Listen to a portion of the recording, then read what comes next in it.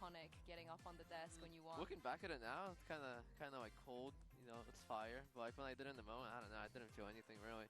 I just did it just to do it. I feel like you invented aura at that time. We didn't have that word then. We didn't know what to call it. Yeah. And now I think other people are trying to replicate that. Have you been watching the global events this year? Do you feel like I watched a little bit. Yeah, they stepped in your shoes a little bit, maybe? Maybe some people, some moments and stuff like that. Yeah, there's definitely been a few. Yeah? Oh, we got something planned for this event? Me? I don't know. Going in without any expectations. Whatever happens, happens. Maybe you can run across the desks, you know? Go Take 5 this time. Yeah, 5 desks is better than 1. And last one, we'll do a bit of plugging here since we have you doing one. DRG bundle. Hot or cold?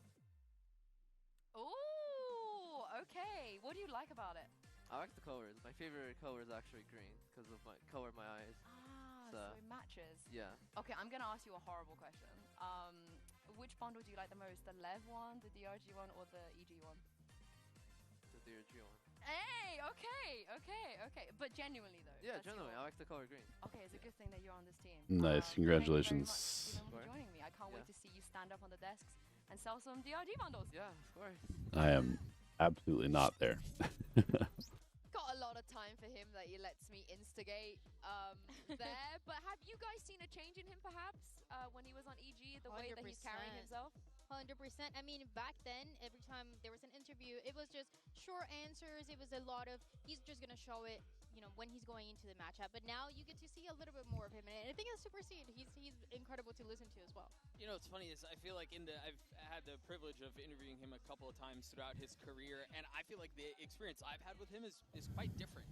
To be honest, I feel like he's given some of the most quotable lines in his career in interviews that we've shared. I will say, he does seem a little bit more loose. He seems a little bit more carefree. He's let his hair down, so to speak. And so I'm just really excited for it. And I thought he was just going to cop out and go, yeah, DRG, because, you know, DRG, whatever. Yeah. But he had thought about, like, the color of his eyes. Yeah. My man's put some thought into this. There's something to be said about players leaving Americas and instantly become whimsical and does TikTok dances. I grieve that loss every day. You don't understand. Yes. Me too, honestly. I'm getting angry thinking about it. We need to move on. We can be angry about it tomorrow because, of course, you know, everyone wants to speak to Demon One. We had to let Mika step in as well and have a chat with him before today's game. Let's hear how he's finding life on DRG. I've got with me the biggest plot twist of Champs 2025 so far. Demon One, welcome back to Champions. Thank you. Well, I want to know, what were the challenges in needing to integrate with a team like this so quickly? Obviously, the biggest challenge is the lack of practice. We only got to play like a couple maps together, so we have to do what we have. And the other one is obviously a language barrier. Obviously, that still exists, but we've been making it work and coming up with key terms to help us succeed. Plus, you're still the GOAT. Huh? You're still the GOAT, too. Yeah, thank you. Good luck. Thank you.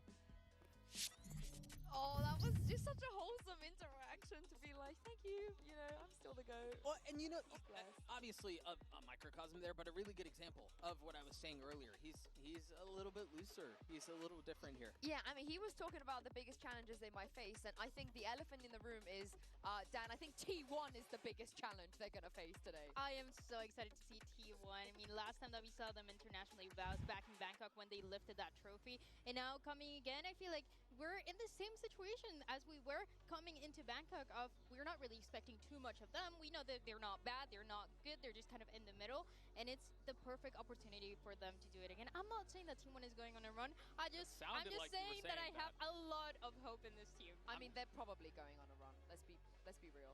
You have a weird feeling that T1 will bomb out?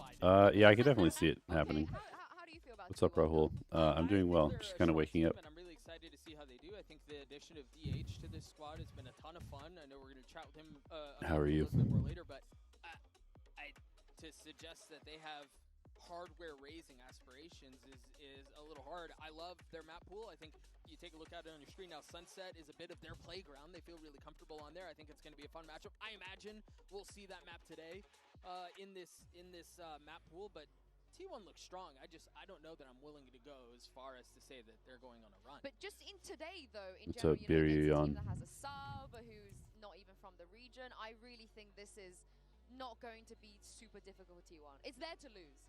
I'm Yeah, actually really excited about they today. have I more think pressure because they know that at least into this matchup they are the favorite team. I think but it's gonna be also fun there's Demon 1 on the other seeing side, so it's kind of like a Demon 50-50 1 play. depending on how you look at it. I I'm feel really like curious it's to gonna see come how down good to, T1 you know, looks, Demon 1 and was then the obviously offense Heretics and G2 if they're should gonna be change incredible. things, if they're gonna Yeah. keep the same, or is it only gonna be him filling what Bukashi was doing, or is it gonna be something completely different? I just think for me, DRG, they would have to have a What's next for live GE? performance to be able to take down T1. I do think T1 probably the favorite. I guess we'll find out And you mentioned DH. once Champs is How over. do we feel about DH? I'm a big fan of DH. He's been an injection of life to this team. Again, he's been a ton of fun to watch. I think everybody's kind of on break waiting for Champs to end, and then once the season's over, we'll see what happens. We had this conversation a little bit day one. What's up, Arya and He? I'm doing well. Yeah, back in the U.S., just visiting my parents because I hadn't seen them in a year.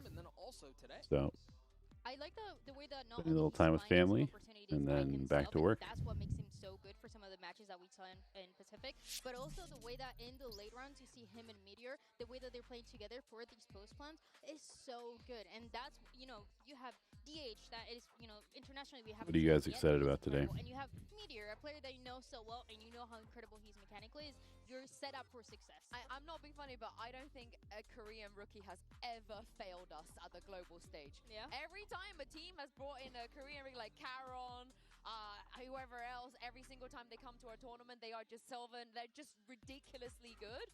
And I have full faith in DH. But my question is, Dan, when were you going to tell us that you were playing for T1? Yeah. This is your initials, no? You're DH. Yeah, my initials are DH. Yeah. That was the first thing that Predictions for today? We might not play the same. There might be a slight I think difference, T1 will win. You know, it's okay. But yeah, Adrian Poole, maybe, you know. Just that. I'm curious to see how good they look. And then I'm picking Heretics over G2, but I wouldn't be surprised if G2 are just way too good. You've got Meteor, you've got Buzz, you've got legendary heavy hitters. What's up, Unknown? How are you? Alongside him, and I mean, that's the perfect setting and scenario for a rookie. I also want to say, because obviously we saw Meteor wearing that bracelet there. Kanka has never worn the bracelet. Forsaken told me he wore it once and put it in a safe. Meteor wore it on stream. You know, he was out there flexing with Can it. Demon So I 1 love really the elevate coming DRG's from performance? him as well. No. And I also have to mention, they have been boot camping in Europe. I mean, for a Bukashu's while. incredible. They He's like early. They wanted to get their probably preparation in. about And as close as it just gets from mechanically to script peak ups I Demon heard 1. from some of the other EU teams, obviously we still had our playoffs. But T1 have been I think extremely Demon good. They have 1 been can very, very bring solid.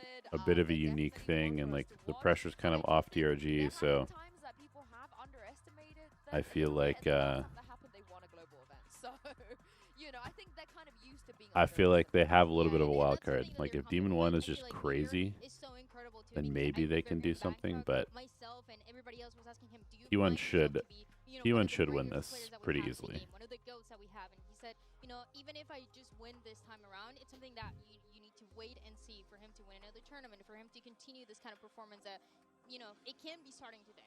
Also, he's Adrian Poole too. I mean, he's flexible, but He it's does just it all. Fired it's as just always. like a Hey, I feel that. rolling throughout the year, not even his career, but just the year alone. Are you liking the fact that he's flexing? Yeah, I think that's part of being a veteran and doing what your team needs you to do and being able to perform regardless of what role you're in. I think Meteor's a ton of fun. How's to watch. Korea, Unknown? We highlighted Buzz as How's the well, weather his there? career trajectory and like, yeah, I think this team should not be slept on for as much as people might. It's still hot, or is hesitate. it starting to Well, turn I will nice say again? On the other side, 'cause I know Tom Biz's favorite player, Ackerman. That's his so tired Adrian today. Poole is just Well, probably I went the out with some craziest thing friends I've last seen, night, which is so Neon, I am a little bit Cypher, tired and today. Clove. As you do. Right, Yeah. perfectly normal. Why not Yeah. perfectly normal? But what is perfectly normal, of course, is Buzz coming back for his 5th champs. I just woke up. I missed my alarm. Catch up with him before today's game. So I'm still waking up a little bit. Mika and Bella here with Buzz of T1. Hello, Buzz. Now, I'm not sure how long the team has had to prepare for DRG's newest member, but I'm curious, what do you think T1 has in the bag in order to slay this demon? 이제 DRG의 새로운 얼굴, 익숙하지만 새로운 멤버가 합류하게 됐는데 K-pop 디몬 헌터가 되기 위해 Getting better? T1이 Okay. 어떤 준비를 했는지 What 듣고 time is it? 싶습니다. It's Keep up Demon Hunter. Oh. 8 a.m. 일단은 뭐 저희가 DRG 말고 다른 팀들도 많이 이겨야기 이겨야 되기 때문에 특별하게 준비한 건 없고요. 디몬 헌터스도 좋지만 용을 잡는 멋진 용사가 되도록 하겠습니다. Well, we prepped for everyone that's here at Champ, so we don't have a specific plan for DRG. But hey, you know, it's good to be a demon slayer. It's good to be a demon hunter. But you know, we root higher. We aim for higher. We're gonna be some dragon slayers, he said. All right. Well, eager to see you go up, up, and up. All right. Good luck. Holy non-gamer. Yeah, I know. That interview I've been going to bed at 10 o'clock, waking up at 7 o'clock, stream the games. I think that was a reference that I missed. What's up, Brandon? How are you? No.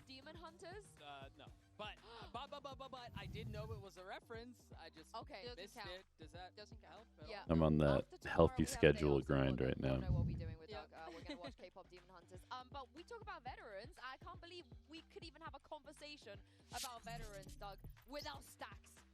The original mouse kiss. He has been around from the very beginning, and you're right. When you think Gary. Maybe he does go a little under the radar, right? Yeah, you think massively. about Meteor, you think about Demon One. you think about King Buzz. True. And, then you go, oh yeah. He's gonna have to change that if he wants to be a pro player, man. He's been a rock for what feels like Gonna have to every change team he's that. been on, and I think he has the potential to be an X factor if and when those other pieces may not be delivering. Yeah, let's be honest. If there's anyone that's not going to be bothered at all about who is stepping in on the other side, you know, a world Well, champion, hey, man. it's Stacks.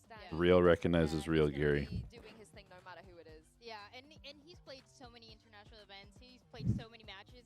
He doesn't care who's he's playing against on the other side. About to catch this game, mow the lawn. Right on. See in his face the way that he's celebrating Dad around, life. the way that he's sometimes struggling a little bit, and he's on. It's about things that are going wrong in the team, things that he might have made, and if he made a mistake or not. He's just so cool, and I'm so happy that we get to see him in this event. Okay, I'm actually pissed at us that we've missed the aura clout battle between these two teams. We talk about the fried chicken. Sorry. What is Doug's outfit, bro? What is this open shirt, undone tie combo with dirty running shoes? I'm so confused, bro. You perfectly segued there for the MasterCard fan poll because it's Normally Doug dresses really well, but this look is very strange to me. Not that I know anything about fashion, but it's kind of cracking me up. With 45% of the vote, T1 with 22, Heretics with 17, and DRG only managing to get 16 despite adding Demon 1. That makes no sense. I also don't think people have seen the way that Nick, also Spearsy 1, they all have aura. They all do. Not only Demon 1, but have you seen their hair colors? Oh, that's aura by itself. They need to pick you up. That's the kind of team you need to join. I know, exactly. I saw it and I'm like, this is my team. Yeah. What? Yeah. I was thinking about G2 winning, and I thought, well, I don't know. And then I remembered they walk onto the stage with Oakleys, and they're decked out in polo Ralph Lauren the whole time. No, but they have aura. Yeah, What's up, Vatzel? Especially because can I tell you, I try walking out onto something like that, dressed like that. True. They look awesome. That's true. He's like, I love G2, but I also love rage baiting the salary man. Went to the bar. They don't have the natural aura, but what do I know? Because if we look at predictions, I had a bit of a stinker yesterday. I was 2-0 and then 2-2, but it looks like there is way Wow, a more lot of people DRG picking believers DRG people. than Heretics believers, which is ridiculous. Yeah, we're gonna have some separation today. I think at least. Was I expecting the DRX win yesterday? I think as soon as I saw that they were playing with Bane, I got very excited to watch them play. So I actually wasn't that surprised. Obviously, it was a bit of an upset, but Liquid has been very up and down. But yeah, I think bringing back Bane makes DRX so much better than when they were with Estrella. I just think this one was Because he's a good vibes guy, and he makes their roles make a lot more sense. I think I'm gonna go with T1, but I'm a little scared. I'm scared. Okay, yeah. I'm going back and forth. Yeah. Yeah, I'm going back. I mean, Demon 1 effect, and I also just think people kind of forgot about T1. Obviously, They watched the first documentary, and they assume that the team is dead. I actually do feel it. This is how they EDG loss was sad. I mean, EDG kind of trolled their Abyss. There's only one. They very easily could have won that series, but to kick off day Energy also looked pretty good.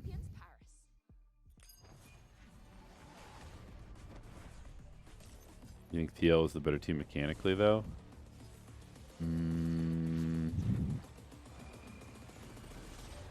Maybe. Certainly, like Kiko.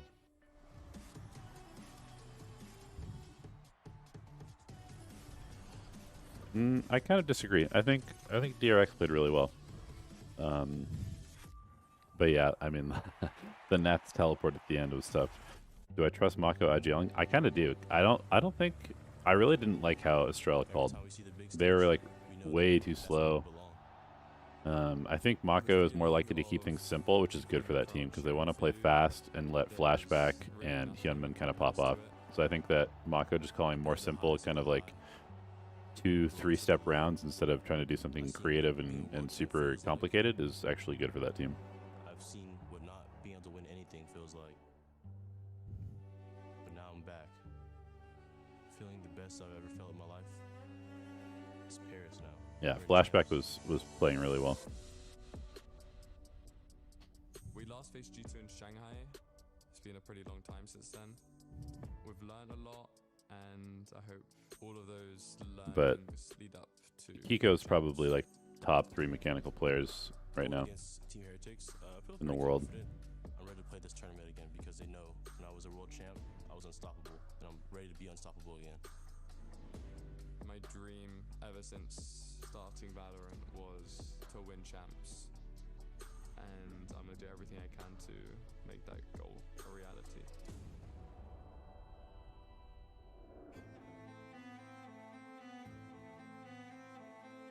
To win champs, obviously, it would mean everything to me.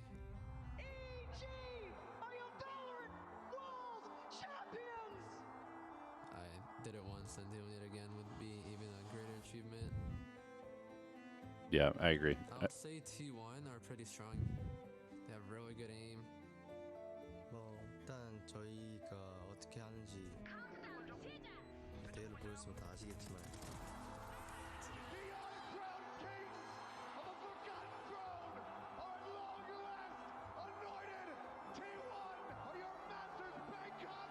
That seems so long ago they won a Masters. I can't believe that was this year. What even happened this year? To be the best I possibly can. All your time goes into it. You work on your craft. You make sure you're not making the same mistakes. And I literally sacrificed my whole entire soul to be here. Such a weird team. Part of me thinks that they might just get blown out, but I think it would be more fun if they gave a good fight to T1.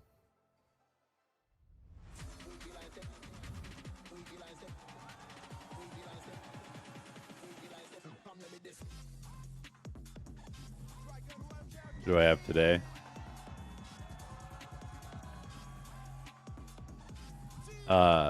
Today I have T1 and Heretics.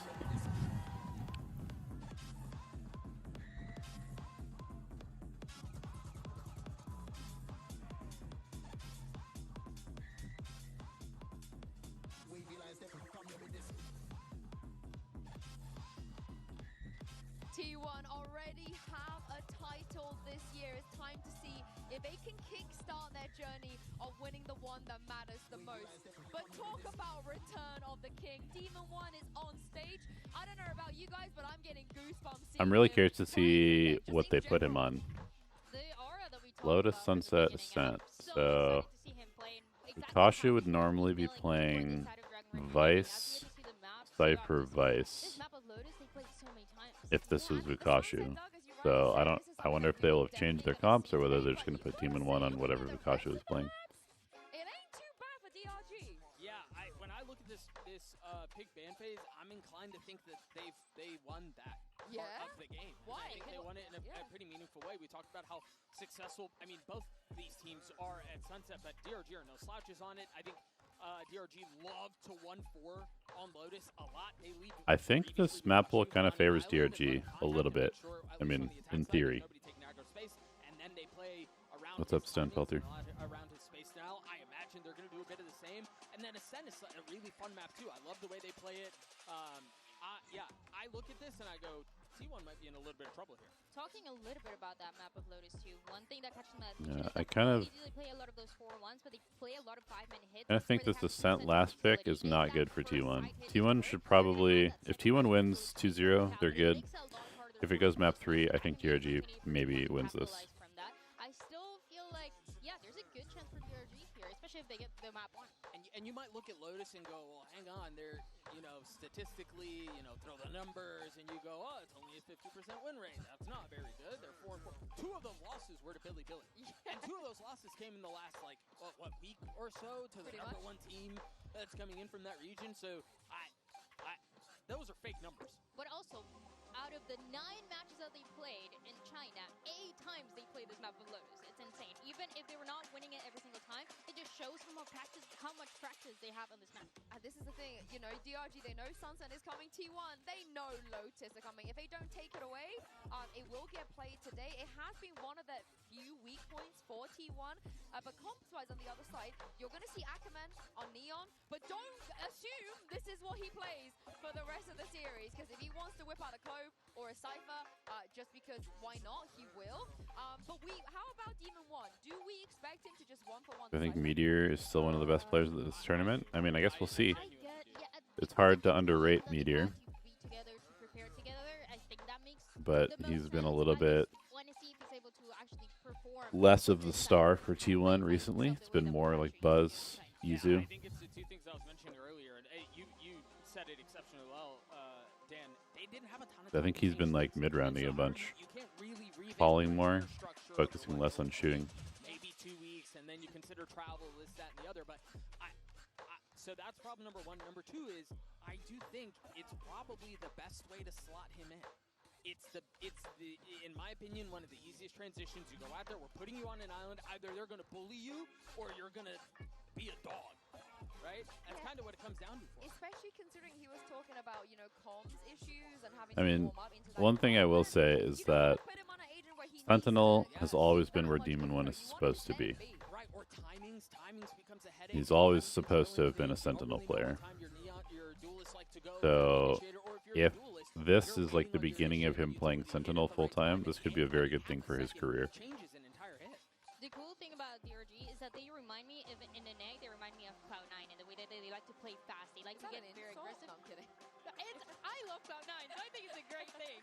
But they like to play very fast. They like to get messy very early into these rounds. So for Demon 1, it feels like there's not a very complicated... His agent pool is insane. Yeah, I mean, he's really mostly been playing, like, Duelist, I feel like, recently. Into this role, playing that Cypher or playing something else, but with a style that you know is going to be just messy for both sides. T1's been leaning into like the Chamber Yoru a lot. Demon 1 gonna play? Because what on earth are T1 gonna play?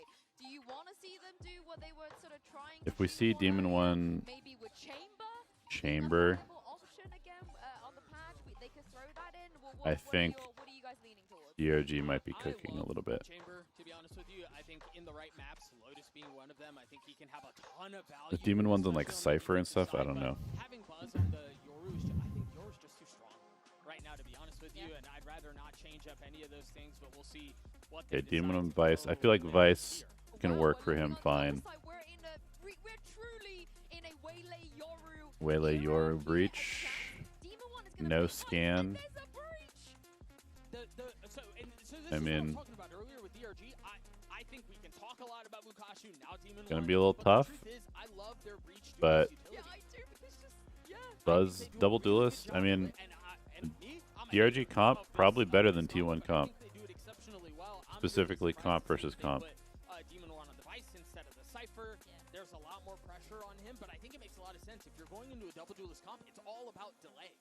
We've seen a lot of this Waylay play in Growth, for example. We haven't seen it as much, to be honest, on this map of Lotus, especially because Ackerman was playing on this Neon instead with his double duelist with Spirits that is constantly on this Yoru. So I I want to see also how that plays out alongside Demon 1 with the Vice. Yeah, well, Demon 1 never played the Vice before, so here's a debut for him on this team back on the global stage. What are we waiting for? Mitch and Tom. We haven't had any chamber yet in France, have we? Nobody's played chamber. Maybe today. Champion returning to the international stage, to the champion stage, and trying something new. A man who was criticized as he can play chamber, but what else can he do? Well, today we get to see the Vice, and for DRG, it's not just a question of domination, it's a question of survival. This squad needs to outlive XLG, and continuing on in that upper bracket, one hell of a way. Yeah, I always keep forgetting that narrative that DRG and XLG are competing for a spot next year at this tournament, which is super messed up. That's the thing. They had a huge rise at the beginning of the year. Unlike many, a super team had a pretty big fall off as well. Now it's whether or not there's a bounce back. Nice flash.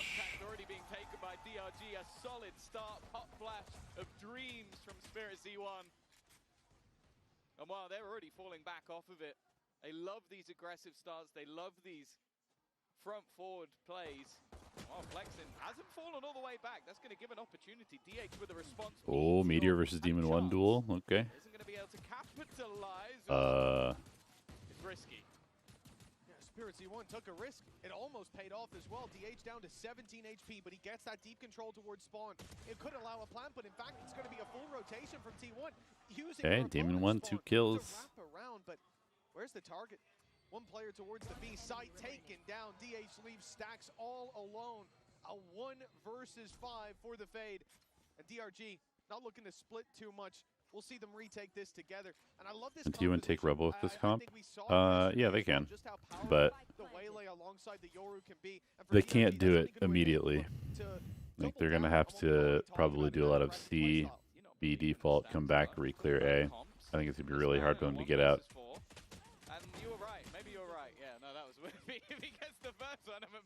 I mean, they can double teleport Rubble, but I feel like if they try to beat the breach out, it's going to be tough. The second it was like 4 bullets, I'm out. Well, a solid start coming out from DRG, from Demon 1 as well. He got the double, but I mean, that would be kind of incredible if Demon comes out and just drops like 30 in the first map. I'd kind of love to see that. So you have to be so prepared for this exact composition. And well, I guess the good thing for T1 is they probably have played against it. I imagine they've at least scrimmed a little bit versus their Korean partners over in DRX, but I definitely didn't look prepared for that one. Starting things out on the attack side. Of course, this map, as a choice, it was mentioned by the desk, one that has been played a lot, but recently at least, DRG have had a couple of defeats. And that might be why we've seen the change. Demon 1, another opening for him. Yeah, not bad Vice utility, honestly. Pretty good.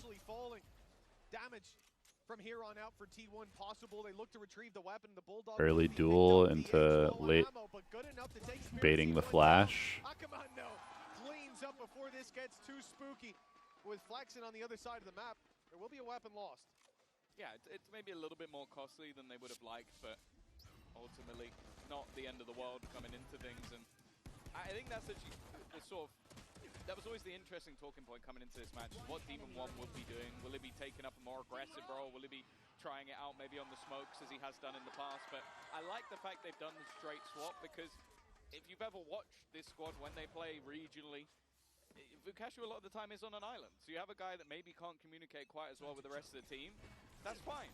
He's going to be an anchor player, as you can see right now. Full aggression from DRG as expected. It's a bloodbath to start. This is a crazy fight for Rebel. Oh my goodness. The triple! That's given them a real chance. But the players left only have pistols retrieving the Alright, Demon 1 versus Buzz and Meteor. Let's see it. Oh, he only has a ghost. Good luck. A great start to the map already, but this would be something else, and they know exactly where he is. A ghost in hand and a full HP Meteor if he swung that door. He's done that on purpose, though. He knew he'd be giving the game away. He heard the player taking the orb. And okay, here's them flashing stairs, so now you can come back out here. Retreat back and make you start to question where I've gone. There will be a gun available. Okay, this is definitely doable for him now. Buzz is super low. Does he spam this? Sneaks his way halfway pass. Buzz is just tucked in on the corner. Meteor, normally a safe pair of hands, but the information hasn't yet been garnered. He should know that he doesn't need to check. The problem is Buzz, in the meantime, is wrapping back around. I was going to say, maybe he doesn't need to check up here just because He's checked the right angle, puts it into a they flashed. He can tap this and put the pressure on. And Meteor is just patiently waiting. The timing should work out for him Okay. as well. It's a nice I mean, big damage from DRG on the bonus. Oh, one hell of a try. And there you're getting to see the caliber of Demon One, a player who we've seen lift that trophy. And for good Yeah, the 3K from Nick. But this time around, Let's see these shots. 1, 2, 3. Ooh, nice third shot. Incredible. Prowler into a double headshot, and he'd already taken down Izu. And regardless of how this one could have been DRG's, it should have been T1's a bit more convincing, especially 100%. with that start. And that is a costly round coming into the next. If they full invest, they're putting all their credits on the line. And there you go. It's full rifles. Oh, it's going to be this early fight once again. Door already being open. Paranoia had to be used almost immediately. And with the smoke down, it would be risky. But Ackerman's gone down elsewhere. An early fight that has worked out for the side of T1. They are facing off against this early brawl. And for the second time, it looks like they're coming out on top. Take a look at that space taken as we got on board with Meteor. Meteor is super deep. On the wrap as they go towards the B site. Deep control up towards heaven. Oh, there's basically no response to them triggering that wall on B. This was the chance for DRG to break that economy of T1, but Yeah, this is a nice round for Meteor. not letting anything slip, fighting tooth and nail, every duel going their way till it's Nick and Demon One. An ult online early for Demon One. Nick not far away, but committing them, even committing the rifles into this round from this point forward seems like a mistake, and they have called for the save already. The objective now just to carry these weapons forward, give them a chance, and after what was a shaky round 3, this is a great course correction for T1's economy. Yeah, I think you're always going to have to keep an eye on Meteor in matches like this. You're talking about an MVP player. Of course, the recent memory will put someone like Forsaken, of course, but Meteor is a incredibly tough player to play against. It's seeming though like Nick is looking sharp today. Up on the right side of the bed. Aim has been clean. He's made this one a bit more costly, but still going to be taken out by Stacks. And Good hunt by T1. It's a round that is a little bit more DRG back to Eco, I assume, or half by. Yeah, this was really a make or break round for them. Yeah, not enough support for the Waylay. Great control from Meteor, and that's a gap that I don't expect to see DRG leave all too many more times. But with the 3 players committed towards that A site and your Vice Meteor with the Outlaw. Unfortunately, it is just a part of the game. Yeah, a lot of the time you're going to set up aggressively on A and then go back through. Ooh. Oh, that's a 1-for-5 headshot. You're going to go back through the double door, or the broken door, sorry. Unlucky for Akamon. Back into B. But if he does it quickly enough, he is already through. And that's a difficult thing that they'll definitely have to focus on. All right, here they come. Let's see what Demon can do by himself. If this was Bukashu, he would be peeking, yep, right about now. Be trying to find one early. All right then. Not sure what he saw. The Spidey sense is tingling. Good start for T1. They've taken down 1 player. They've left Demon One low. That ult from Vice not likely to be used, but where do they go from here? There's no stack to run into. That's the good thing. Regardless of where they go, they've got a relatively favorable fight. Demon One reclears C. Meteor might be in a little bit of trouble here, but he's not going to be the one going first. Oh boy, flexing. Is left revealed, blind. How is he alive? How is he alive? A fairly hefty rotation back from the defensive side. The main thing I'm worrying about right now is that clock. 25 seconds to get onto this site, and he held the line at least a little bit longer. Aftershock trying to deny the plot. Okay, that's a big kill. For Spirit Z1, but they are on their last legs, tagged up, and Demon One a little bit late. It's the same. Little bit late to get here. For Demon One, another 1v2. Now here's where you start. 60 HP, a Sheriff, but if he pops that ult, he's got a real chance. Low HP on Meteor already. Headshot onto Stacks could set him up for success, but Stacks gets ahead of the problem. 3-2 locked in for T1. A surprising round as well in terms of how much DRG got done. They had one player towards the A site. He was up close, he was blinded, he was revealed, he was pushed back by the wall, and still, he makes it out of there, ends up drawing blood. That's damage that shouldn't really have been done. And from there, DRG do a great job to just keep trading out these. Okay, what's the ult situation like? Likely to win, but it's also not around they're likely to make close with how it started. So, well, T1 has ults. But T1 in the lead. Yeah, DRG are now actually going to take Izu has ult. early. Tactical pause. We haven't seen much of them in terms of the buy rounds. It was those first couple, and then not able to get things going after the last two. This will be when they next get back onto the board, and with some fairly hefty ultimates available to play with, you can understand why. The other thing as well is we've talked a lot about this being a map that really likes to be played by one side in DRG 8 times over the last few months with that 50% record. But on the other side of things, although it hasn't been played much, at least a couple of the results I think are quite promising for the side of T1. A dominating victory versus Nongshim with a 10-2 attack side. And then a very close game where they lost in OT to Paperex. So although you might look at this and go, okay, this is DRG's pick, this is, sure they're coming in with a stand-in, but this is their best opportunity. I don't think that T1 are going to be too worried coming into this map. And especially with the start they've had, I'm getting a little bit worried that if we don't get a response soon from DRG, they might just run away with this. Yeah, I think DRG needs to get an op-out. It's always a fear, and one that could be realized as we get back into the game. They swapped Demon 1's position. Soon to go up, and indeed after Okay, they bring the Vice over to A. You look at the ults in play for Demon 1, it's a good Double duelist middle. Having his ultimate to work with. But a deep play by Izu is going to get a lot of information. This space wide open, not being fought for. There's the solo site defender spotted. Wow, he's just as well, and Izu shuts Demon 1 down. The big balls play. Open for business. And DRG forced into the retake. At least they'll have that Rolling Thunder to work with, but Meteor is going to be a snake in the grass. Yeah, this is a nasty position that they need to clear. Nobody coming in from behind. It would just be this firefight. First one goes his way, but the trade is there. Good info from Meteor. Gets one, slows them down. With either side, and in fact, T1 will be the first to throw. They're going to put in that ult to try and slow Wait, them down. Rolling Thunder on the other side. Convergence pass. I do not like that ult. Thrown in, still held at least for now, but they need to start finding these kills. Buzz with nah, this is. One more. And while he might have used his ult, okay, that was a terrible breach ult. Either use both convergent paths and breach ult there, and just fully send it and try and cover the whole site, or don't use either. That was really bad from DRG. The Sheriff ended up close to the smoke, so of course Izu's going to put the dimensional drift through, but finding that pick onto Demon 1, hell, the information might have been enough, but you add in that kill, and the round spirals out of control. You're on the back foot playing the retake. Meteor able to pick off another on the way. My shorty never does that. Yeah, you got to get good at coming out of the ults. You have to like come out of the ult while jumping and moving sideways. Fast-paced play though from Ackerman. Nice setup to clear out Meteor. He has been a burden, but a quick execution. They know they've lost map control. T1 hit into C. Not a lot to say about this round for DRG. Good reaction from T1. Nice opening kill from DRG, but T1 with a good reaction. Once push comes to shove for T1, they are ruling this battlefield with the T1 look pretty good right now.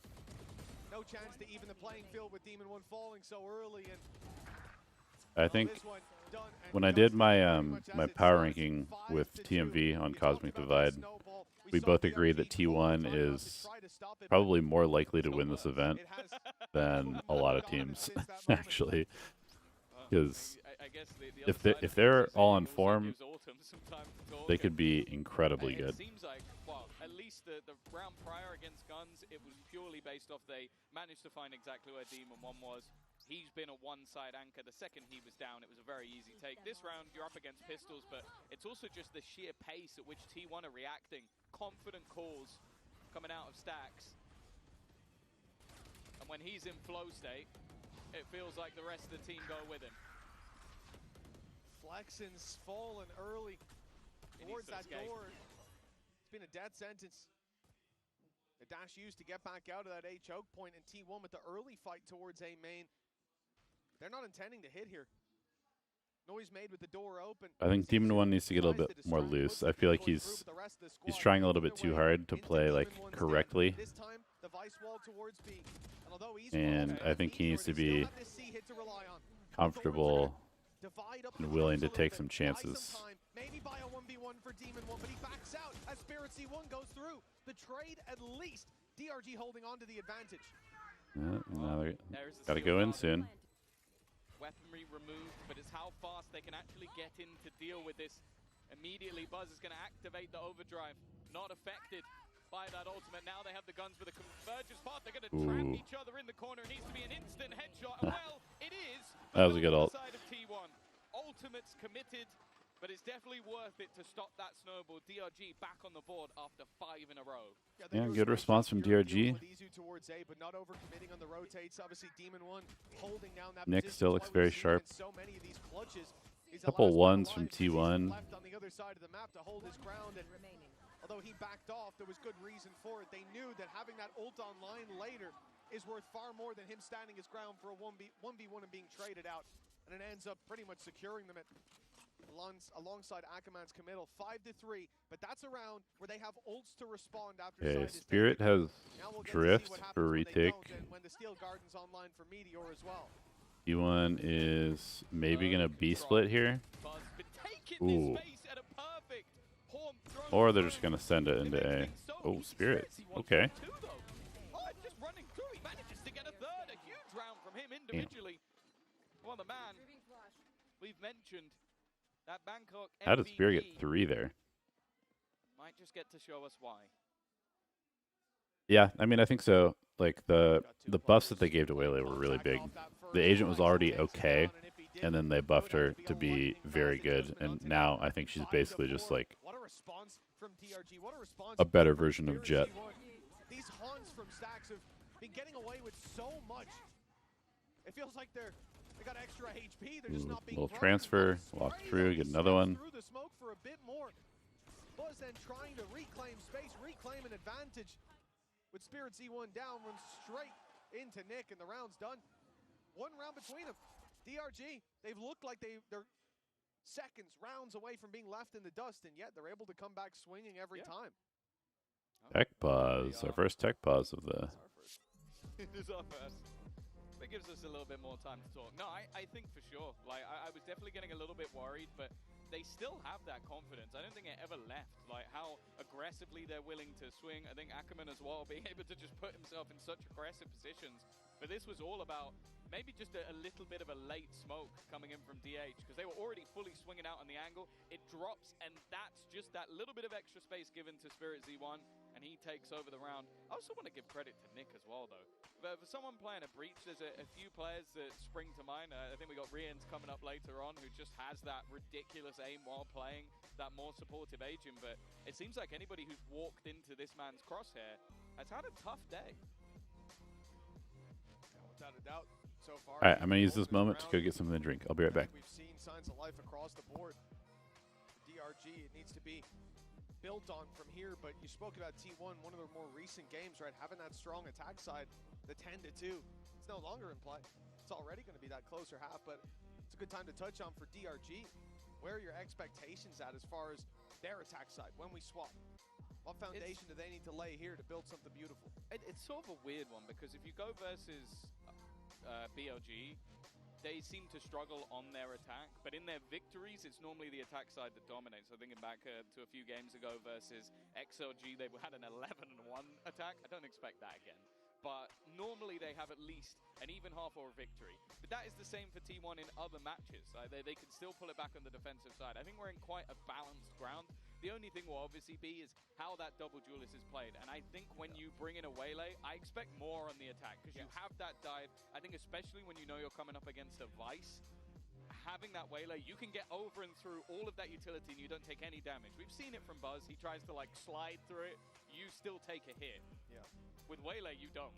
Yeah, and something that we've already touched on in one of the previous games that we had, where we saw this exact same comp, and I think it was most evident on Abyss, the fact that you have, or actually most evident on Bind in our previous series, where you have this element to adapt. The Jet, you dive in, you take that space, you're now in there. Same for Neon, you slide into the angle, you're in the angle. There's no getting out. for free. But with Waylay, you have the choice to go in, get info, and get out immediately. You have the choice to go in, get info, and commit, or we've seen a bunch of times now, it's so disruptive when they dive through, throw the stun back, and then refract. It's like this stun just comes out of nowhere, unpunishable, and that player's dead to rights. Especially with a Yoru, because that I think my favorite thing yesterday was when you then had the second layer of you've gone, okay, I think I finally dealt with Waylay, and you turn around and Yoru's just like, hello. Yeah. Like, I've been behind you the entire time. So I think that the combinations on attack get me that little bit more excited. I think right now it's about if DRG can get enough rounds on the defense, I will be confident that they can close this out, even if we end up like even. Yeah, and I think looking at their defense as well, talking about the buff that this gives them in terms of that A main aggression, you think about bringing a Raze into this map. I think for most people, what will be the most conventional and historic A hold. When you're playing aggressive like that, you're throwing your nade down early, and now you have to hold that space and fight with it. Whereas, again, with the Waylay, you have this ability to play aggressive early if you want to. We've seen how the util dump works, but also the ability to get out of there after. And with it being Omen, who's typically aggroing alongside you, you have the ability to cancel any of those aggressive plays if they're overcommitting. For T1, that means it's difficult to crack the code of initial aggression, and even when you do, it's difficult to capitalize by finding picks. If the Raze is pushed up and you figure it out and you punish, you're a man or two advantage. Not the case here necessarily, with DRG having a deep tool belt to fall back on. I really like this composition. I think it's growing on me game by game. Yeah, I think I was somewhat convinced. All right, back to the action. I'm watching DRX yesterday. Well, we're right back into the action. Again, some early control, and this time, Flex is trying to push DRG's aggressive rubble has looked pretty rough. Have been going well. Every time they actually commit to the rubble take, I feel like they're just not coordinated enough. This time, the sheer ready and waiting, and that will leave Buzz. Quick response from T1. They're in. Luckily, DH got ahead of it. Spike late though. The angle's covered, door almost broken, Buzz in the corner. Akuman's got a decision ahead of him. And now the information is there. Spirit C1, door is broken for him. He goes back to play with his teammate. 2 on that angle. Buzz needs to be patient. Dodges the foe. Nice flash. He eats it. And Akuman and Spirit feed Good him take. alongside Stacks. Good take. All right, DRG fighting back. This looks good. Back in there behind to take the 5-5 scoreline neck and neck. Yeah, it's been some real fight backs in a lot of these rounds. Like I'm thinking the last few that have been won by DRG, it's still T1 getting the opener. This early battle that, again, you have the attempted TP through, and it is just patiently watched for. Again, another great horn coming out from Stacks. But then again, it's a fight back. I think Izu ends up getting lost over on that backside. He gets caught out by Nick, who once more has a high impact round. And then they just get swarmed on, not having that control anymore. His position was so much more valuable than the fight that was taken. They're hype. And well, from a 5-2 They're hyped up. And things looking pretty bad for Ooh. It's again. Oh man! So many spam kills. Flex's been having a really tough time, but that kill I can't even fault him for. Oh. Buzz in there, spraying down Nick. The spray and slide. Okay, we're right back to T1 with dominant rounds. They've given DRG a little bit of slack, but oh, hold on, Spirit C1, we've seen this before. Only the 1 damage onto Stacks, but it's not going to make it too easy. Demon 1 always in a 1vx. Need a drop in the next round, and unlucky. the thought will be to carry this weapon through rather than throw it away on a 1 versus 4.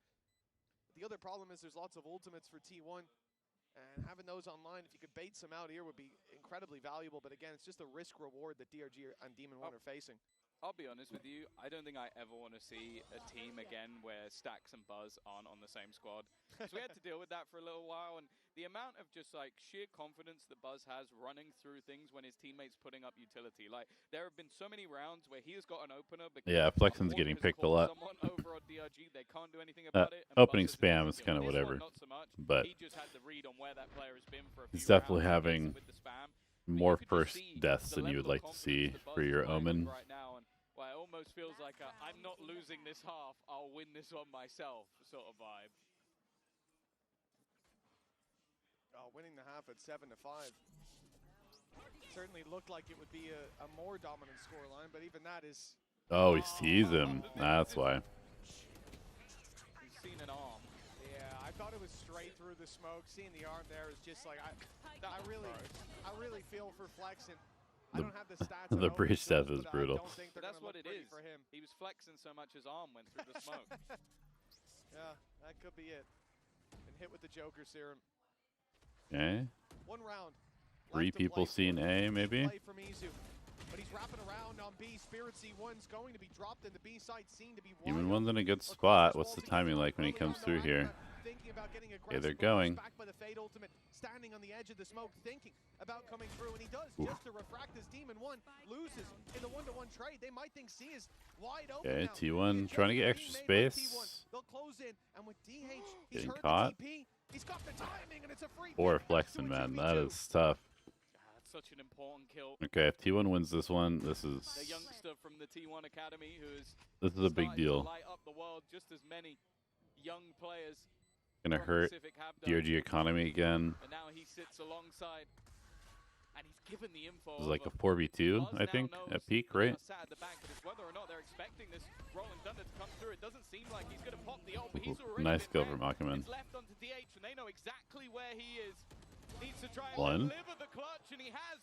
Uh-oh. Back into the 1 versus 1. No util from Nick. Coming out from Nick, who's been so good, but playing with his food, just trying to bait him into these fights. DH. Handing them the L with the red Wow. clutch. Okay. A masterful play in that 1v2. Can't they play site retake? Who? DRG? Well played from DH. Yeah, they can. Will lead by 2 as we go into the halftime break. That's a big round from DH.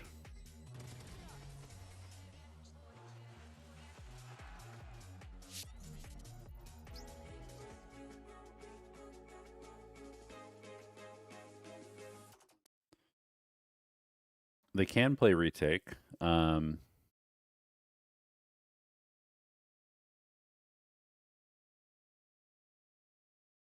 But they're also just trying to fight for everything.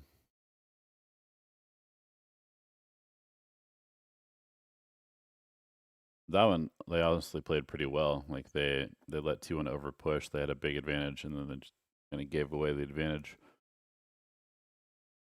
So that was more so just individual mistakes, decision-making mistakes. What is this fidget spinner, bro?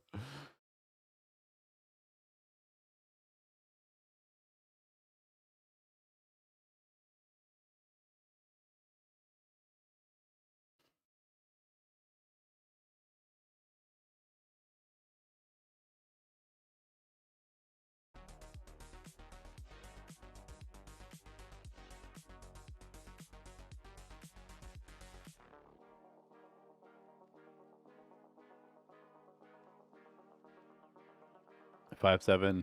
Yeah, I mean, it's not bad. I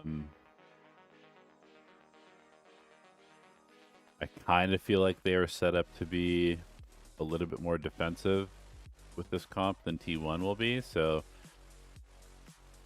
they should be able to win this, but I think T1 is overall playing a little bit better. I'm excited to see who's going to be highlighted. This was a scrappy first half, Tom. Yeah, for sure. We're going to be looking at Nick, and I honestly don't mind it. The guy has definitely been causing some serious issues, and it seems like he's been causing them for Izu, who's an absolute nightmare. And a lot of that is him being left alone on those lurks. And I think it's been so important for Nick to be able to sort of pick off that one player so that in their retakes they're not getting backstabbed. Apparently he's bought 1 Vandal and 3 shorties. Fair enough. And dropped over a lot, I suppose. As DRG trail by 2 when we get back into the game. This is going to be an important pistol round, I think. We've already said we expect a good attack side, and it to be only, or even better than what we've seen before. Now that they're bringing in this Waylay alongside the Yoru, how they use it, well, that's very much up to them. One thing I'm looking forward to is Flexen having a bit less pressure towards A main. Yeah. He was being picked off. Okay, a little so 4-1. smokes, Explode out, take Rebel. Demon 1 on the standard lurk and B. Get some information. Oh, no explode on Rebel, just holding. That didn't, I'll be honest with you, it didn't seem like the play. It was just, I assume he had a way out of there. Nice. Demon 1, alive and well, it seems, but he will be dealt with by DH. The problem, for T1 at least, is that A site has fallen. Yeah, they need a big round from Meteor here. Double the numbers now. For DRG, they've got the man advantage and then some. They've got the plant, they've got time ticking away on their side. Meteor, if he came through that smoke, 2 players holding him. Has to cover his bases and clear out the rest. DH with his paranoia is good. It's going to catch a player up close. Ooh, okay, good pick. Meteor's going to go open the door, create some pressure, but they know where both people are now. And now the spike is really starting to tick fast. Yeah, they got to speed up here. Meteor and DH. It's Meteor through the door to be shut down. The trade was possible and it won't be needed with Nick. Good start for DRG. Shot to close out the pistol. 6-7. DRG just 1 behind. Yeah, I like the fact that Nick 1-to-1 in pistols, right? Both of 1 a pistol, I think. He just sits behind the box, lets his 2 teammates go and challenge towards the revolving door, and just basically. Oh wait, no. DRG won. DRG's won both pistols. Solid round coming out for DRG, and an important one at that. As said, I think there's a good opportunity for them building into this. And one thing I want to sort of point out for T1 is obviously in a lot of these cases you're going to have Demon 1 on those lurks. I wonder if that's someone they try and target. Well, has to be said, Demon 1 having a hell of a game. Been 5 months almost since we saw him play. That's only at the regional stage over in North Americas. And look at him now, last second substitute coming through, and he's delivering on a role that we've never seen him play an official on. Okay. Flexen's gone down in A main. The story of the game How? this time to a classic on range. How did he die there? But they will punish it pretty heavily. It's a loss they're used to dealing with. Yeah, but on the defense, it's a different story attacking without this.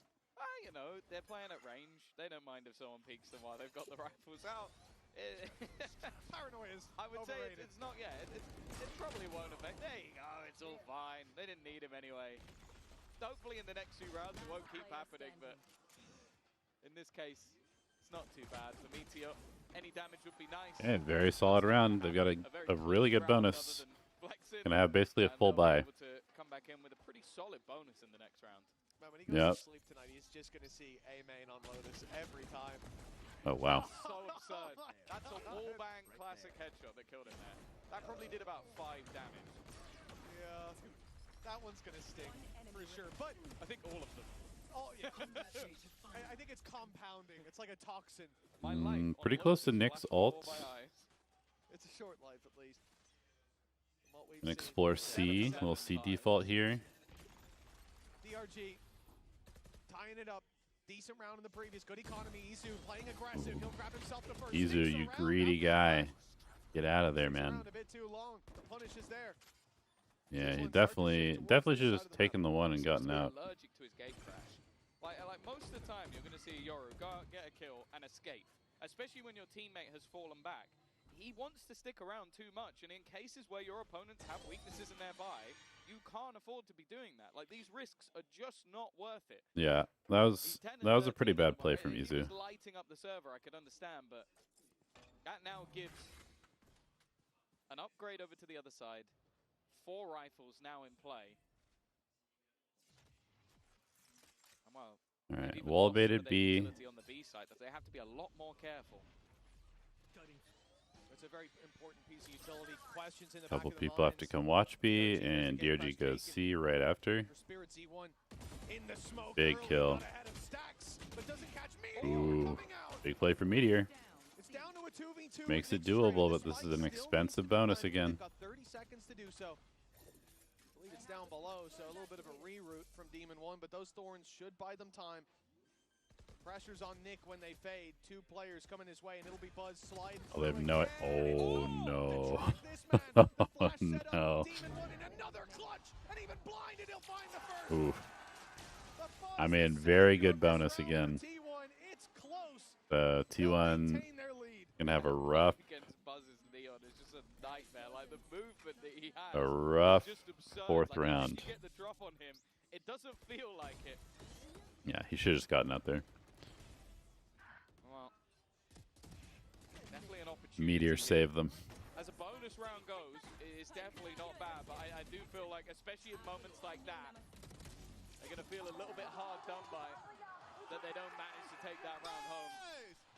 Nonetheless, you'll see in a moment what damage has already been done to the T1 economy. And on the other side of things, Nick coming in with a rolling thunder. This could be an immediate response from DRG. Yeah, big round here. How do they use this rolling thunder? Are they just going to straight up exec C? Going to send the whale out to try and bait the trap. There it is. Really good. 2 big pieces of utility out. Now they can kind of reset the round. They know T1 is going to have to kind of scramble to reset their defensive positions. They're on the rotate, moving towards this A site where Meteor was left to solo hold, where they were giving up control towards the tree, but now there's really no counter utility now. They're not here ahead of the push. Big pick. Big picks. Just killing everybody. And T1, they had to rotate. They were here a little bit late, but now they're out of the round. This might have to be a save. I was thinking a lot of what we saw in the defensive half was I remember when they first brought Akuman into their roster, we were scrimming them, and I was like, who is this guy? I think he was just playing Clove every single time we scrimmed them, and he was owning us. Like, who is this random guy playing Clove every map and shooting like he's aimbotting? And even if they do save, a full buy in the next round, very unlikely. Yeah, I mean, you can see the credits there on the players who've lost their life in that early fight towards A. It's not looking pretty. They'll have to piece this together. This could be DRG taking the lead, stealing it out from under T1. What an incredible. I think one of the kind of underrated things about the DRG team is that they've got the old FPX coach, who's not afraid to play some weird stuff and try some weird things. And I think it probably fits a team that is not really that good at playing, you know, traditional Valorant, quote unquote.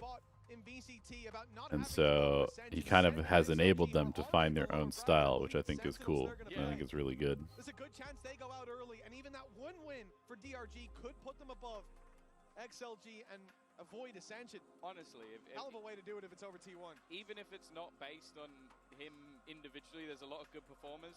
If Demon 1 comes in and even helps them win a match, he's going to go down in history and DRG for one of the people that helped keep them in the league. Like, it's so important because, as we've seen many a time, nothing is guaranteed at Ascension. You could be the best team for the entire year, but you have a bad couple of days, and that is already over. It is always a brutal format. And with the pressure of being one of those teams dropping down, you're expected to be better than the teams in the Tier 2, and that is not always the case. I think G2 have proven that in Americas for quite a while now. Oh, this is it. The T1 on the other side, you think back to Bangkok. You saw them lift the trophy. Yeah. And definitely, in terms of opening up this... What changes do I think can make Clove viable for pro play? I mean, Clove is viable for pro play. He's not, or it's not a great agent, but definitely playable in certain situations. Never played Vice before. But with Akuman opening up this round, one of the rifles, DH is down. And is it retrievable? It might be stuck on top of the box. That's disastrous if so, leaving Buzz as the only man holding a big gun. They're on the rotate to the C site. Izu and DH already lost. And a lot of the stopping power that you'll see in a buy round. I mean, DRG looks good. Okay, the rifle did fall. Thank you, Jack. Not Jack, I'm so used to EMEA. Just give him credit. Why not? Yeah, thanks, Jack. Oh, it's a bold play. Ooh, Buzz swings out by himself, and that's it. Wanting to try and put the world on his back. DRG takes the lead. Chance for Meteor. Always one of the best with the pistols, but this is definitely a tough ask, and he's the last man standing, flexing. There he is. But yeah, I think Clove. DRG. The thing about Clove is you kind of just need to play them as like a duelist, just a duelist with smokes. So it's supposed to be kind of, it'd be like what you would put in as like the neon slot or the ISO slot. turn this around. It's been It's just secondary duelist. in the second half. Correct myself. Shout out to Ty, our third-person observer, for this matchup here. Always does a great job What happened? at each other. He's already come in. Huge fight. Straight in the head, but not with the rifle. Easy down, but DH. Man, DH is just a hero right now. Before eventually falling. Stacks was there, but Demon One deals with him. Ooh, Meteor. All on Meteor. He's got to win this. On winning track, but now it's Meteor. A man who's This round might be the map here.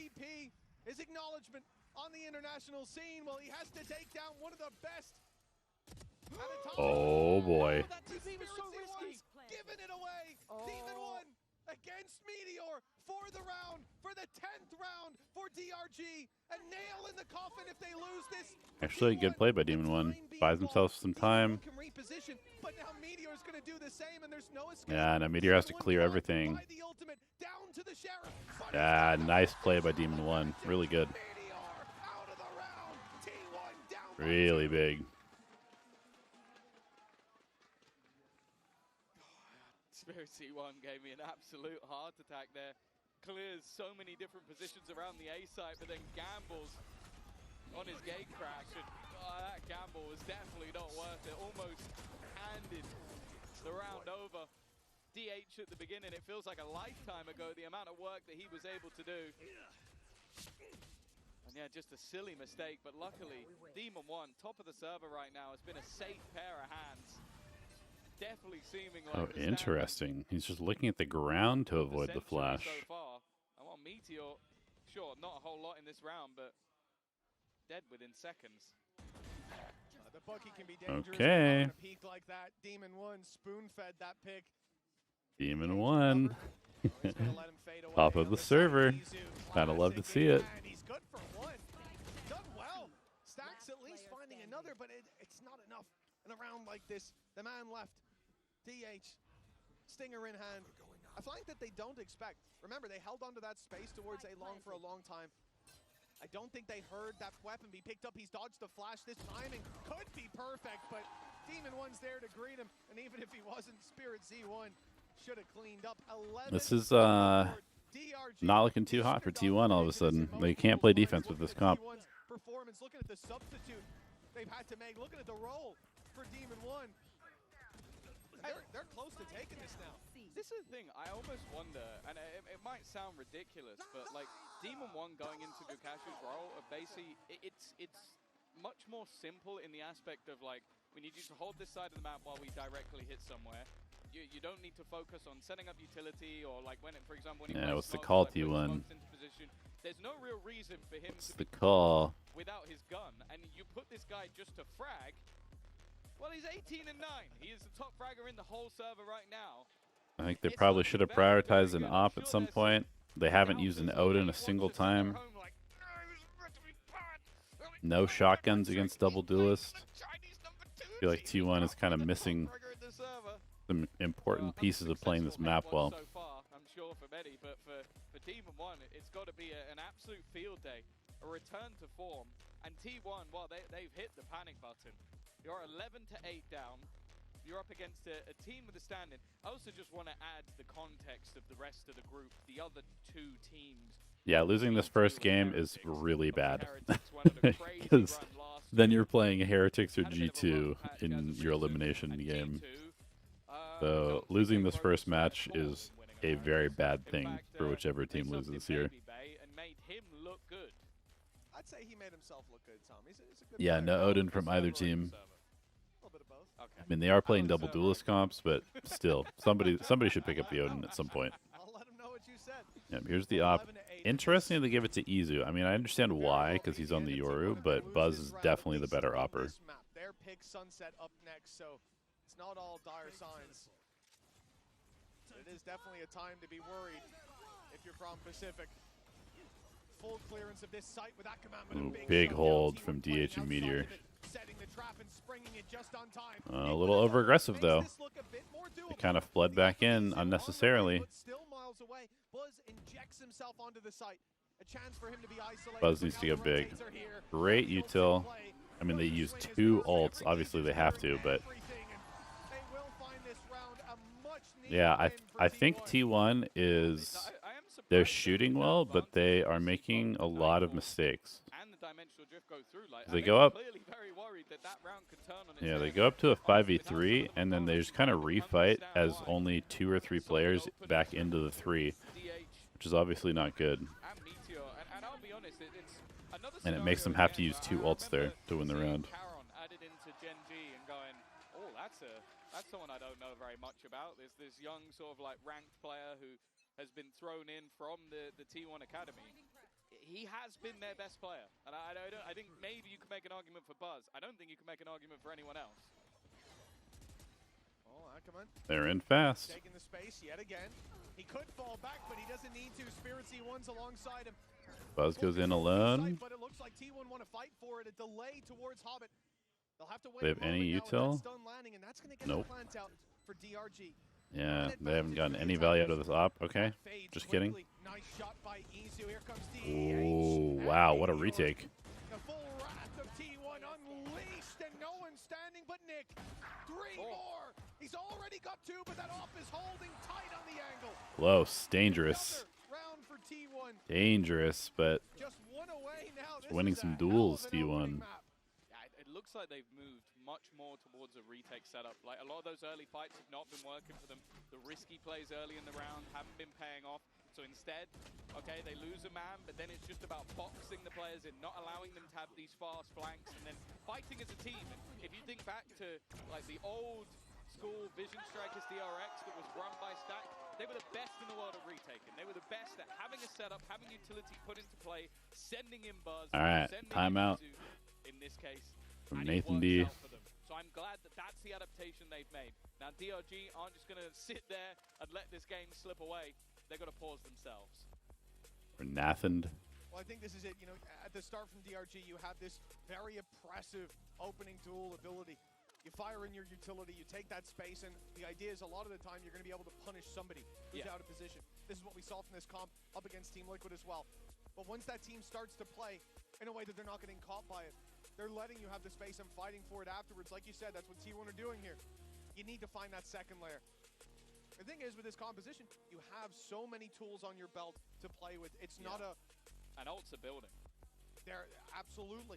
You've got that as well to fall back on, those safety nets that we often talk about, but it's not a composition that only works with one approach. That's why I think it's so valuable. 20 seconds left before the round starts. That op of Izu seems to be putting up a lot of value when it comes to these retakes, because for DRG, taking the space, not having a fight, they have to choose where they battle. One off the Yoru ult. When they go to swing into that angle to take that little bit but it looks like they're maybe just going to straight up hit B. Wonder if they'll use the Omen ult to distract.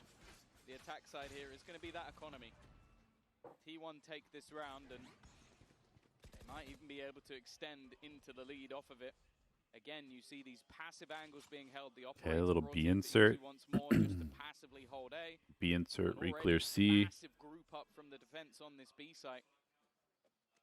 And elsewhere, just got DH. Probably not going to go C though if they're going to smoke this off. Just re-clearing mounts. So now they've got B main. Good proactivity from T1 though. Challenge this. Looking for the fight. Spots one and gets out immediately. And they're just going to hit C through their own smoke. I don't know if I like this call. They're really going to have to force this. Spirit C1 still able to pick him up. And now they've got control over C, but it's being fought for. Meteor steps through the smoke. In comes Buzz. The stun landed. Oh my god, they're just winning everything. Alright, works out. In a 5v1 all of a sudden. A lot of talk about Izu's operator. How it started to put him on the board. Put him in the kill feed on the right side of it too. I guess they just decided, well, we found where the operator is not, so let's just go here. Which I think is a fine call. With 2 chances to close out their map pick here for a team that came in with a substitute and a man who hasn't played Vice before and an official. They are looking sublime. Yeah, I think also just this round was a much more deep commitment for T1. What we saw in their last C-site hold was they were both sat back, waiting, one holding onto the cross to try and fight anybody as they dived in. I think DH gets caught there. Like, they use the dimensional drift, spot him here with Well, a they stun. kind of There's need no to real save way out. this. He's surely dead. No way he comes out of that one alive. But Okay, at I least mean, they Valorant have won. And this leaves them in money quite a for bit of trouble. mostly a buy, but I think they're going to have one person on maybe a Guardian. They are going into what could be the last round of the map with, well, I'd say a stinky buy. Yeah, it depends where they settle on their investment, but I think They're going to have mostly rifles, but there might be like a shotgun, there might be a bulldog or something like that. You got rid of the rolling thunder. Dimensional drift from Spirit Z1. Fantastic. DRG Wow, their buy is really bad. That's way worse than I thought it was going to be. Let's see what T1 can do with this mixed bag. Izu's got one. Oh boy. On the bucky finds another, and This is a super rough round from DRG. They look weaker, but somehow it's like the cleanest start they've had. Yeah, it started I don't know. Ackerman flying over I don't know and then getting caught out, about surprised the. by Izu. A pretty hefty upgrade as well for Buzz. Nick, he's as optimistic. I don't know about the full send A into a low buy. Maybe they didn't hit tab and look at the money.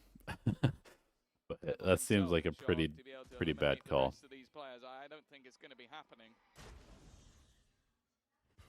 And even just damage here might help them out a bit. Instead, though, it's a flawless round. Buzz there to close it, and when T1 looked like they were dead and buried, they find a round. Even in the end of the round, another delivery from Stax is revealed. The Hans have been huge, and at the start, plays a similar role. Giving them that info, target selection for Buzz was easy as a result. And as you said, the fact that Izu's able to get away with that is ridiculous.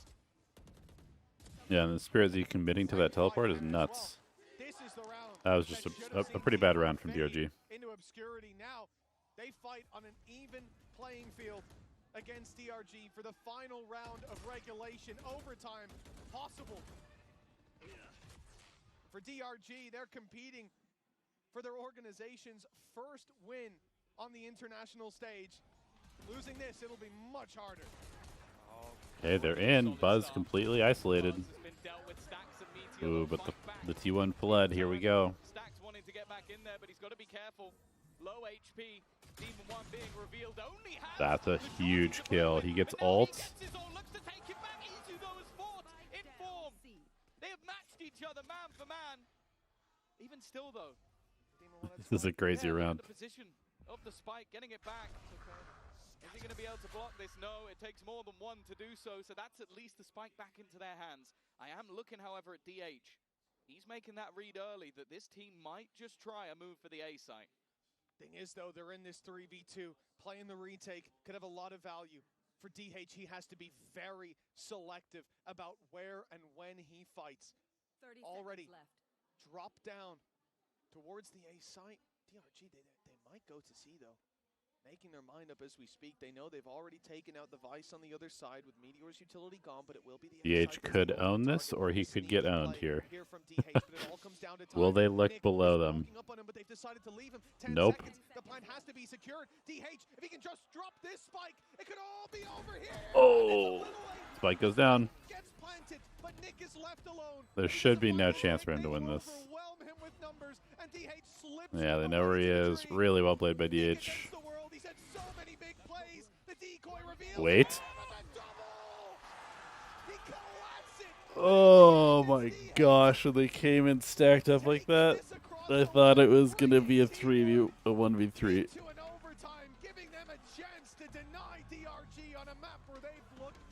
So many overtimes. What an absolute mad round. Yeah, this round was nuts. Kicking things off with a steel garden. Shorty being the gun of the round. And Nick, well, that was one hell of a try. He was actually stuck in place by a seize that was thrown by a Stack. So he gets his first two. Probably wants to try and move in that direction. That was so close. Able to reposition. And DH, once again, Everybody's so stressed. Everybody is so stressed. Home a Masters trophy. And right now, he is the best player in the server. Well, overtime for DRG. They had the lead, they had the chance to close it, but now T1 could be right back to winning ways. On the Okay, they go back to their favorite round. But look at this stack up. 5-person A take. 4 players here. Previously, we've seen them fight tooth and nail for A, and T1 have been keen to take that space when it's given. But now it's a trap that's sprung. Flex them through the door. Big trades. They're just brawling for A.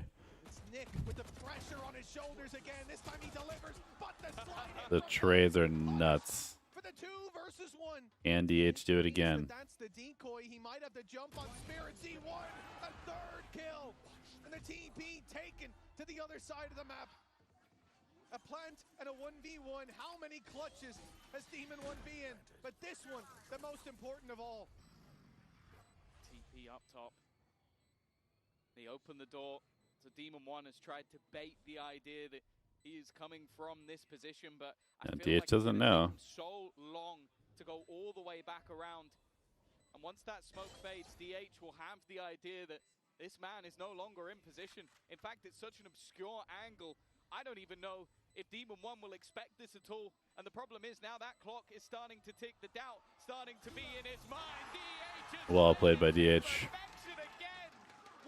Man, he has been so good for this team. A shot at map victory. And don't get me wrong, DH has been playing the game all throughout regulation, but these last 2 rounds, he has hit another level entirely. What a play in the 1v2. Catches both players completely off guard. And a 4K to deliver T1 the lead. 1 round left. All right. I mean, if T1 can steal this map, that is huge. That is huge if they can steal this map. And they came back in with a dominant win. But DH for 2. Giving them the lead. And with a timeout for DRG. The team that looked set to close out this map. It's to set history for their org. Well, now they've got to climb back into the game. It is funny to think that while we talk about Demon 1 not really playing for the last few months, when he was last playing, it was at least... Yeah, DH has been absolutely saving them. Americas. For DH, this is a guy who is playing in the Tier 2, and this is his first map on an international stage. I don't know if they're building these like young players in a lab. Like Caron felt like it was just cheating to have someone that good. DH now feels exactly the same, but 27 and 16. He is dragging players like Meteor, Buzz, Stacks, Izu, people who've been there, done that, got the t-shirt. Wow, nice take. Might just have to do it again. Buzz within the first seconds of the round. Nice take by DRG. So impressive in those opening duels, dashing in. We've seen him do it not that many rounds ago when DRG were on the attack. But with that, it looks like T1 has the stack correctly, but oh. This could be a mistake. There's so many players here. Stacks traded out. DH gonna burn the paranoia just to deny the space. I wonder if they'll pivot. Everybody's already here. Do they call for the rotate back? I wonder if they will pivot here. Holding that cross, Flexen's got Ooh, that's a huge kill. strength in the scars he's been dealt on A main. But they'll still move towards this site. And the numbers are still here for T1. At least they were. Yeah. Oh, maybe the only one that really matters is still here. He would basically win them overtime if he can somehow hold on to this 35 seconds and decisions are there to be made. The total freeze, Meteor's gone. I'm surprised that's the decision. Alright, we go again. Ackerman will put him in the We go again. I'm not sure I agree with that. I think the best case they had was to try and fight it as 2. Now he has to find a 1v4.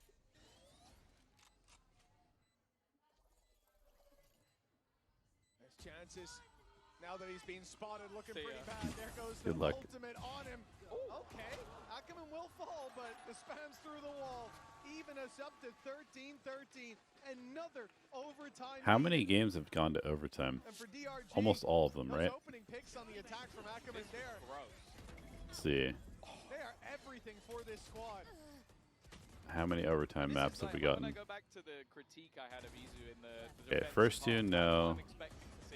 Like, you get in, get a kill, get out. He has no interest of like trying to double down, try and Yesterday it was just overtime maps. Okay. and escape. And that's where I think Ackerman has truly been a force to be reckoned with. Now into that defensive round once again, and it's the same brawl over on A. Yeah, T1 though, they sit behind Rubble patiently. Still those 4 players towards this site. T1 making a quick read again. Heavy A pressure into. It was a trap play with a lot of players. You rotate, your defuse the trap. Same here. And although Izu stuck around, he has that gate crash used early this time. Won't make Beating up into Demon 1 site. Given them the picks. Now Thorns slow this push down. Give a chance for the rotations. Demon 1 won't fall for that spot again.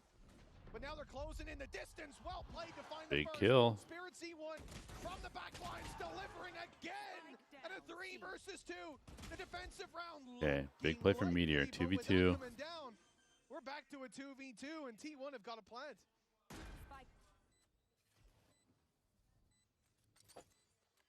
They have aftershock damage, no flashes. Turn this round on its head. Maybe stun coming up soon. And claiming the victory on their opponent's choice, but Flexin and Nick have an Maybe. opportunity. The flash is going to slow them down even more. The aftershock not quite finding anything, but even still, it has cleared an angle. It has checked the spot, but that time is ticking. They need to get a move on. First contact in. Izu gets one, and it is close. But Meteor will make sure. Not clean, but T1 will take that 100%. Another match point for DRG. Last time it was a timeout called here. They sought to correct course. Actually, I'm seeing in game it's going to be a timeout again, Tom, but it's T1 this time. Yeah, T1 wants to close this one out. They're going to call up some interesting call as they're in the lead, that play maybe. Slip a couple of times, so well, why not? I think also just this is where you need a cheese round. This is where you need one thing to work for your squad, and then you close out the map. This is the perfect time for the coach to come in, because realistically, if you're a round down, you take a pause, you're basically looking to fix something while you're switching into another half. Like the round you've just lost, it would be irrelevant because you're not playing that side of the map anymore. Now, you're coming in, and it has only been those attack side rounds that have been working for either side. This is what they needed to fix. One defensive round, and this game is over, and the coach earns his money. One of the big strengths for T1, thinking back on towards the end of regulation, at 12-10 down, they go for this all-out play of aggression towards A main, something that I think we're used to seeing from DRG on the defensive side. We're used to seeing from most teams, but it was getting Buzz into this deep spot, swing an open door, and having just this all-out brawl. The focal point of that. Okay, what? Okay, so they get the op up, putting the op on B. His haunts are unreal. Meteor alone. Dare I say, some of the best I've ever seen. Like, it catches someone every single round. We're gonna fight A. Like, it catches multiple people most rounds.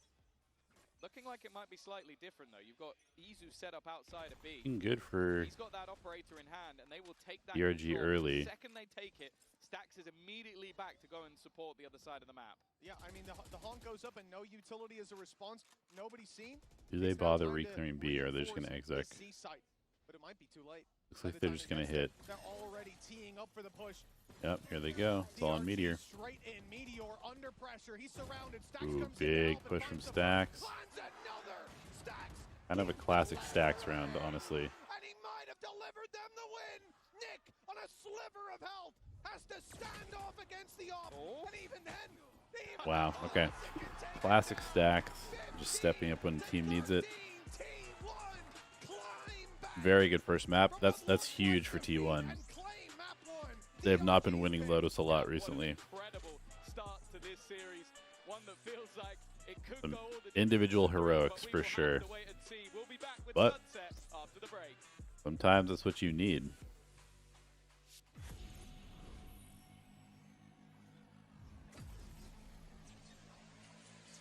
It's a good map though. Now we go Sunset. Now that I'm a mom, things are different. Verizon's different too. They let everyone in my family choose different plans. We get what we want and we save money. Love that for me.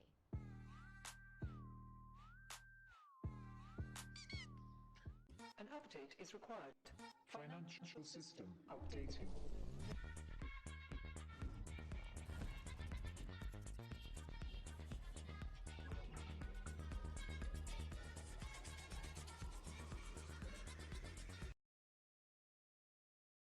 All right, Sunset. Will we see the Clove? Will we see the Akamon Clove, or is he going to be on Neon? I don't remember what they've been playing lately. This will be really interesting, because if this is Demon 1 Cypher, I don't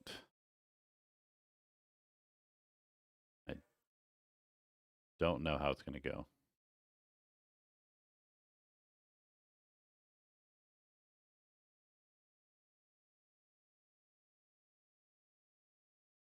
This has not been a great map for them. Although lately, they've been doing pretty well. Beating some good teams on it, so I can understand why they left it in the pool, but early on, it was not a good map for them. If they're playing the double duelist, yeah, Demon 1 Cypher will be interesting. I wonder if they'll just... I mean, I guess they'll probably just have him play Cypher. But I don't know how I feel about that.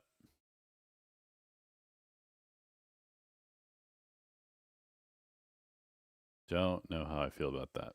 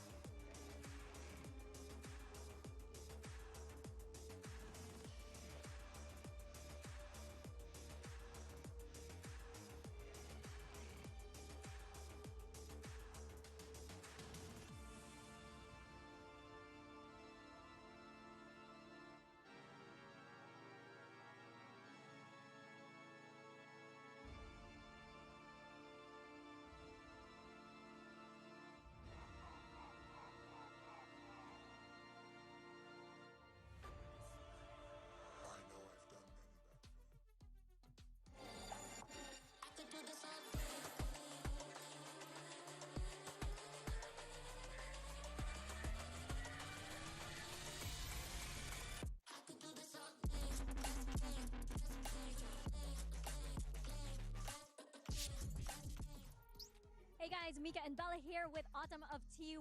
And now Autumn, this is DH's first international and he is popping off. We know back in Pacific that T1 has been preparing him for this very moment with events like T1 Homeground. But talk to us how the team, the Masters Bangkok champions, of course, have been preparing him for this very moment here on the champion stage. 오늘 경기가 DH 선수의 첫 국제전 데뷔이자 챔스 첫 경기였는데 오늘 너무 멋진 경기력을 보여주고 있습니다. 이제 방콕 마스터즈 방콕 우승자인 T1 선수들이 팀으로서 어떤 이야기를 해줬길래 이렇게 잘할 수 있었나요? 사실 팀원들이 그 친구한테 뭐라 해줄 필요가 없이 워낙 큰 무대에서 자신감 있게 할 수 있는 거를 증명했기 때문에 콜업이 된 선수여서 팀원들이 이제 하는 거는 그냥 하던 대로만 해라. 자신감 있게 해라 정도로만. What are my picks for Fnatic RQ group? I have Fnatic and BLG winning. I don't really have anything to tell him because DH was called up. He joined our roster because he was able to perform well, be confident on big stages like this. He was born ready. And I guess the team just said, hey, just keep doing what you've been doing because, we all saw how good DH was and he really proved himself today. Well, he better keep doing what he's doing. He is a natural. Good luck on the next map. 감사합니다. Like I said before, when has a Korean rookie ever failed us? What a debut for DH here on the global stage. I've got Dan and Doug here with me. Once again, these numbers, Doug, this is ridiculous. And if he keeps doing these, Yeah, he went crazy. Yeah, He went absolutely crazy that map. The stats are fine, and they're good, and he put up really good numbers. But what impressed me most about this kid was how often he was in clutch 1v1 situations, and he was the one winning them out. And he was winning them out against the likes of, it felt like Demon 1 every time. He was constantly in those positions, but that boy stood his ground. He was incredible for T1. I mean, pretty much the reason why they won this map too in that overtime, when he gets 4 kills as well to secure it, they go into that second one, and finally they're able to close it out with stacks. DH has been incredible. He was good towards the beginning, and he was good as well to keep T1 alive in this map. Yeah, cool, calm, and collected too from him. And it's time for our Verizon high-speed moment, and this one goes to what happened on round 8. What a fan. You're the only one who has Fnatic losing. I mean, I would not be surprised if RQ beat them. I really wouldn't. I think that matchup is very interesting. If I was mostly just thinking that Fnatic is going to fix their problems, but I mean, I don't fault anyone for picking RQ. Honestly, I think if RQ shows up and plays as well as they can, they have potential to go really deep in this tournament because they're a very good team. That's not always how it plays out. So I love the way they play that. Especially because when you see T1 on the attack, they're very overwhelming. They'd like to take a lot of space, and if that doesn't work towards A side, as we saw multiple times in a row, they pivot very quickly towards B. So this time around, you see how it was a forced retake in a few of those rounds, but it was working out so well for the side of DRG. Okay, so one of the things I love about international events is seeing the meta change, and this is a wild example of that. Again, not a huge Waylay fan at the beginning, but you've seen a lot of these teams double down on this Waylay flash setup, and you're seeing some of these to perfection on how they love to do it. And so the plan for DRG was either with the Neon or with the Yoru, or with the Breach. This is a great example. You had the Yoru flash, you had the Breach flash. Ackman takes that space, pops up onto half wall, and is able to isolate those fights and then gets out. And so as we see the meta develop in this tournament, I think we're going to see a lot more of that. What can you do to get Waylay in a really good spot to take a fight with flash, with setups, this, that, and the other, and then get the heck out of dodge? When you have a numbers advantage like that early in a round, you're set up so well to succeed. You also see it on attack and some of the things that they were doing, trying to get that space early on towards Mount. And even if he doesn't capitalize with one of those kills, you still see how it forces a lot of that utility from the defense out to work out so well. Yeah, I think that was the other thing I wanted to touch on. So even if it isn't necessarily a set, but to get a kill with a Breach flash, a Yoru flash, this, that, and the other, we saw so many times Omen flashes burn because they heard somebody out there, and then TP away. All of a sudden, you've got 4 or 5 rotating back to A when you thought there was more presence. C, the TP for Waylay, and then setting Waylay up to take those fights has been a ton of fun to watch. My concern is DRG, they did let that slip. When they were 11, 7, 11, 8 up, they should have. Yeah, I think this is it's going to be tough for DRG now. 9, which is absolutely outrageous given that it went to OT. Coming back at Sunset. T1 has been good on Sunset. I mean, we'll see. We'll see. Ahead of map 2. Guys, Amika and Vera here with Nathan D of DRG. Now, just wanted to get your thoughts on the Yoru and Waylay composition because the team seems to have a really good understanding on it, especially on that map and especially with the retakes. Was this always the plan, especially with the recent roster adjustments? 想问一下教练，看到你们在图一是拿出了夜路加上幻冷的组合，并且看到你们的理解是非常到位的。那最近队内也有人员的变动，这一场的发挥在你们的计划之中吗？我觉得我们今天的发挥的话，其实我是挺满意的。就是我们输掉一些可能残局上的处理，然后围垒的话也是我们可能想打得比较突然一点，给对面一点措手不及的感觉。Actually, I'm pretty satisfied with all the players' performance today. Like for the Waylay pick, I just want to say we fixed some problems with the former Neon comps. We want to play more aggressive and maybe catch our enemy off guard. Well, the team is looking good. Hopefully you bounce back on the next map. Thank you.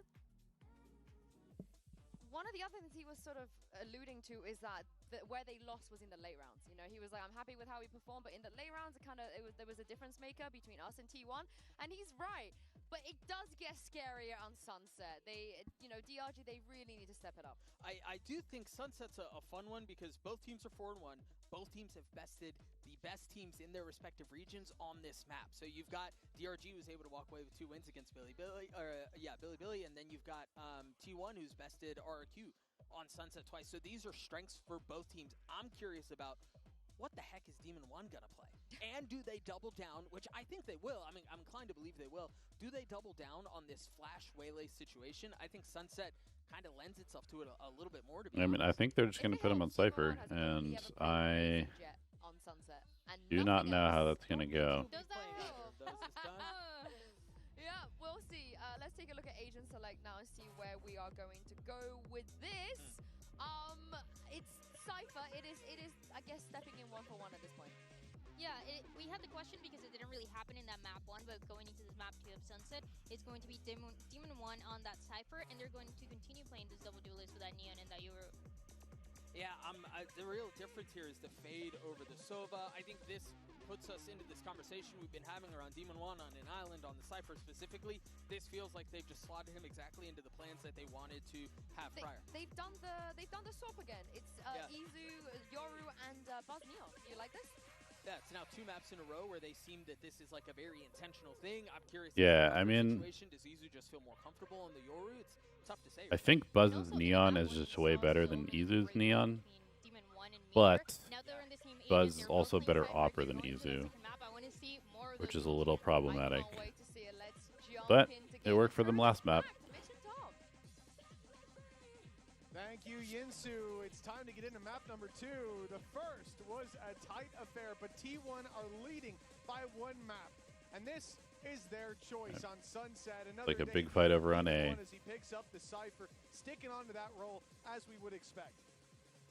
Yeah, I like the fact that DRG have not come in and try and change everything up around him. You're the team that qualified. You're the team that made it. He's got a slot into your right. And I don't think, like, by any stretch of the imagination, he came in trying to change it either. Cypher definitely can be tougher on that hole, but at least for now. Ooh, not nearly enough follow-up there. Everybody got paranoid, it looks like. Individual performance. Akaman probably needed to chill a little bit until his team got closer. Recovery already needed in this pistol. It is a firing squad with DH leading the scoreboard already. It was a good pistol from T1. DRG not looking too good in that one. A solid start indeed for T1 as DRG trailed by 1, but they were able to make the fight fairly early on in the previous. See if that'll be the case again. DH. Well, he was certainly a man that drew our eye throughout the entirety of regulation over on Lotus, but in those last D1, rounds, D1 having a really good game. Seemed like a one-man army. Really good day. Playing his first map on an international stage, and it's the champions. That was about as good as it gets. Yeah, especially in the late stage. Pressure was on for DRG. The pressure increases. They need 2 maps in a row. Careful, Mr. Meteor. Meteor is playing incredibly aggressive with the Marshall in hand. I think he's hit 0 shots. Yes, they were mostly through the smoke, so I'll give him that credit. But it certainly scared DRG away. They grabbed the orb and moved towards middle. This is all classics, nothing upgraded. There we go. You really don't expect to see a lot of contest. Meteor good for 2 at least. The player spotted crossing. And they're playing very aggressive. Scare from Buzz. And they're losing a few, but that's a piss. That's a pretty big kill. Oh boy. Getting really worried. And they know where DH is as well. This man's been so reliable. Yeah, I mean, T1, what are we doing here? Why are we playing so aggressively? Disrupt the rhythm. A rifle, but only 30 HP, Tom. He's got to get the jump on DH. Will do it. That's the thing. DH They could have just chilled and played range fights. They're just challenging constantly. That he is baited. DRG's nowhere near the site in middle, and they're just dueling them. On this fight, and it gets a little bit scary. Again, DH just saving them. Youngster is the safe pair of hands again. He's looking to try and get the rifle, and he will find it. Yeah, that's at least a silver lining, but the same as the previous map. It's great damage from DRG. They had nothing. True, every single bonus has been really expensive. Marshall and maybe this could have been a clean round, but the fact that these classics are able to win fights like this from Ackerman straight down middle. That made that incredibly close, and you can see how tense it got on T1's side of the stage. They win it, but again, they have to invest fully. Yeah, this buy is horrendously bad. But well, if Buzz is playing like this, maybe it won't matter. This is a terrible bonus round coming in from T1, but somehow it's working. yeah, I think DRG are kind of cooked on this map. Yep. And now Demon 1 has I don't. to try and save DRG from. I don't think this is not a round this one is going to go well. But Demon 1 in a 1v3. 2 players on that angle. Spike secured as well. He's got all the info to work with now at least, but what is that going to do for him? I love this positioning as well. Look how spread out they are. Buzz to take contact. I don't think this one's going to go well. Swing from Izu. He's tucked in though. He set himself up for success. Demon 1 did, but Buzz, the one to carry this round through for T1. Huge round for T1. Their momentum should be crazy. Best, right? We get in a barrier up. They've got nothing. Oh, it's an easy round. That's what you would think, but Buzz made it an uphill battle, and they came tumbling down. 3-0 start. Again, you just talk about the It's a total mess.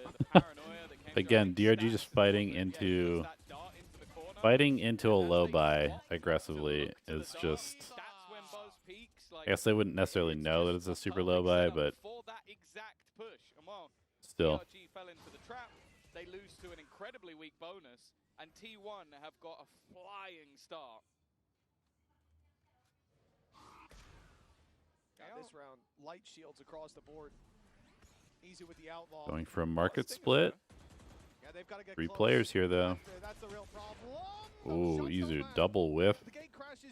Backs and whiffs too. That's a little too scary now. Those stingers are nice and close. Demon 1 can maybe crack this open. Look, maybe even favorable for them. T1 have to group. Take these fights together. It's Izu looking for some on his own, but around that laneway. Definitely scary to try and push back into these stingers. Buzz super low. Not just on close range, but with the numbers by their side as well. Flexen picks up a double. Yeah, the stingers are too good at close range, man. They're too strong. A MasterCard thrifty as they put one on the board on their weaker round. Nice buy up by DRG. That's one way to reset after a third round embarrassment. If we could just swap the last 2 rounds over, I think we have a perfectly normal game, but no. Big, it is massive whiffs from Izu. T1 actually played this okay, but Izu just should have had 2 kills there and got 0. It's just stellar work. Playing these close range angles, knowing the vulnerabilities of their weaponry, and while Flexin and Spirit Z1 have now given them a round they never should have had. Balance restored, 3-1, and this is where we'll see the buy. Early op from Izu. Coming back up for T1 with an operator for Izu. So far, the best rounds from DRG, where they've got 4 stingers, and the next best was when they had classics. And it wasn't a pistol round either. A very, very strange start. But this has been an unusual series, looking back at Lotus. Now rifles invested on both sides. For T1, they're taking a pretty heavy blow in the last, but a 3-0 start, especially when they didn't buy in round 3, that's going to give them enough to buy right back into this. Buzz has ultimate to work with, but I'm looking at the other side for DRG. Ackerman 1 away, but Spirit Z1 already has that dimensional drift, and on the attack side, that's probably going to be used here to clear up all this space and maybe stop Izu from having the impact with the operator. He's on the angle, waiting for his chance to strike, and there it is! The gate crashed back to safety. But Spirit Z1, he's got the sight for them. Yeah, just clearing out any risky angles will allow the rest of the team to run through clean, although saying that, Meteor's managed to find one on the cross. I think that's Demon 1 trying to jump around the edge, and instead, another solid paranoia thrown through to give Buzz a little bit more. The TP to the other side, it leaves Nick, but he's done well. He's managed to make this one look interesting. Flex implants on the other side of the map, and now has a 1 versus 2 to play with. Well, Flexen's first half on Lotus was a disaster class. It was picked off in A main, it felt like in every round. But here's his chance. He certainly warmed up in the second. Now carry through that momentum to a 1 versus 2. He's got Izu and DH, two big players for T1. The operator swapped out. It is just the rifle, but Flexen isolates one. 10 bullets left, but time ticking. Playing inside his smoke. He can challenge as soon as it's tapped, but Izu! He expected it! Lands the shot with plenty of time. I think he's putting the gate crash through to attempt to reclaim that up, but surely it's too far. Yeah, he's not going to get it. Even still, though, a very nice attempt for the remaining couple of players to teleport to the other side of the map. Nick being able to get a couple, and then coming down to the wire. This reaction shot's tasty from Izu. I think even he's impressed with himself. And what could have been a close clutch for DRG ends up putting them back. In a problematic scenario. Then again, you said it yourself, they did better with the Stingers. Yeah, we're right back to it. But only 2 Stingers this time. They've still got those rifles to back them up. Demon 1 and Spirit Z1, the carriers of the heavy weaponry. And this will be, again, a round where DRG move together. And still going to be disrupted by Izu. A nasty angle in mid. That's Ackerman down. And especially in a round like this, Tom, especially with a Stinger, seeing him slide in and get up close, close that distance, gain you space, you really want your Neon for a round like this. Huge pick from Izu. And he keeps the control on mid as well. That gate crash, not even that close to fading, so he can stick around for quite a while. They've not been able to clear him either. But he's still going to have this very fast flank, and because of that, they have a very good idea that there hasn't been a rotation. 3 players still committed to this B side of the map as they look to try and make their way through. Oh, a missed shot by DH though. That's given them an opportunity on DRG.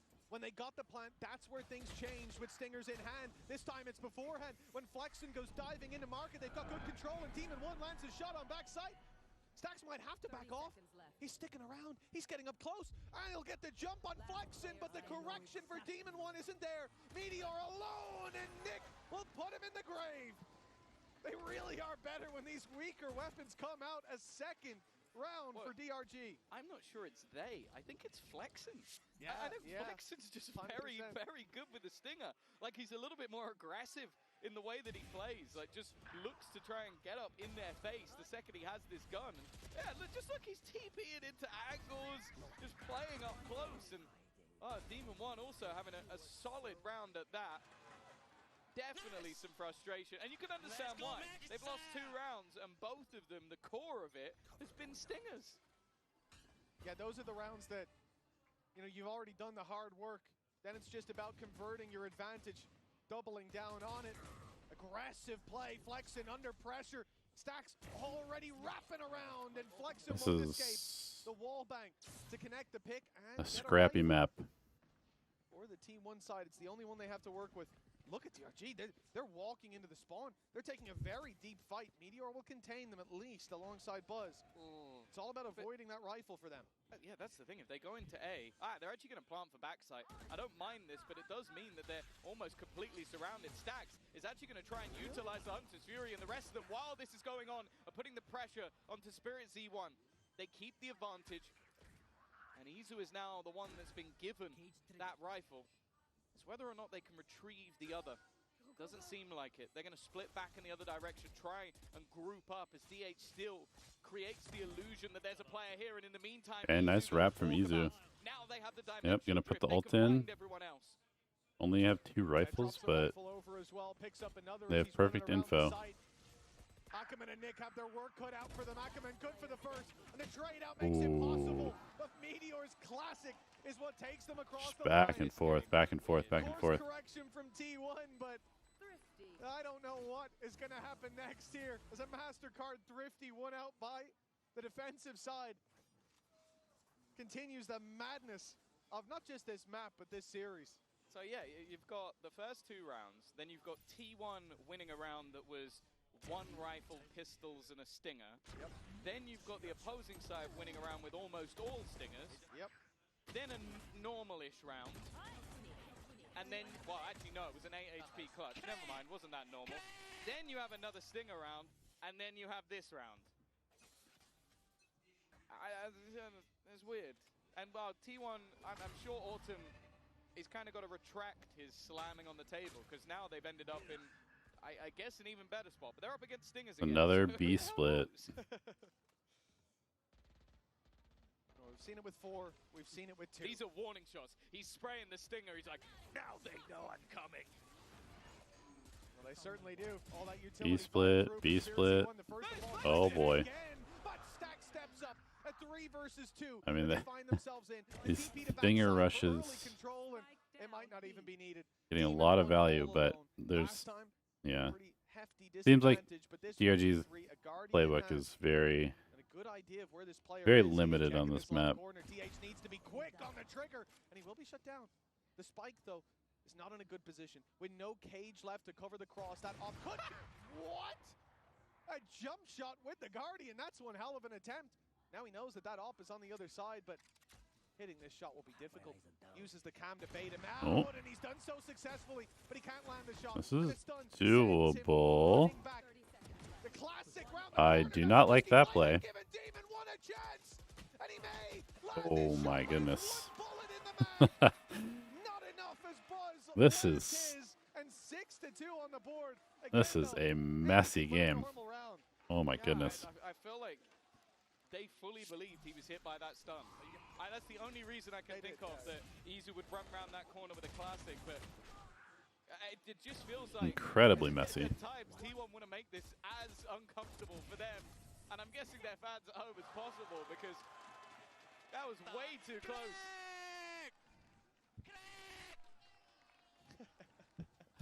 Greg. Pals here? I think it might be that he's cracked. I'll tell you that. 6-2. The lead for T1. Well, they find it funny. They've been slamming desks in the coaching booth. I need sort of like that side by side. Like, just like Autumn slamming the desk and then cut to DH just laughing his head off. Yeah. Like, it's just the parallel of the coaching staff versus in the server. And I can definitely understand why, because although they are winning in some of the weirdest ways I've ever seen. Without a doubt. A 4-round lead, but with the way this game has gone, it could be swinging either way. For DRG, though, this is a disastrous start. Of course, they're on their opponent's map pick, and having been so close to closing out Lotus. A few big clutches, big rounds from DH, the man that was happy down on that stage. That's what robbed them of it. And now you start to be left in the dust as T1 run away with it despite incredibly close rounds, despite winning 2 where they had extremely light buys, essentially saving their credits for the next and somehow finding it there. But when the next came, it was defeat. They also lost 2 in the exact same way. Yeah. So it's kind of perfectly balanced. In essence, yes, but in the feel of the match, no. Like, I feel like the last map was a lot closer, but not with this much insanity. Yeah. But hey, for Team 1, they're on their map choice. At times, they have been fairly dominant when it comes to the defense, but in their most recent match versus RRQ, it was the attack that they ran away with. So, scoreline alone, I think they'll be very happy with the position they find themselves in.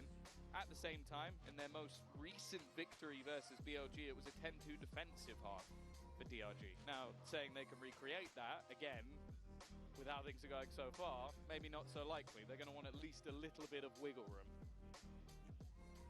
I think the interesting thing about this, and I know you folks are getting your stage shots, but when we get back into the game, you'll see that T1 actually left in a suboptimal position. What do you mean? They have a Stinger. That's a great They have to play with a Stinger despite winning 2 rounds in a row, and I think that really tells the story of how this has gone. A streak of 2, but every round has been so damn close. Well, what I've been told as well is that although we do currently have ourselves a technical pause, DRG are going to take a tactical pause directly after this. So this may be a slightly elongated pause for more than one reason, because I can understand why. Like the manner in which you're losing a lot of these rounds are like, I feel like a lot of control has been given over on B main. I feel like they've left a player there lurking to try and hold on to it. I don't think they've had too much success when they've gone for these more direct A hits. And other than those B hits with low buys, there hasn't been anything that's worked for them on the attack side, and that is alarm bells. Because if you get those couple of rounds, you build off it, you start getting yourself into the half, you show something with your buy rounds that you're able to sort of maybe bait players into certain fights or get certain map control, then I'm not worried for you. But when they're the only rounds you're winning, that shows that, okay, it's only these cheese rounds where you're able to get up close in someone's face and spray them down with an SMG.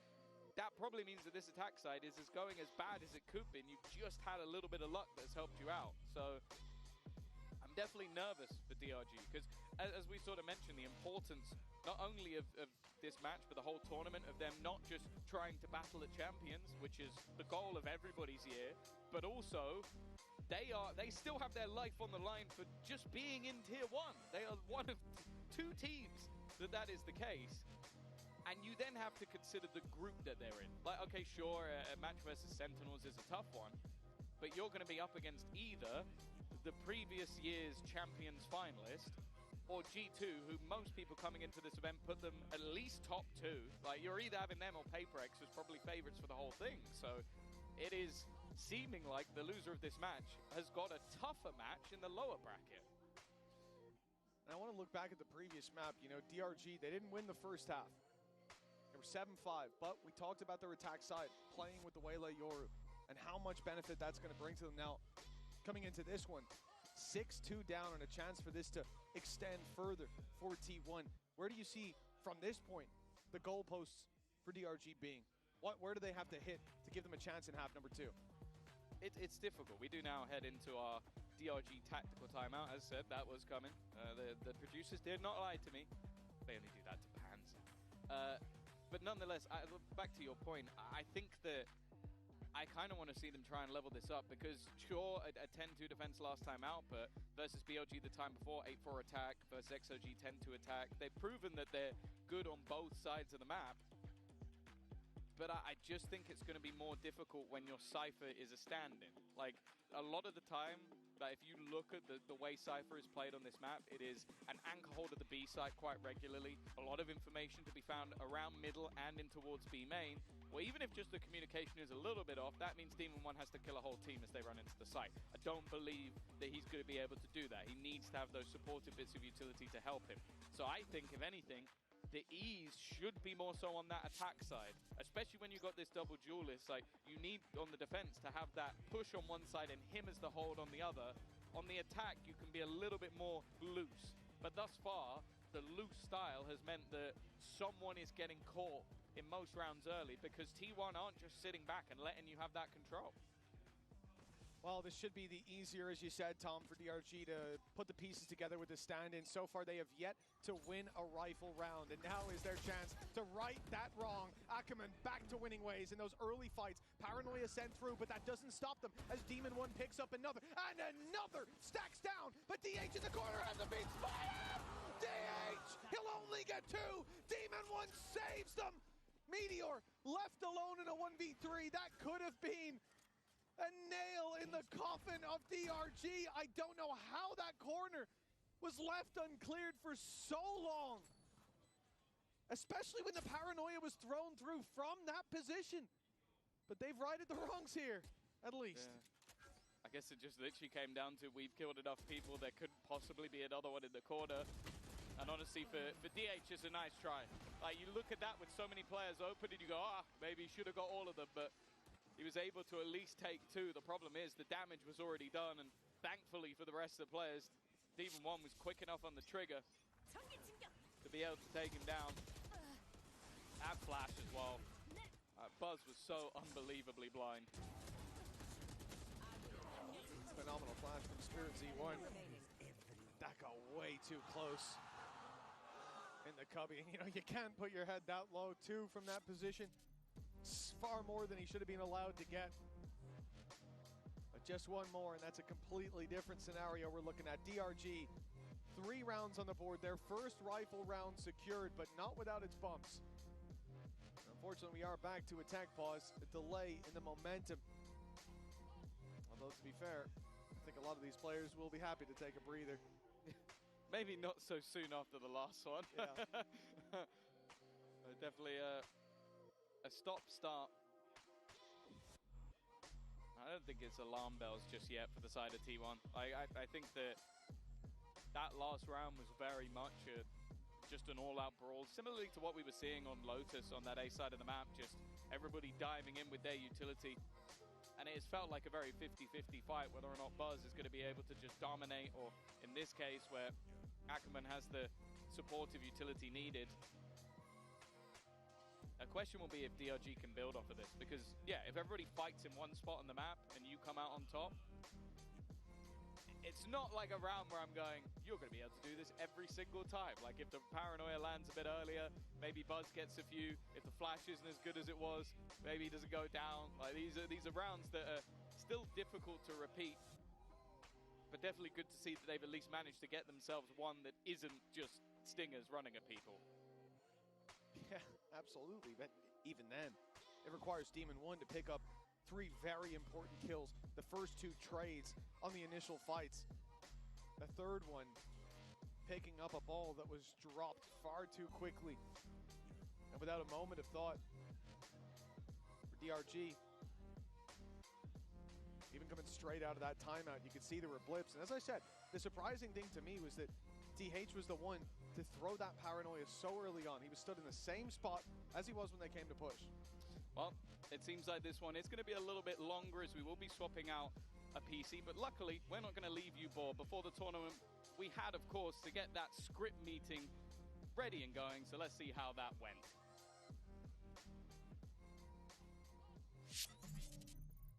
Bye guys. Paris. Bye, Rob.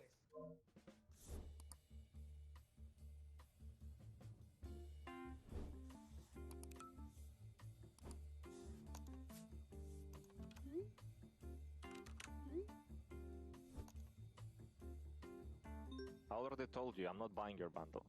It's Pacific. They changed the script. Let's do another round of revisions to make sure it's fully actionable on our end. If they have our region come in second again. What is this? I thought we had buy-in from all stakeholders for an EMEA final. Actually, guys, I had insane idea. Map 5, overtime, 15-14. I am 1v3 down, and like, it's really low time. I'm killing 2 and then going to spike, and then boom, take pass. Boring. A grand final without the Americas? That's crazy. You know we bring the viewership, right? Can we stay on track, please? There will be no tech pause. Ignore him. So we're gonna do the...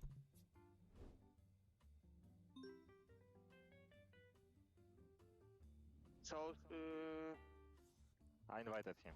He needs to tell his region EMEA is not going second against the Pacific team again. you can lose the grand final against us instead. Hello everyone. Hey guys. What's up? Hello. Hello. Wait, I thought we are finalizing this one in Paris.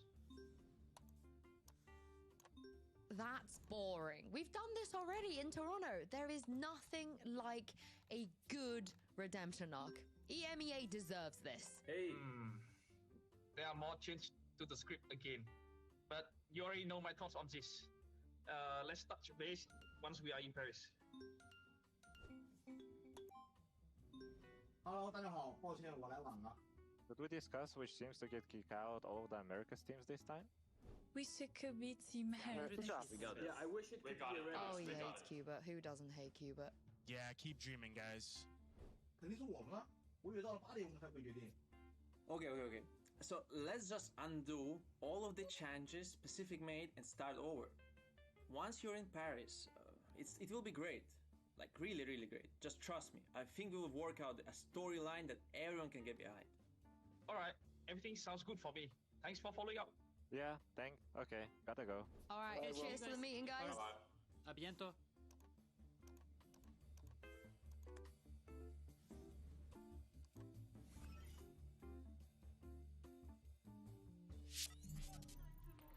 Et que serait l'EMEA sans une petite pause technique? On est à la maison et on en profite pour avoir deux fans français de T1 à mes côtés, William et Antoine. C'est un plaisir de vous avoir ici. I'm very glad to welcome two French T1 fans with me, William and Antoine. And the first question I wanted to ask you boys is, how does it feel, having champs at home and seeing your favorite team here in Paris? Du coup, qu'est-ce que ça fait d'avoir les champions à la maison, de pouvoir voir votre équipe ici aux arènes?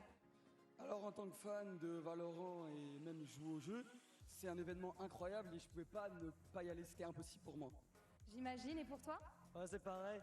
Bah franchement, regardez sur Twitch les matchs c'est quelque chose, mais les voir en physique c'est vraiment incroyable. Le son des tirs, des smokes, de tout en fait, sur place c'est 10 fois mieux. 100 fois même. 100 fois mieux. 100 fois même, 100 times is better here than at home. Having the mood, the fans, you can hear the gunshots so much louder and it feels insane to have it in our own country, of course. And the second question I wanted to ask you about T1 is, who is your main character in that team? Who is going to carry, the whole team? Donc c'est qui, pour toi, le personnage principal chez T1? Oh, Buzz! On est équipé, effectivement. So Buzz, obviously. Buzz. Et pour toi, du coup, Antoine, c'est qui ton joueur préféré? Mon joueur préféré, c'est Météor. Même s'il chope pas beaucoup de kills, il chope vraiment beaucoup d'impact kill. Et vraiment, c'est un joueur qui est vraiment très très très fort. So Buzz on one side, Meteor on the other one, and even though he's not top fragging, he has an insane impact, and I agree with you on that, definitely. Merci beaucoup à tous les deux. On va voir si T1 arrive à gagner. Thank you very much, both of you and everyone, and we're gonna see if T1 manage to get the win on Sunset.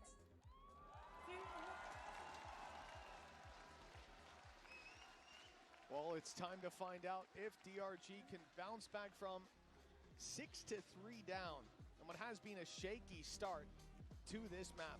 Make it all the way to Ascend, buy us a third map, and maybe even take their first series alongside their first map win. But to do that, they've got to defeat that team on the other side who, as you can hear in the crowd, they've certainly got some fans out here. Buzz and Meteor, the Buzz chant.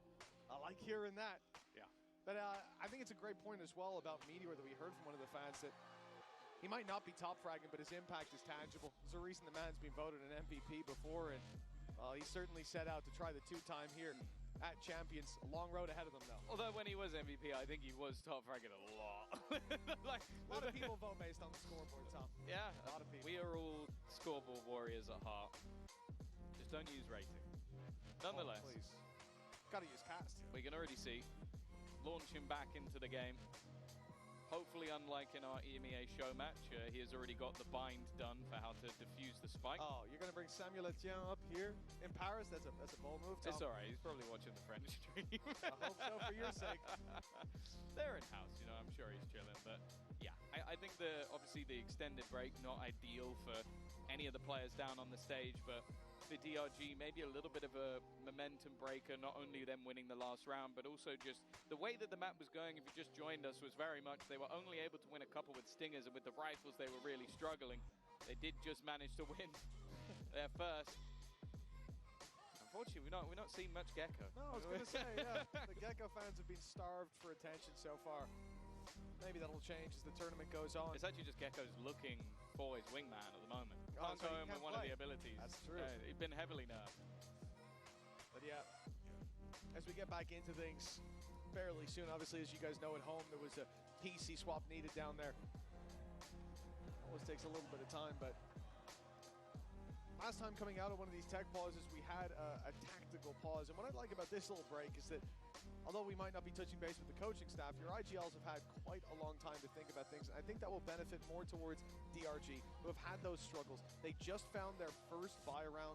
They've yet to streak two together because, again, they've been doing the really tough work of winning those rounds with Stingers and then losing when they've got rifles in hand. You're firing shots at Stacks? No, I'm saying DRG are the ones that will need to build around this little break the most because they've had the issues. T1 are 6-3 up. One of our they just lost about round, Stacks negative. One of the most iconic players we've had. I can't believe you take shots at Stacks. Absolutely outrageous. I gave him a fist bump backstage. I was very gentle as well. I didn't want to hurt the wrist. You know me. The muscles. Oh yeah. You're almost as strong as Flexen. Just can't quite see it. Too close, they're too thick. Seeing headphones going back on. I know, honestly, this whole game, like, I think we came into things with the team coming in with a stand-in, that stand-in being Demon 1, switching over to the Chinese region to try and make this work, and he has been impressive. Like, he's had a lot of high-impact rounds, he's had a lot of moments where I think that you can see that the individual level is definitely still there, especially slotting into a role that isn't necessarily one that's his own, especially known for his more duelist/chamber play, but he's definitely looked comfortable within this squad, and obviously we're kind of having an eye on the double duelists of Ackerman and Spirit Z1 to see, especially on these last few attack rounds, what they can bring into play. The problem, though, for T1, when we do get back into the game, is that economically, they're going to be in a little bit more trouble with what they can try and deal with, as they did lose that last round and haven't really been able to keep a lot of these rounds clean. Yeah, I think that's one of the big problems. You know, looking back at the previous map, Spirit Z1 as well, I'm waiting to see his return to form in terms of those early duels. I'm going off memory here, which I probably shouldn't. That's usually a risky game. I think he was 6-1 in opening duels, and you could feel it. Both himself and Ackerman finding so much space. And so far, it feels like they've both been having a tough time. And I think in a lot of these rounds, there's been well-placed utility. You think about the slide up that Ackerman went for in the round that they won, because there was very efficient trades from Demon 1 right after. But he slid through, and there was an immediate flash from Izu, a swing from Buzz, and in terms of the utility that T1 are putting down, then you think back to stacks on those haunts and how much impact they were having on Lotus. It has felt like they have that little bit of an advantage in that aspect. Oh, either way, it's going to be a little bit longer. So let's go back down with Lou to meet some of the DRG fans. Et de retour pour vous jouer un mauvais tour puisque la pause n'est pas encore finie. On espère que ça va venir très vite effectivement, et du coup j'ai Fida et Sasso qui m'ont rejoint du côté des DRG, and I'm now pleased to welcome two DRG French fans to here in the arena, Fida and Sasso. And my first question is going to be very easy. We're in France, but you're supporting two Chinese teams, so how come is that? Have you followed, you know, their scene and stuff? Donc pourquoi en France est-ce qu'on soutient des équipes qui viennent de si loin? Est-ce que vous avez suivi un petit peu la scène chinoise, pardon? Et qu'est-ce qui vous fait kiffer DRG finalement? Alors moi, je soutiens la chaîne chinoise parce que je la regarde depuis presque plus d'un an et c'est vraiment incroyable. Il y a vraiment très peu de monde qui la regarde et Kang il l'a dit l'année dernière. Vraiment, mettez-vous sur la chaîne chinoise et c'est vraiment le bon plan à suivre. Donc moi, je conseille à tout le monde de regarder la chaîne CN sur la chaîne de Kichi. Oh, un petit shout-out à Kitty qui est en train de caster le match d'ailleurs. So why are you following the Chinese team? I've been following them since the very beginning. There's only a few streamers who are following them. Indeed, Kitty, for instance, who's currently catching the match in the arena. So yeah, as Kang said, watch us more. Et pour toi? Moi, en fait, ça fait 3 ans presque que je follow la ligue chinoise, notamment pour BLG, qui joue demain, du coup.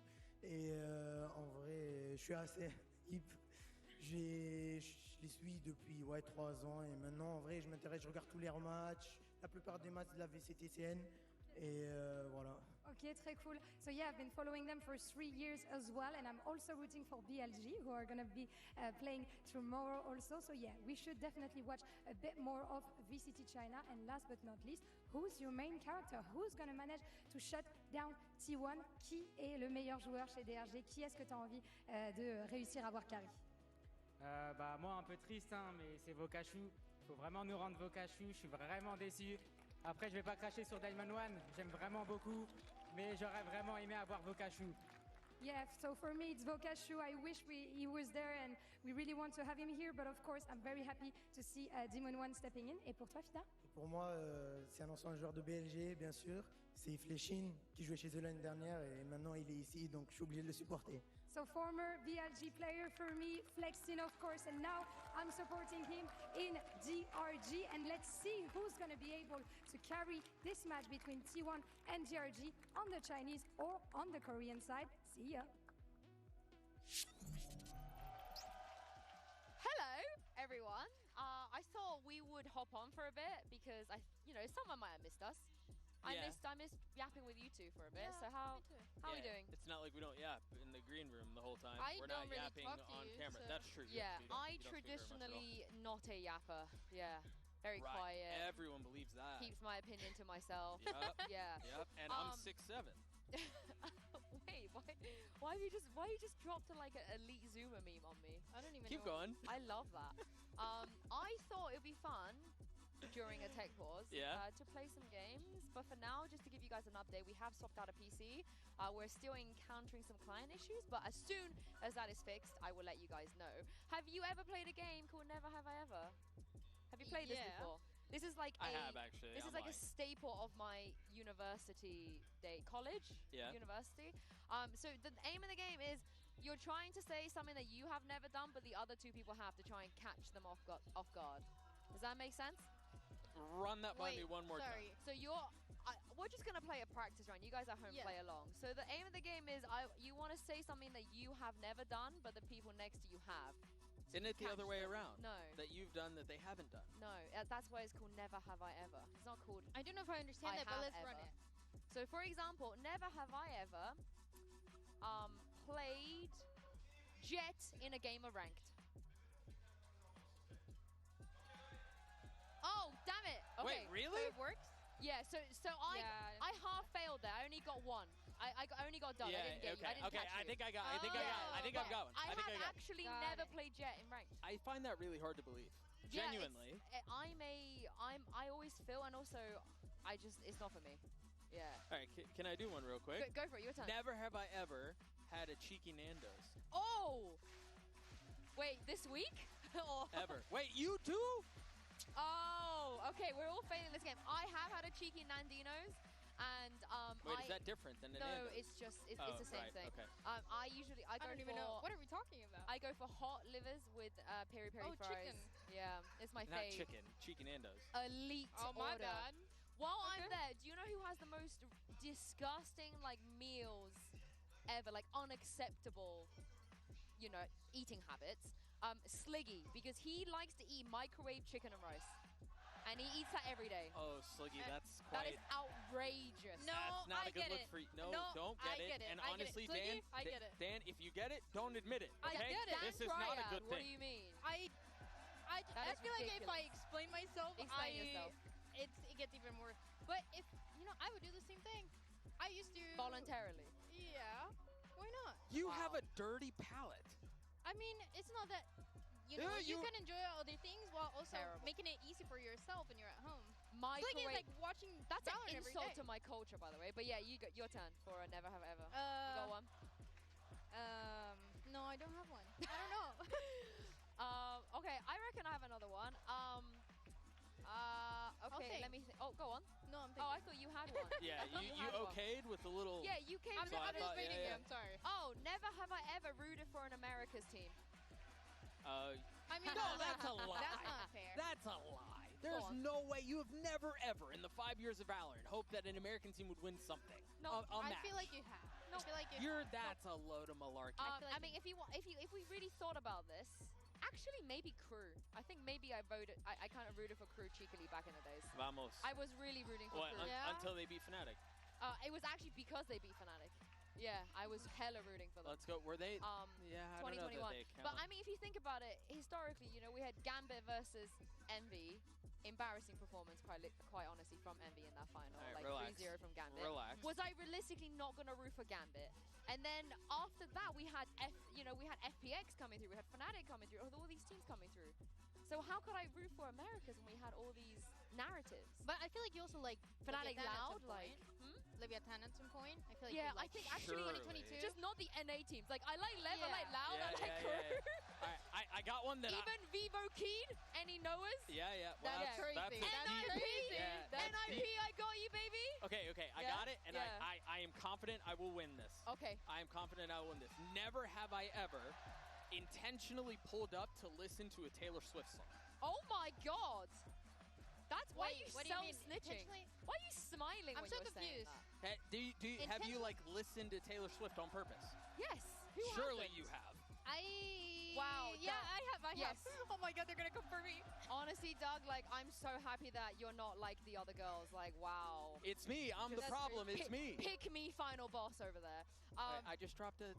That was great. You that let that really one go. Great. I learned that from you, to be honest. You are the anti-hero to some people. You say that, but there's actually a lot of Swifties in this tournament. I want to shout them out. Patman on Paper X was very excited about the prospect of Taylor Swift dropping an album while he is in Paris competing. He was tweeting about it.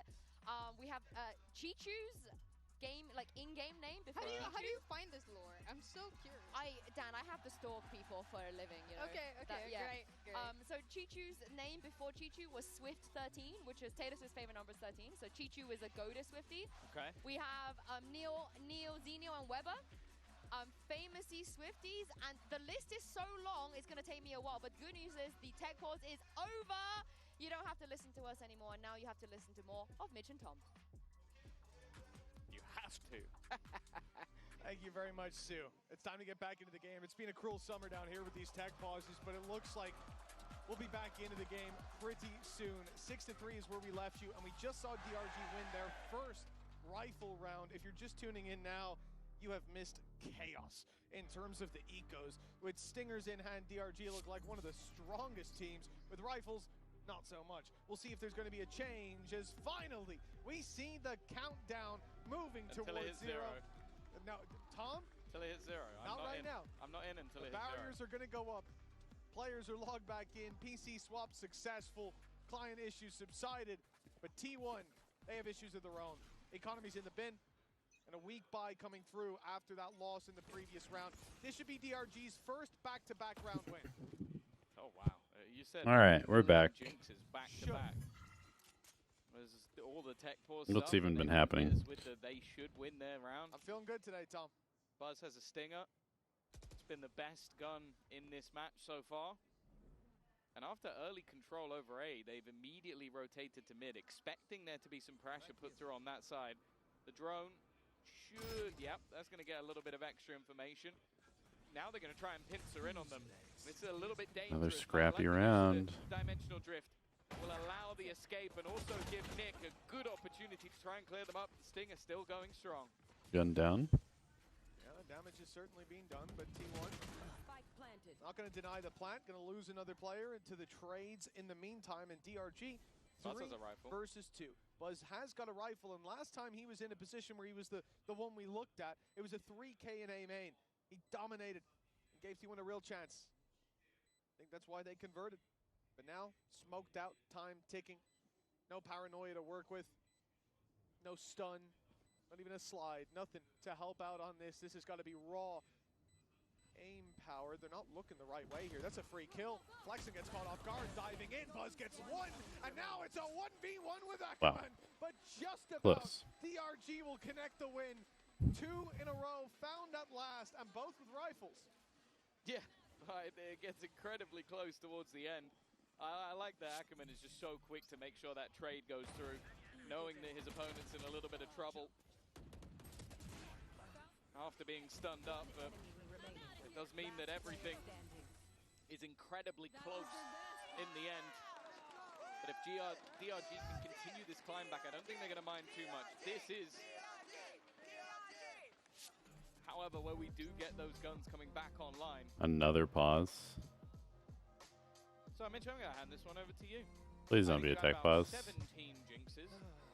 This is another tech pause. What do you have to say for yourself? Oh my god. It's just my bad. Yep. All right, I'll be right back. I got a little too confident for a moment there, but I'm starting to regret that now. 6-4 nonetheless. I tell you what, DRG looking good. They've connected them back to back, and as I said earlier, you know, they made the best of that downtime. They corrected course. But to be fair, they have a pretty good record after technical pauses of winning rounds, so... Here, at least, today. I'm not sure you have the stat regionally, but... I don't think anybody has those stats regionally. Didn't come prepared, huh, Tom? Maybe with an EMEA a while ago, you could say that was almost every round. So anybody who won the game just was good at winning after technical pauses, but... KC, some of the best. We improved. We did, bit by bit. We definitely I actually improved. was the one that fixed it all. It was all me. But yeah, for T1, still stuck on 6. now conceding 2 in a row, and a big lead of 6-2. Starting to look like we could be even Steven at the halftime. One thing I've noticed in the break, actually, I'm not talking about the tech pause, I mean in between maps, we had Demon 1, like, I was looking down at the stage a lot, and that guy was locked in, not on his monitor, he had his head down. He was like calming the nerves, obviously doing a lot of thinking about that previous map where, as we said, he had a phenomenal showing, you know? But I think he's disappointed not to have closed out that map. And coming in here locked in, we already saw him save the day, really, for DRG in what, round number 9, the first of these two that they've just had, where he manages to find a 3K in opening trades, not opening duels, but his teammates go down every step of the way. He's the one bringing it back and keeping them with the advantage, or at least keeping them even. It's a very important thing to see him with confidence, especially in this role, especially after it's been almost 5 months since we've seen him on a stage, let alone the international. The fun thing about this matchup is that if they win this, I think most people going off the next match would have G2 winning.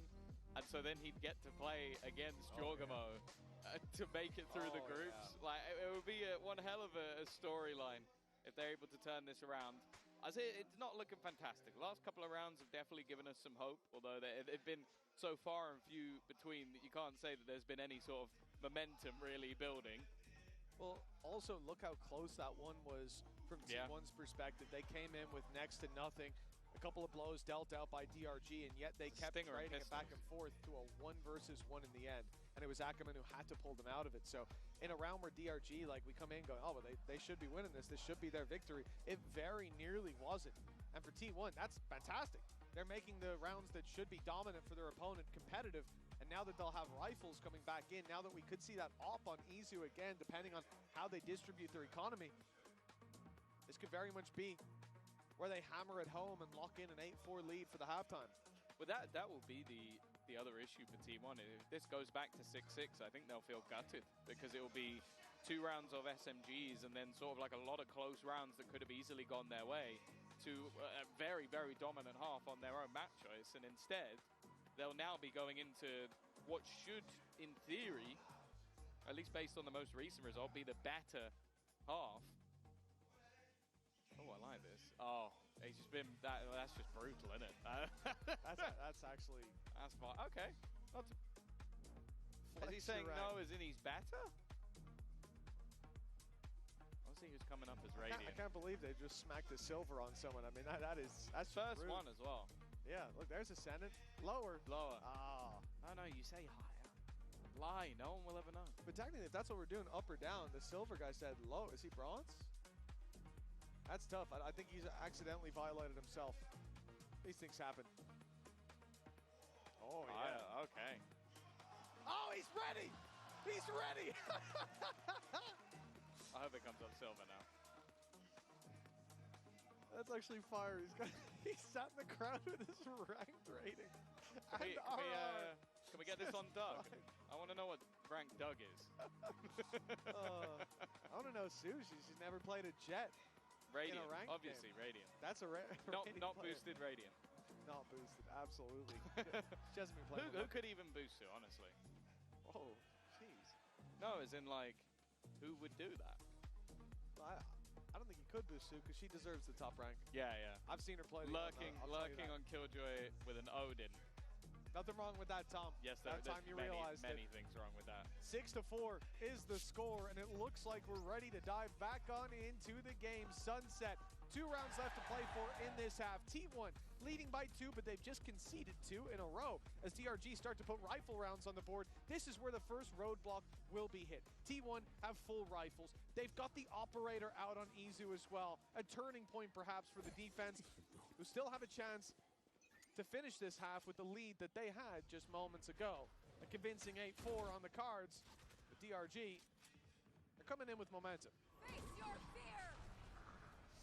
Immediate usage of that knife for an attempted TP, and it has failed miserably. Meteor swinging out of mid is already looking to put this one to bed. Back on the rifles and back to winning ways for T1. Well, that tech pause win rate has just gone down drastically for the side of DRG. They've just been slammed. Yeah, that's a pretty tough pill to swallow over on the DRG side. Again, they connect those 2 rifle rounds in a row, one against an eco, but the second resistance is shown. Flex and caught in the TP. They turned around just in time. And it might seem silly, but you have to think the Fatal was put through. The Nightfall was there, so that player couldn't hear him, but the Spidey senses tingled just in time as the pressure was being put on elsewhere, and then they rush in to try to convert on that distraction. But Meteor ends up disrupting it from that mid push. 1 round left to play for in the half. T1 already guaranteed a lead, but by how much? Look how aggressive Buzz is being. He has pushed them out of mid. I mean, DRG are locked into an A push, like it or not, and that's where the Hunter's Fury is tracking them down. Team on 1 only on a pistol, the rest of the team making their way into elbow, but this early push has definitely put some doubt in their mind. The rest of T1 seemingly quite happy to almost play this retake style setup, as now the attack look to make their move. Meteor has been a menace through the smokes, but that reveal, it's caught him off. Well played by Nick. The advantage now found and converted into a 2 by Nick. The flash they thought would be the difference maker, but DH gets caught out alone as well. Crumbling under the pressure applied by Nick. We're left into a 1v3 for Buzz. They know where he is, and they're lined up with a firing squad. 7-5 locked in at the halftime, but T1 maintained the lead. Yeah, no, a very good recovery from DRG. It was a spot where from 6-2 up, they definitely seemed like they were going to struggle. Nonetheless, we'll be back after the break.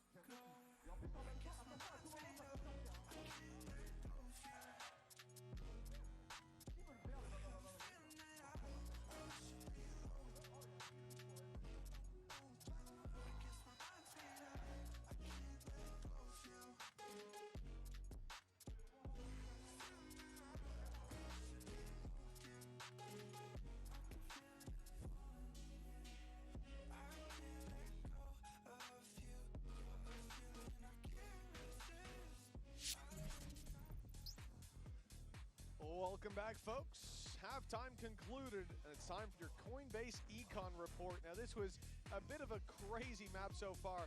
I know for me, but yep, there we go. Buzz was definitely the standout.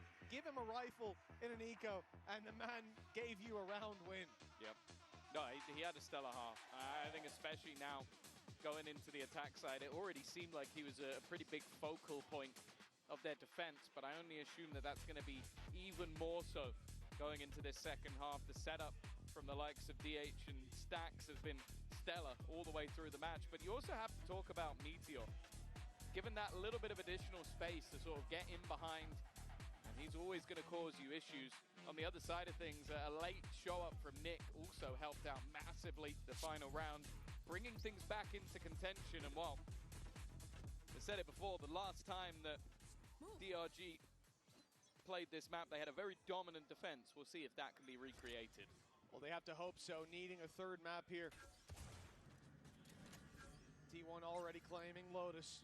But this is T1's pick, one they came in prepared to play. There's no doubt. Aggression early on towards mid. 4 players up close, and it's Spirit C1, a man who had plenty of opening duels go his way. And although he finds DH, the trade is immediate. And the space, well, they're taking it right towards Ackerman. Good stun, but a player further back. Unstunned is Buzz, and he will be unwavering as they move towards this site. Flexen caught down to 20 and completely boxed in. Nowhere to go, and he's wrapped on, but he at least finds one. Yeah, that could have gone a lot worse. It looked like he was going to get nothing for his troubles. Even still, though, Stax is going to spot out the first. I don't know if they've necessarily seen Nick just yet. Meteor is going for the fight, a little bit individualistic. The swing back wasn't bad, but Demon One's done well. Unaware of where Buzz currently is trying to figure out every single angle. Instead, he's being swung on, and it's Buzz once again. He is having one hell of a game, closing out the pistol as he started it. 3 in the round, and a 3-round lead now for T1. Yeah, that pistol's just gonna send them further into the lead, make this a much more difficult battle for DRG. And here's an interesting question, because they've been extremely good when it comes to the weak buys, when it comes to the stingers. At this point, it's a risk, but you could see them go in for a stinger buy. Looks like they've decided against it, though. On defense, it's so much more of a gamble. Like on attack, you can run it down. You can maybe find 1 or 2 players on their own. On defense, you have to basically pray you run into the stack of players, which may have happened. And at least for now, they have got their stack in the right place at the right time. They don't have the weaponry to back it up, but I feel like this is very all in for the side of T1, but they are doing well to pick apart these pistols. There was definitely danger in this round, but Buzz, he's happy to run into danger head first. And they're even clearing the backside. You know, Demon One had a chance to fly under the radar there. You'd think that, okay, they'd 4-stacked A and then left one guy to play info around mid, around B, deep camera, so they can rotate early, but no, he was there as well, and T1 won't be caught off guard by that sneaky little play. 9-5 now on the board. A big lead. We have seen the gap close in, but it took everything DRG had to offer. And again, it's been a while since we touched on it. The stakes for this team, they have to outlive XLG in this tournament, or Ascension will be calling them. Cutting through. Both teams having a very tough lower bracket, regardless of how results go. Hello. He's playing like his life's on the line, and Spirit C1's there to back him up. It's a clean round from DRG. The bounce back might continue, or might start here with a flawless. Yeah, what a response.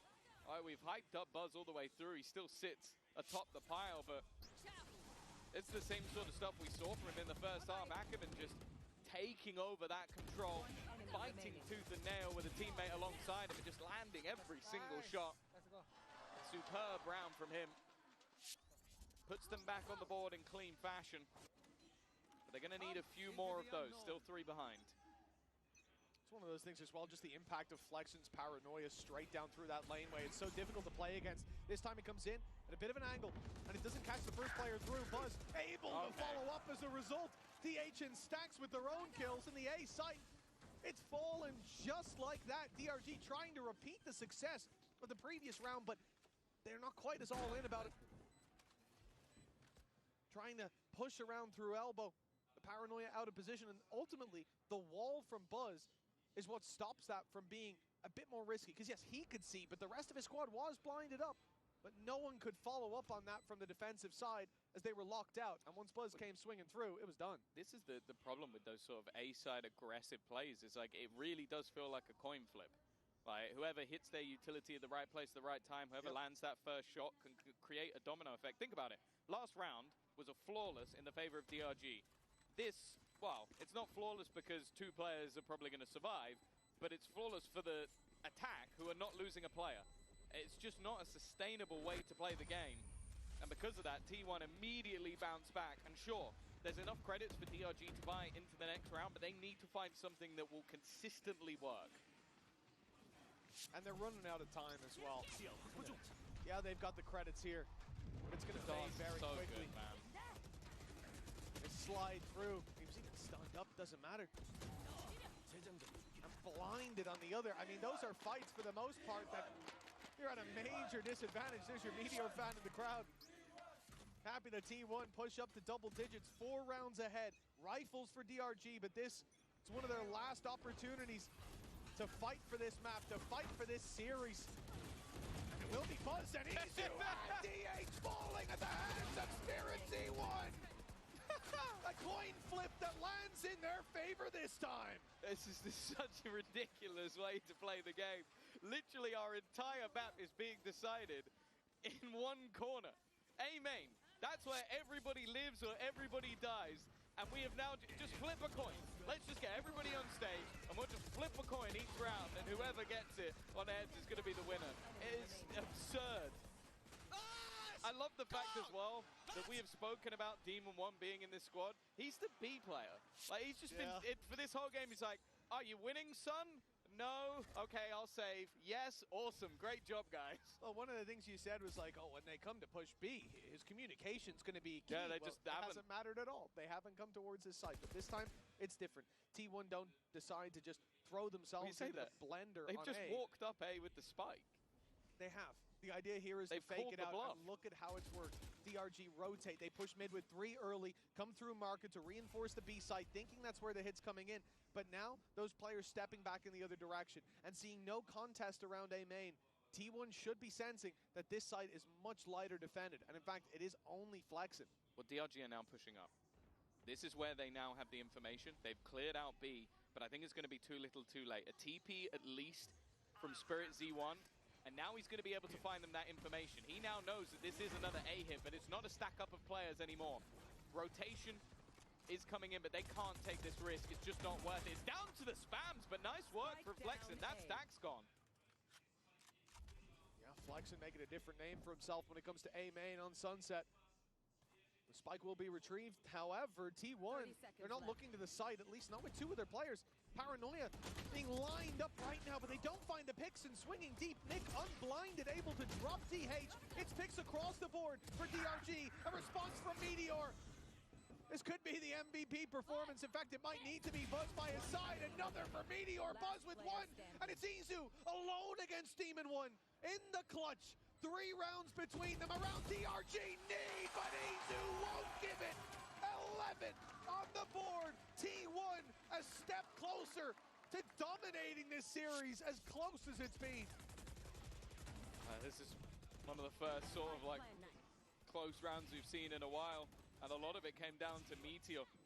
His target isolation was sublime every single time, not giving them an opportunity for a trade, well aware of the angles that were left missing, and gave Izu a chance, maybe in a round that they never should have had one, because the way that kicked off looked so good for the side of DRG. Well, at least in the early stages, we're right back to regular programming. Izu's looked to fight towards that A site with a multitude of DRG players ready and waiting. The rest of T1, though, they're going a different way. Flexen definitely having a better time when it comes to A main. Demon One, though, under heavy pressure, finds 1, but he'll go down eventually. Hunter's Fury clearing out the backside, at least the closer corners.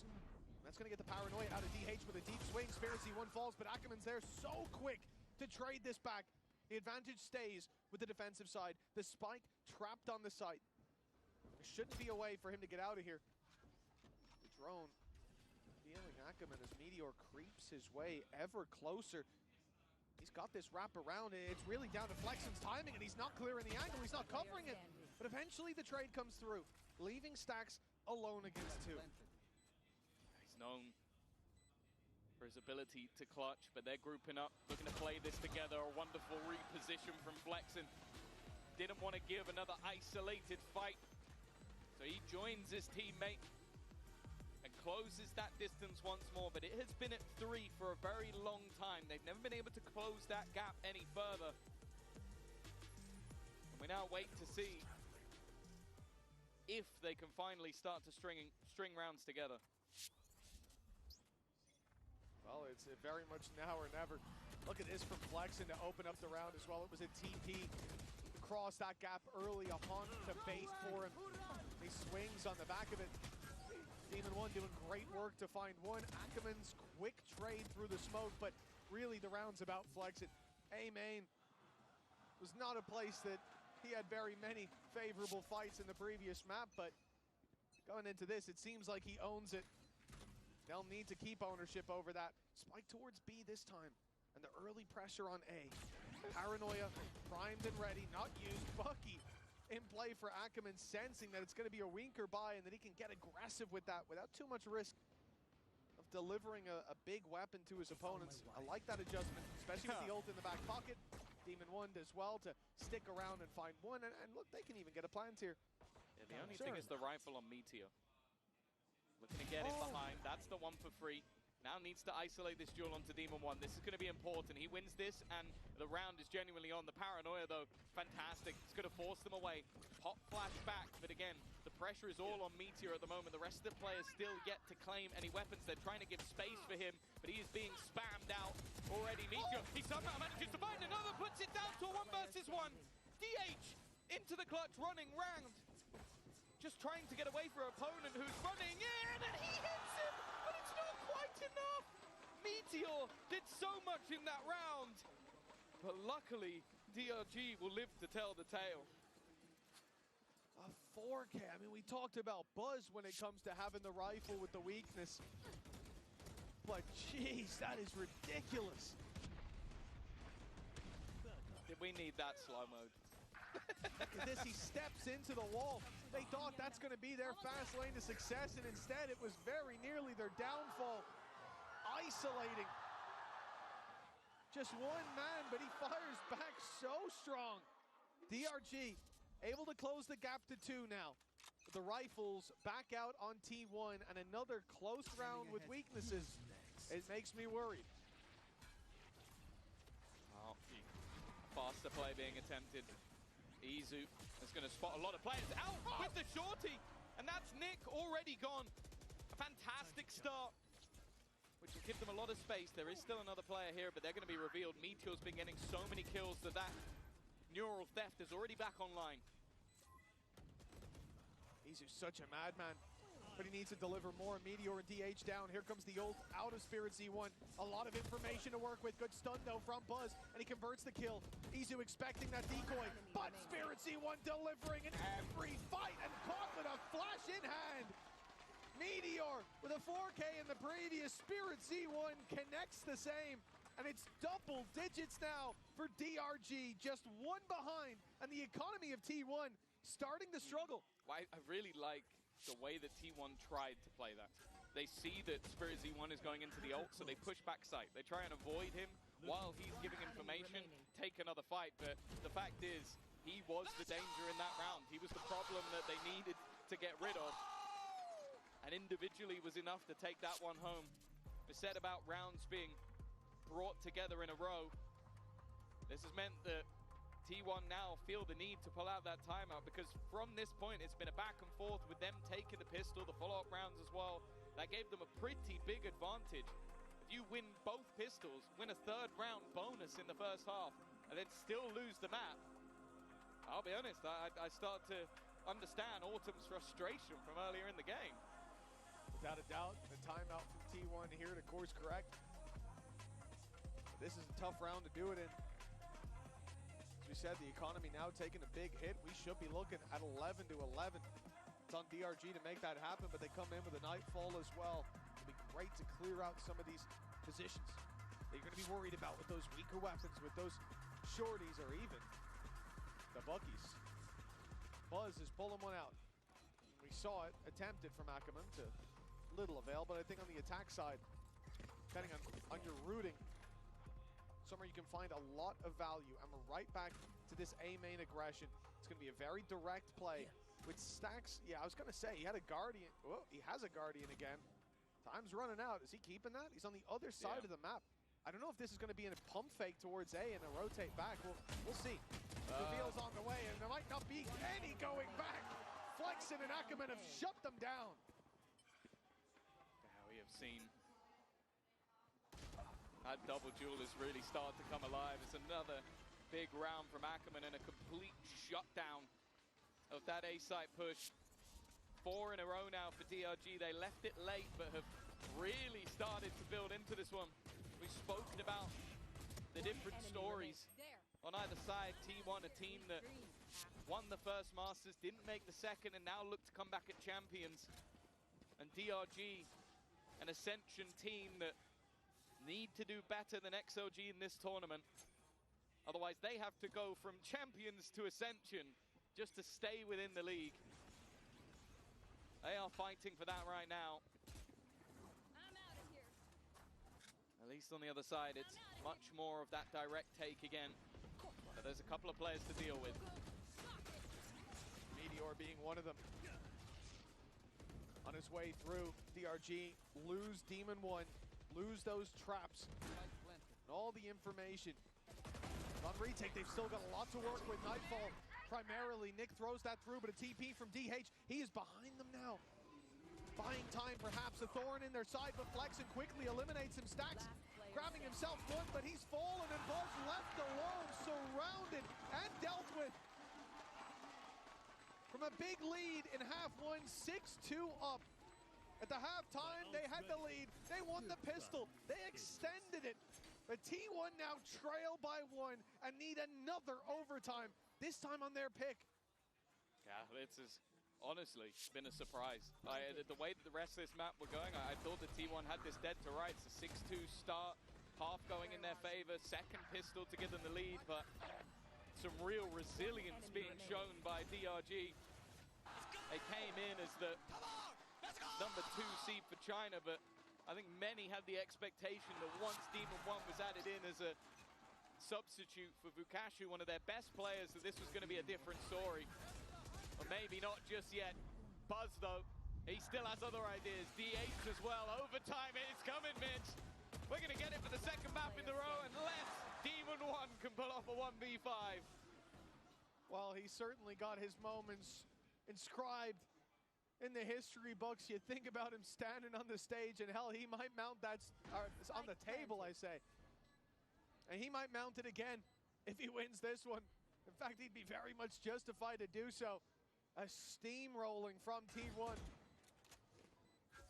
We saw throughout that break between the maps just how deflated he was. Losing that first. Having the opportunity to close it out, but you can't put that on him here. They are playing so patient too, and the swing from Buzz to close it. 12-12 with a flawless round. T1. They bought themselves an overtime and another chance to close this series 2-0. It's actually crazy as well that after how many coin flip rounds we've had on the A side of the map, that they still do this again. This has been just the most A main fight heavy half we've seen, I think, ever. I don't even like the B side isn't popular when you go across the majority of teams. In fact, these B splits are normally so common on the map, both teams so confident in that fight. I'm almost perplexed that they're seeing DRG set up outside the B side. I didn't even know this half the map existed. Gonna change things in OT, I suppose, and a lot of it comes down to the fact that Buzz putting that wall through gives a perfect flash for Izu. Flashes the left side, Buzz is through the wall. It's a guaranteed kill if they're there. And they're almost always there because you want that early A main control. If you give it up, they have a launching point to actually exec on the site. For DRG, the site's set on B most certainly. They're locked in here. And with how much space Izu already has, it is going to be the rotation back in the other direction. The thing is, though, the pings on the map suggest that maybe DRG expected this all along. They managed to get rid of Stacks from B main. The Prowler forced him off. That even pulled the rotation of Meteor further into position. And now they look to challenge for mid instead.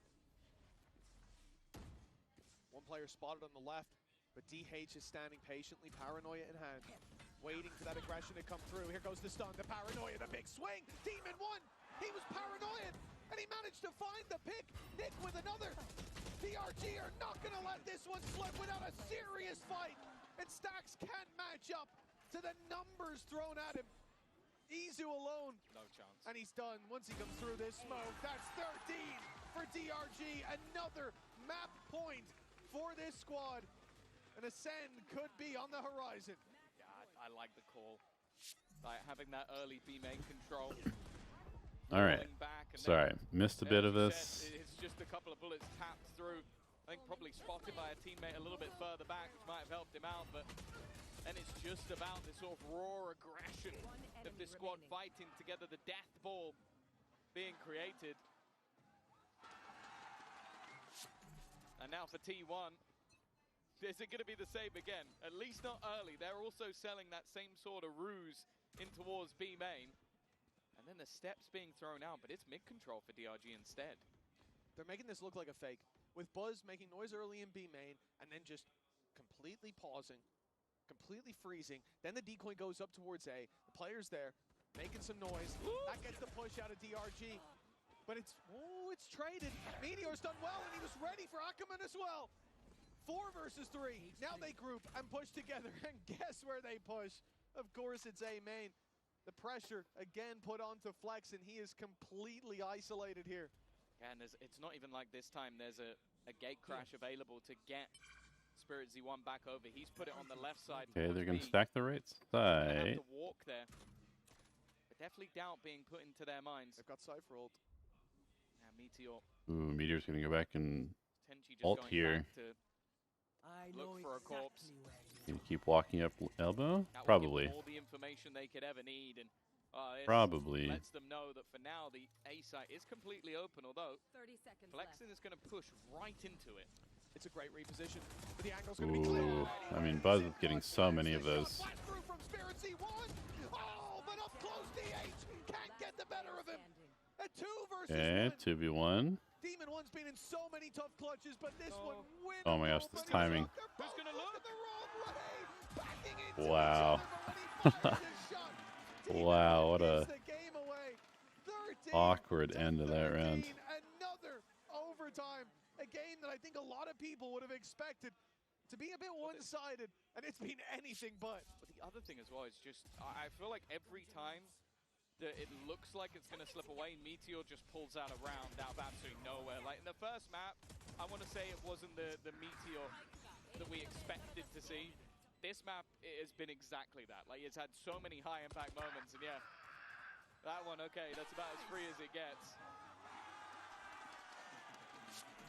Autumn is going to take a timeout once again. Like I said, it seems like he likes to use the timeouts in the half that they've been struggling on, and I like that. Coming in, they have not been able to find too much when it comes to these defensive rounds, at least so far in OT. So he's going to try and give his squad a plan.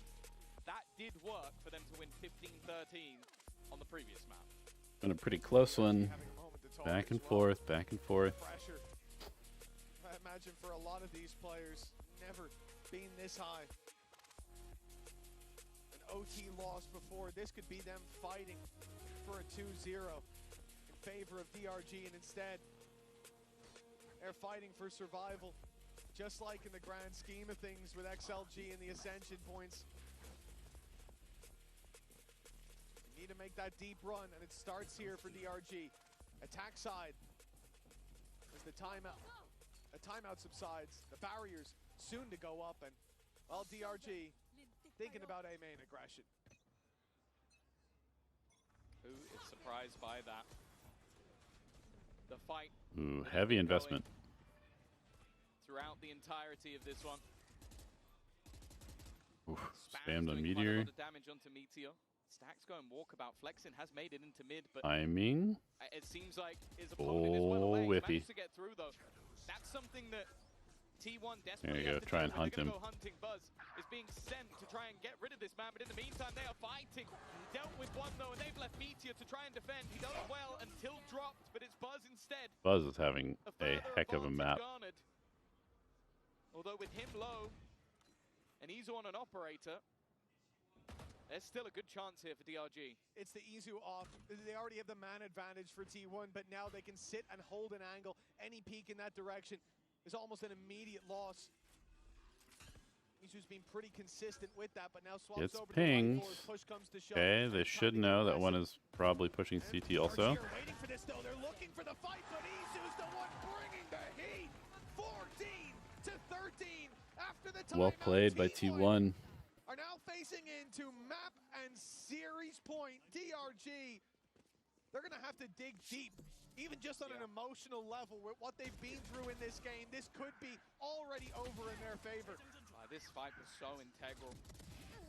Once again, Meteor holding the line, Buzz doing so much work. They both had fantastic maps, and then even just at the end of the round, it's the movement from Buzz. I think he's definitely got one of the best movement on Neon I've ever seen. Like the amount of bullets it takes even to kill him by that point, that's where you have the swing out from Izu. And that player has already been spamming bullets. They don't have time to correct. We spoke about how T1 like to call those pauses going into the round they've been struggling in, those defensive rounds. That's what they've done. DRG, they're calling it because otherwise they're in the lower bracket. I think this is honestly the hardest part of the job for a coach. Yeah, 14-13, you're deep in OTs. You feel like even just the smallest adjustment on each of these maps, and it's already your series, but you could be facing a 2-0 regardless, balancing those emotions alongside the tactics. It's also as well, when you've played 27 rounds of a game, how do you then go, I have something for round 28. I got something new. Yeah. It's difficult. Or to just spot something that you think can be adapted, especially when a lot of the attack side for T1 All right. is just ramming their head. What are we doing here? Well, you could probably say they're going to round their head into the A side. That doesn't mean you'll win. 4-person stack A. You know, it's something else to flip a coin. To have a T1 going for mid default. They're going again. Nope, going for an A open into mid control. You can see just even in the numbers, and they're It's out quite a bit of utility. And they're just going to speed up into B, but this must have been discussed by DRG. Now they've got 2 players on the site with a quick they have 3 here. Mid re-cleared already. The defenders have now fallen for the ruse, and they will go ahead in the early fights. Demon 1 and Spirit C1, they know Good hold, just need to not get too greedy here. The trap. Early flank Do they consider this flank? Probably not. Too much going on otherwise. That's a freebie for Flexin. DRG look to stay alive here as Meteor is shut down after. All right, go again. Go again. They will not be taking this 15-13. This isn't map number 1. We're going further, deeper into the series for another overtime. Yeah, I love the adaptation in this round. It was just that gate crash, allowing quick enough rotations after the initial contact. There wasn't a follow-up, and the mid-round call was perfect. Maybe that was the plan all along, but I genuinely think there was, okay, I've seen nothing, go, go, go. We need to get back to the other side of the map and fast. T1's plan wasn't necessarily a bad one, but it was just how quick they were able to react. 14-14. Lower bracket for one of these teams versus either Heretics or G2. It's not a pretty picture, and DRG are not ready just yet to give that one up. Oh, nice pick by Izu. That Spirit Z1 down, a big part of this aggression, a big part of the opening duels. But good mid control from DRG. Need to avoid getting picked here. The reposition from Izu is good, but ooh, okay. Nice rotation. Buzz. Buzz is just looking so good on this Neon. In this round, only Nick standing, and that doesn't last long. Another chance to close the series out for T1. Buzz has really been impossible to deal with throughout this map so far. I think even the steps of Izu might have just baited them into a full sense of security. Like maybe have an operator to face off against, and then you walk into the hands of an absolute menace. This shot as well, just so clean with it. I believe that was his 31st kill. It is. And now, well, once again, DRG are in a position where they have to find a response. T1 again looking to fake out that presence to the A side, but it's early spotted by DRG. Oh boy. Going to catch Buzz, and he'll be put in his place by Spirit Z1 this time. Demon 1 on the line. A little messy from T1. And T1, again, they have the chance to close it, but again, it's DRG digging deep on this defensive side. Meteor. Oh. He's being the one to pull them out. You can get one more, there's a chance. Wait. Whoa, whoa, whoa, whoa, whoa, whoa, whoa, whoa, whoa. Oh my gosh, that's how it ends? Yeah, that's tough for DRG. That is tough for DRG. That looked like a free kill, and I don't know if he quick switched or something, but yeah, I feel like there's been a lot of OTs, which is good. Very competitive. Phenomenal performances, and well, we talk about a team that has been there and won themselves a championship this year. It takes digging incredibly deep versus DRG. Both maps heading their way to overtime of 15, 13, 16, 14. It literally couldn't have been any closer. And the finest of margins for a team, not only fighting in champions, but fighting to not have to go back to That's a tough whiff. I mean, man, it was double whiff too. Oh, without a doubt. Yikes. This could have been either team stepping up for your post. But heroic play from Meteor, from Buzz. They played 3 maps worth of Valorant in 2, and they'll take it 2-0.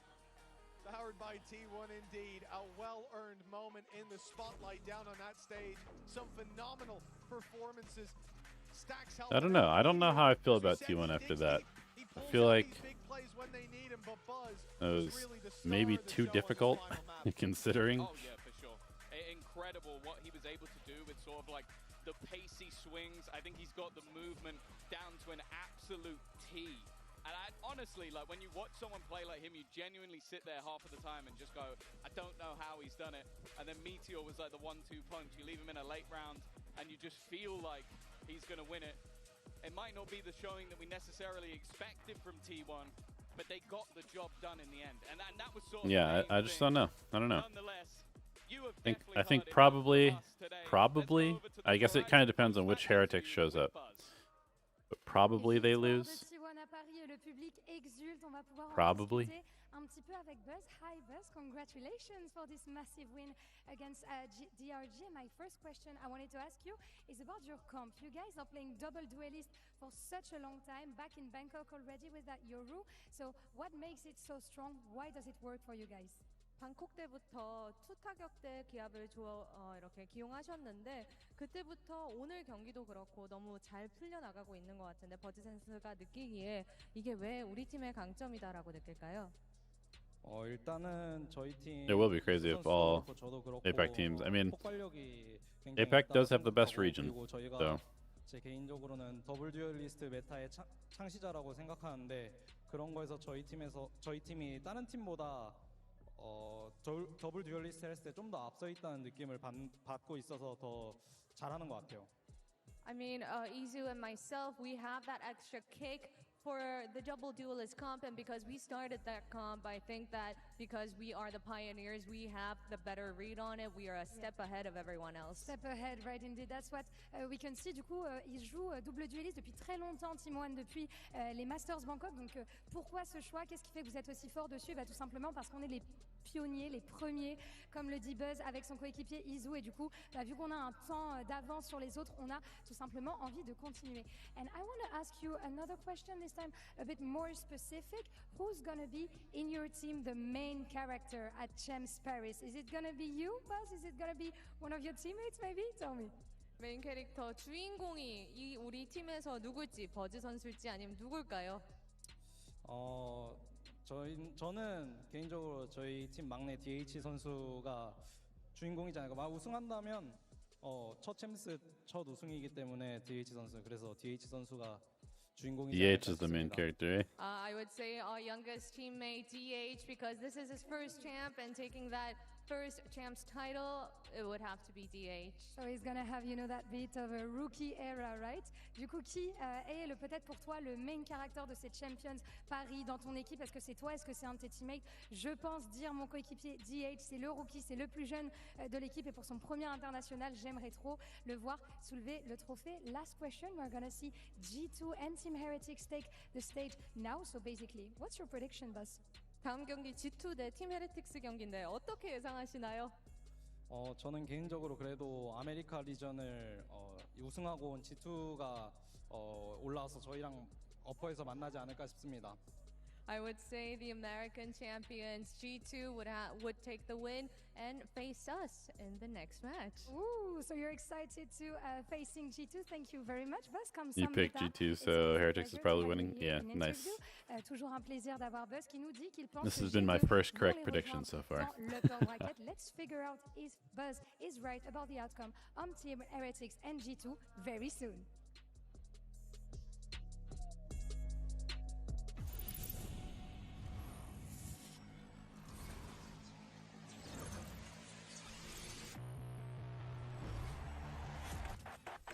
The human body was built to move.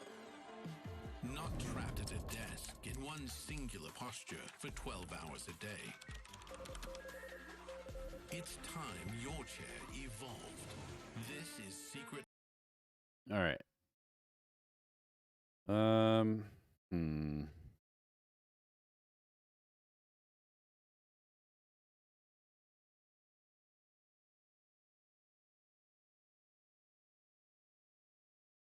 Yeah, I mean, I guess it just really depends whether Heretics shows up today or not.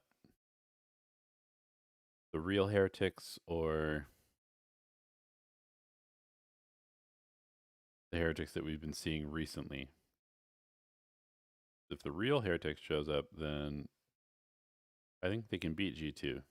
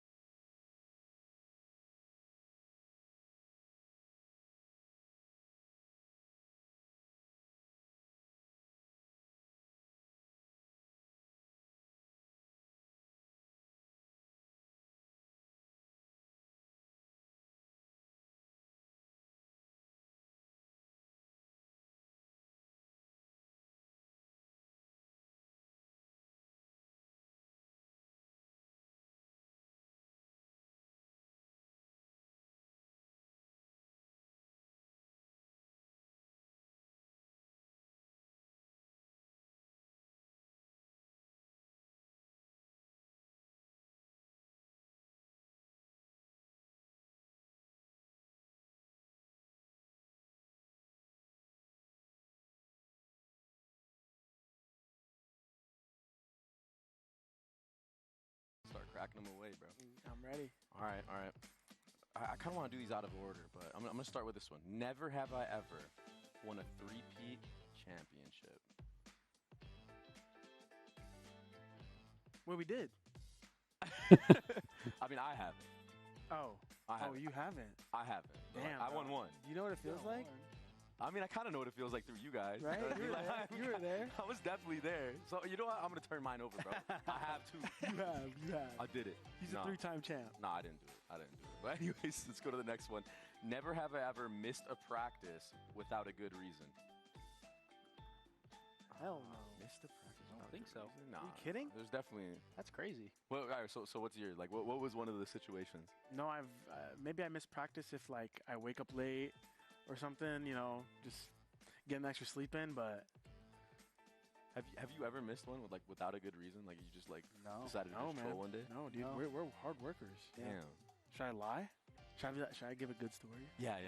Dude, one time I was partying all night, and Josh called. He said we have practice. I said, hell no, Josh, I'm not coming. And I didn't even show up. I feel like you're just putting words, like you're taking words out of my mouth right now, bro. If I'm honest with you, bro. All right, next one. Never have I ever lied about my rank. I've never lied about my rank, straight up. Never had to. I never had to. Never had to, bro. No need to. Yeah, we've been good. Next. Yep. Never have I ever drank out of the stage 2 trophy. I don't think I have. I think I may have drank out of it and done a What little did bit more. it taste like? Did it taste a little metallic? Or? I'm not gonna lie, my stomach was a little messed up after. I'm sure, but you got some paint chips in your stomach. Yeah, but I mean, I might need to get checked out. What cereal did you eat out of it? Protein Cheerios. Protein Cheerios. Protein Cheerios. You had about a gallon of milk in there. I put way too much milk in that. I swear I put too much milk in there. Can we air a side piece of him drinking out of it right now? I give you guys permission to cut that in, me drinking out of the trophy. But dude, that thing is deeper than I thought it was gonna be, bro. Didn't you put the milk first? All right, come on, man. Why would you My do that? cam Why would frozen? you do that? It might be. All right, never have I ever put milk first into cereal. No, I don't think so. Question. What do you mean? It's not. I swear it's right here, bro. Oh, wow, it is a Second map goes opposite of what you pick. All right. No way. Well, good. That means that I'm going to be 2 for 2 today.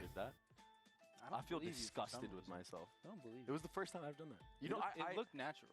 Were you just so locked like in? you were just like, all right, milk, cereal. You were so locked I'm in the so content. embarrassed. I'm actually so embarrassed right now. I was so geeked out about like having the trophy and what I was about to do. You couldn't even think straight. I couldn't, bro. Hey, damn, bro. That's what the 3P does to you. All right. I mean, you know what? Since you want to go there, since you're trying to bully me. All right. Never have I ever gotten ace before Trent. Hey, yo, you got an ace before Trent too. Hey, yo, you just dab me up, bro. Dab me up, yo. I haven't used my thing. What do I? So basically, I haven't gotten an ace before myself. No, so you just want to put that up there? I have not. All right, No got way. it. Yeah. No all right, way. right there. Is Yeah, good. That's good. That's great. What about right here? Oh yeah. Hey, there you have All it. right, so I'm That was half. never have I have it from the boys from G2, yo. Not a day goes by that I don't miss Baby Bay over here on our talent team, but I'm happy that he's having a great time in Americas. Welcome back to day 3 of Champs Paris, everybody. I'm your host, Yingsu, and I have never done a desk with Doug and Tombiz. Have I? That can't be true. I don't think the three you of us definitely have. We yeah, have? Yeah, we did in the early days. lower final in Iceland. Oh. There you go. I was there? Brother. I don't remember. There you go. Just like that? Yeah, easy. That was It's because I missed it, you know. Wait, Yeah, wow. It made me very sad. The NRG one or the loud one? I don't remember. At some point. Whereas it was definitely, I think it was loud. Oh, okay. Well, that's nice. Well, I've never There done you a go. desk with these two since 2022. Welcome back, you two. Never have I ever. There you go. Do you know what I have seen though, Doug? G2 play Heretics quite a few Have times. you? Quite a few times. I too have Yeah. seen them But at play an quite a event few times. that's not Shanghai. No, but at Shanghai, there yes. you go. were there? Yes. Yeah, we were Yeah, there. but How did it go? It went great, and then it didn't go great, but it went great for a little while. For Wait, G2 whose side are you until on? it didn't. I'm speaking more historically. Okay. Than anything else right now. Yeah, I mean, I'm super excited for this matchup. I'm super excited. I for wonder the if we get rematch. I'm glad Abyss Beast this is back on the stage series. after I think we missing, might. I mean, almost all. I think we of might get stage 2 Abyss. due to health reasons. It's so good to see him back and healthy and competing with his voice. Yeah, I'm happy to see him back as well. But here is the thing I think we have to explain to everybody that is watching. First of all, Doug, what is the golden era? And second of all, I guess to Tom as well after this, can we really say that G2 are currently in their golden era if they have not won anything globally? I'll start with you, Doug. I don't think that that's a disqualifier to that. But what is the golden era? What does that mean? Oh, it just means they're winning a lot. Okay. They're winning a lot, and they've performed Dude, well. this series is going to be crazy, I think. I have a separate question. Yes. So back in the day, were DRX in a golden era? That's on DRX's marketing because they I mean, that feels they like a won. miss. They won everything domestically and Yeah, then yeah. finished 5th to 6th. Yeah, that feels like a marketing miss on their team. See, that sounds like a no, but he doesn't want to say it. But Kind of tough on them. But is that where you sit though, Tom? You don't believe in this golden era title? No, if you don't win an international trophy, it honestly doesn't mean much. Global trophy. Or global, yes. If you don't win a global trophy, it's all for nothing. The build-up is to get to these international events. You play against the best in the world. And sure, it means something that you are that good regionally, But for me, a golden era would be if you win like a back-to-back international trophy. Sure. Yeah, I think they have performed. And look, we've been around the game long enough to know that international success is incredibly difficult to do and incredibly difficult to repeat on, right? 100%. Even more so. And so, do I think that they're not golden era because they haven't won a championship? I don't think that that's necessarily true. I also think the beautiful thing about this golden era that they're in is that they genuinely could not give two flying flips about what anyone else thinks about whether or not they're in their golden era, because that's how they carry themselves. I mean, they did right? put a song out called Golden Era that they all sang in. I mean, they carry themselves as guys who are like, I mean, we know what we're about and really don't. Trent, the timing is bad here, brother. He's looking for his ace. Wow. I thought he was looking for an international trophy. Can we say global? Global. Please say global trophy, Okay. because the domestic leagues are called international leagues. You're frying my brain right Domestic. They're domestic. That's a domestic I'm trophy. inclined to agree with you, but alas, Do you want to get in trouble with Brian? Because I will snitch on you. But for me here, for me, it's the golden era. I put a question mark after that. But I do think if they win a global trophy, they will definitively be in their golden era. I don't think you can dispute that. And a lot of that. Yeah, let's see how Leaf. I mean, if Leaf performs like he did when he was playing, I think the thing is, G2's in a really good and spot they this look tournament. Almost flawless. I think they were basically flawless the second he came back into the team. The thing that's so impressive with this squad, though, that even though he is a phenomenal player and he's definitely going to add a lot in this tournament, when they were playing with Baby Babe, they still barely lost. Like, they still barely lost even maps. Like, they were able to take down pretty much everybody on the road, and then he was like the icing on top of the cake, which does show how much depth this squad has as a whole. And speaking of Leaf, Mika Fab's got the chance to catch up with him ahead of their game today. Hey guys, Mika here, and I am here with one singular Leaf. It's so good to see you here. Were you worried at all that you might not make it to champions, and how important is it that you are here? What does The it mean? shirt is ridiculous. I mean, I didn't know 100%, you know, like I was on and off like in the hospital and stuff like that, so like I couldn't be sure if I'd get better by in time, but I mean, I'm glad that I'm here. I'm glad that I'm back to health, you know, good health. And I mean, it's just always fun playing an event. I missed EWC because of the health reasons that I had, so being able to play and being able to play at an international is like always fun. Well, it is really, really good to see you here. Another question, though. I just have to ask, can you clear the air? Because this guy over here, what is the deal with him? Is he a caster? Is he a coach? Is he a player? Is he a content creator? Who is he? He's our vibes merchant, you know, but I'd say he's a little bit more useful than someone like Zelsis, if I'm being quite honest. You know, I mean, we've seen him on the server, but out of the server, he's also helping us too. So he's kind of the GOAT. And I'm sure those two baguettes are going to come in handy as well. Good luck to you guys. No shot, Baby Bay's eating carbs now. No shot. It was lies. The diet tips he gave me were lies. But I'm very happy to see Leaf back. Also very happy to see Team Heretics back, because Tom, to be honest, should they have even made it here given how playoffs went? I think so. I think that it was a couple of games that definitely were underwhelming as hell. That's a crazy statement. Of course, Heretics should be here. But you look at their season as a whole, they went flawless in the group stage. They were really impressive all the way through. They were looking like the best team within our region, and then they fell off a cliff. And I think that the good thing now is they've had the time to recover. I don't think if I was picking the 4 EMEA teams, or anybody was picking them, you wouldn't put Heretics in there. You would not. No, I'm saying I don't think there's anybody who wouldn't. Yeah. Bad word. Nobody would leave them out. Yeah, Yeah. I'm inclined to agree with you too. For as much as they've had their ups and downs, I wouldn't have left them out of it. And I think they've got the core, they have the bones, they have international success. And yeah, maybe they hit a bump in the road. But as we were just talking about, repeated success in this game is outrageously difficult. And they're the few that have done it well. The Fanatics a lot of our green. day, Yeah, The Fanatics a lot of our day, wins. the G2s of the, I mean, They've lost to Fnatic twice. It is for real. I think I'm extremely surprised. These losses were a little bit weird. In playoffs, they had to rely on other teams losing and winning here and there Yeah. to get them here. So I mean, think they need to prove now they are. we'll see. here, We'll they see. can get out of groups. They can make a run, because their group is not exactly the easiest. But what I will say though, despite all of their ups and downs, there's been one shining beacon, and that is Rians. yes, Tom Fizz. Tell me about why we love Rian so much. Well, the fun thing with this roster is I'd say that you've got 3 players who are incredibly explosive, up and down, sometimes here, sometimes not.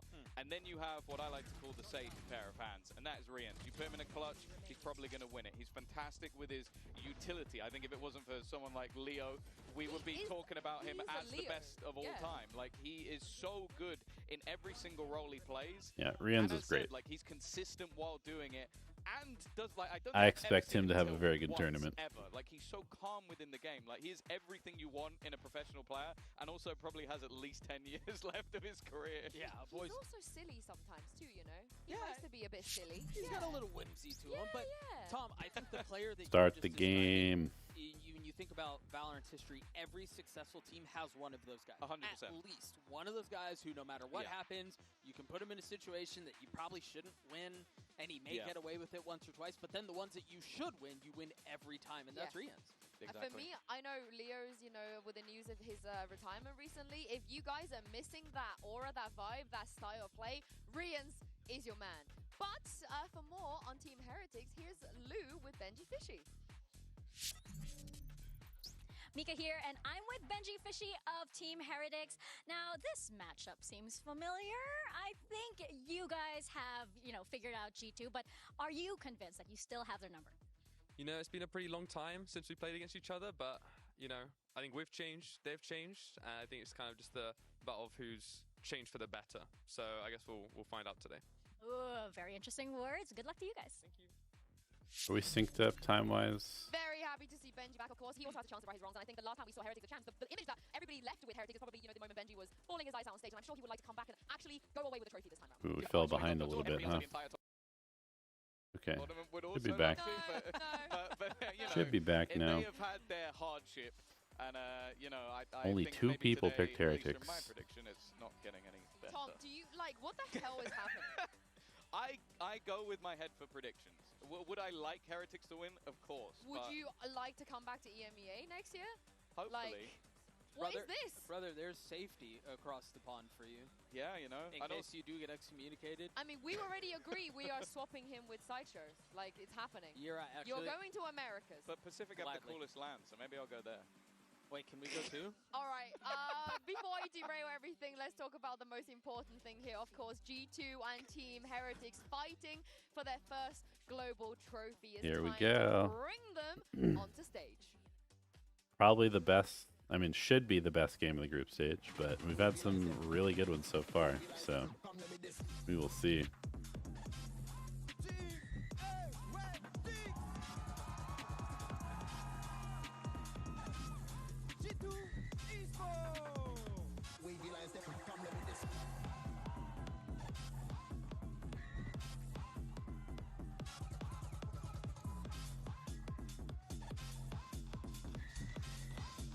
It's time to see if Los Niños can take the shine off of G2's golden era. I cannot believe this is the first game we get to see for both of these teams at Champs. It is a huge matchup, and this map pool is going to be very interesting because for G2 it's almost flawless. Yeah, that's the difficult thing. I think for Heretics, they had to remove the Abyss. It was horrific at the beginning of the year, so it had to go. Them picking into Corrode, though. This is crazy. I understand that it's been one of G2's weaker, but it's not like they've been amazing. They just about beat Mates, who they didn't do great this year. And they perma-banned it at playoffs. They banned it against every single opponent as well. So I do think Heretics are in a damned if you do, damned if you This don't. is You're picking potentially a problem here. What are you going to pick? The map that they're 4-1 on instead of 5-0? Their best map is the third map in the series, so if they can get there, this really comes into a Yeah. very, very interesting game. It's not like any of Yeah, I these, think they're though. I think they have to win this map. I feel like going into this one is going to be very, very rough. maybe they wouldn't think about that too much. Okay, don't like the map pool. Comfortable with, but the thing is, this is not the first time Heretics has done this. They perma-ban Ascent for a whole year, and then went through like 4 weeks in a row of just picking Ascent. It is also worth noting, though, that Haven for G2, teams have only managed to get 5 rounds versus them the last 3 times they played it. So I think it also look at your opponent and goes, okay, I don't want to just go into a risk. I do respect it, though, from Heretics and Yinsu. It's kind of what you were alluding to just now. Is yes, you look at all these stats, and they can seem a bit daunting, but then you have to remember all of that was domestic. success. And now we're on a bigger stage. You're clashing play styles, and it may be historically a good map for them. But what's to say that they don't have something better? I reckon Heretics' Haven is better than 2G, EG, and 100 Thieves. Sure, that's my hot take. That's fair. They've blasted, so are G's too. That's I fair. kind of want to talk a little bit though about what I'm sort of expecting to see in Corrode. I love seeing Woot's Waylay. Yeah, I it's a think it's wasteland. such a huge part of their setups. They had some really cool ideas, especially on the defensive side. I mean, G2's Corrode has not been great. They didn't have anywhere near as much on that side, so I definitely think It there's has not lots been to be great this found. year. And I believe at least the last time we saw it, Jorg was also playing that Waylay, so we might get that head-to-head of two players. I think are going to be incredible on that agent. Yeah, sorry, I've been derailed because we just watched Baby Bay struggle to open the fridge for 30 seconds. And then flex. And then he, nails it. If that's not quintessential Baby Bay, like, I mean, that is him personified. That's ridiculous. Not be funny, but Weber would never struggle with that. Weber would never flex, but he could definitely calmly open a Rebel fridge. But the Wasteland combo is really, really interesting. I truly believe on Voot it is a Wasteland, but every duelist on Voot looks good, right? That is his. That is the thing he looks the best on. My eyes do go towards Benji because Benji has had a bit of an inconsistent time. That time on Corrode, you talk about the attack site, it was a bit of a howler. We lagging? From him getting picked off over and over again. You cannot do that against No. G2. If you get picked off over and over again against G2, say goodbye to the series. Especially when the think likelihood is so. the Viper on the other side will be Leaf, who is consistently a demon on anything you put him on. Leaving him on the lurk, and also Seems especially okay. on that defensive hold, Went black having that screen. wall guard Yeah, I down think the right moment for your defensive pushes and delay. we might be it's gonna lagging a little bit. integral. If Benji's having a bad game and Leaf is doing Leaf things, this could be map over, even Might though this is the one close. that, in my mind, Heretics have to win. Do you reckon they'll bring out the Sage? I don't think so. Close this I mean, one. we'll see. We'll see. I do. Close Tom, I love what this. you were just saying on setting up Leaf 2 because my eyes do go towards him. Not Yeah, my just connection because might be a of little some of the stuff you were a just little talking cooked about, right because now. Again, he had missed so much time. He just rejoined. What kind of form is he in? We saw that he looked really good in playoffs, but as we've mentioned before, this is a different beast. I'm not gonna lie, I'm not worried at all. I think Leaf is gonna drop 30 kills, like no lie. But let's take a look at the agent select and see if we get anything different. Will we get the continuation of Waylay here at Champs that everybody's loving? We won't on the side of Heretics because Voot is playing Viper. Yeah, but also they've got rid of the Viper on the other side by the looks of it. Jorgamo's also hovering breach, but I'm guessing that's a complete Okay. that would be Buying into the Sage on the map. Jonah blocking in the Sage This is good. Well, there's a hell of a lot of delay coming through, like throwing that in. Jorgamo going over to the Raze, not the most surprising thing in the Okay, world. But like yeah, the I think Cypher, the like the Vice Sage, Viper, that's gonna give like the Benji Raze. more tools to actually hold down a solo site, It's almost like I knew what I was talking about on I this think he's map. one of the best Astra players we've ever seen, especially in post-plant scenarios. I like the fact that Rian's still going to be on the fade, one of his best, but it puts a lot more pressure Woot on Viper Miniboot is going to be have a very good interesting. game, and he is very hit and miss. Yeah, I think we've touched a bit upon Leaf and kind of Jogamo, and just like that, Fallon as well is an X factor for me on G2. Well, this could be the best match we've had yet, and I've got just the casters for the occasion. Over to you, Uber and Wyatt. NCY, don't think that as an embellishment. It's a triple crown Kings of Americas going up against your World Championship runners-up. G2 versus Team Heretics about to throw down in their opening game. Yeah, I mean, I don't know. If it's buffering, I don't really, there's nothing I can really do about it. Get that gold at one of these prestigious VCT international tournaments. Both of them know what it feels like to come up just short. That was the story for G2 earlier this year at Bangkok. But since then, at least domestically, absolute dominance. 4th place at Toronto, but still, that trophy elusive. A very different story for Heretics in Toronto. We covered some of those games and were mystified by their inability to get going in that tournament. Didn't get a map in that tournament. But we know they're better than that. They've just been volatile. Corrode, I mean, such a bizarre map pool. We'll dig into that a little bit later here, but it's Heretics on the attack side to start things off, and it's already inching Nice over to pick. A. And who else but Miniboo to open up the account for the EMEA squad? A team and a player who can Yeah, be I mean, so momentum-based. I think Raze is very good on this map. I know a lot of people don't, but I think this map is great for Raze. Considering playing off this paranoia to some degree, it's found a little bit late to it now. Grabwell also complicating things for G2 as they try and wrest control back. I really like just the two of them both both these comps actually. Little upgrade for Benji Fishy as well. really But should. Astra, much better than Omen. The Heretics players just faced up together. Although, with the Viper, maybe not, but if you have a good Astra player, I think Astra is amazing. Has a wall to work with, but very I like the Sage, I like the Raze, I like the Cypher. It's cute. I'll give him that. Right click over the top, but it's Heretics getting on the board first. I gotta say, it's interesting as well to see the Astra. We've seen absolutely none of that in America, so G2 certainly not prepared in that regard. The agent definitely more popular over in Europe, contrasting to what they go up against. This is a fascinating first map, though. The desk we're highlighting exactly why. This is one where G2 have played 3 different comps in Americas and have lost with all of them. This is their 4th new look on the map since it's been released midway this year. It's double Senti, which is bizarre. The Rays make it away back into the composition as well. That's a nice seize. Brienne's decayed down, but otherwise not affected by the paint shells that followed up that fade util. Jonah needs to top up himself. Decayed down as he seized in the corner, but it's a wall in response. That'll get broken open. And since the recent buffs, G2 have loved leaning into this Sage, playing it on Sunset, which isn't in this pool. But Are they going to wide swing or careful peek? Waiting. A little bit of skin, a little shoulder ahead, anything. Jog steps up and then gets on out here. G2 so far have staved Heretics off at his B side of the map and have scaled into some degree of mid-control with a big push by Leaf. Yeah, good position by Leaf. Yeah, Heretics, who, by the way, have gone for that 5 stinger buy, but perhaps early ideas of going with some pace. I think they just need to force this. Just group up as 5.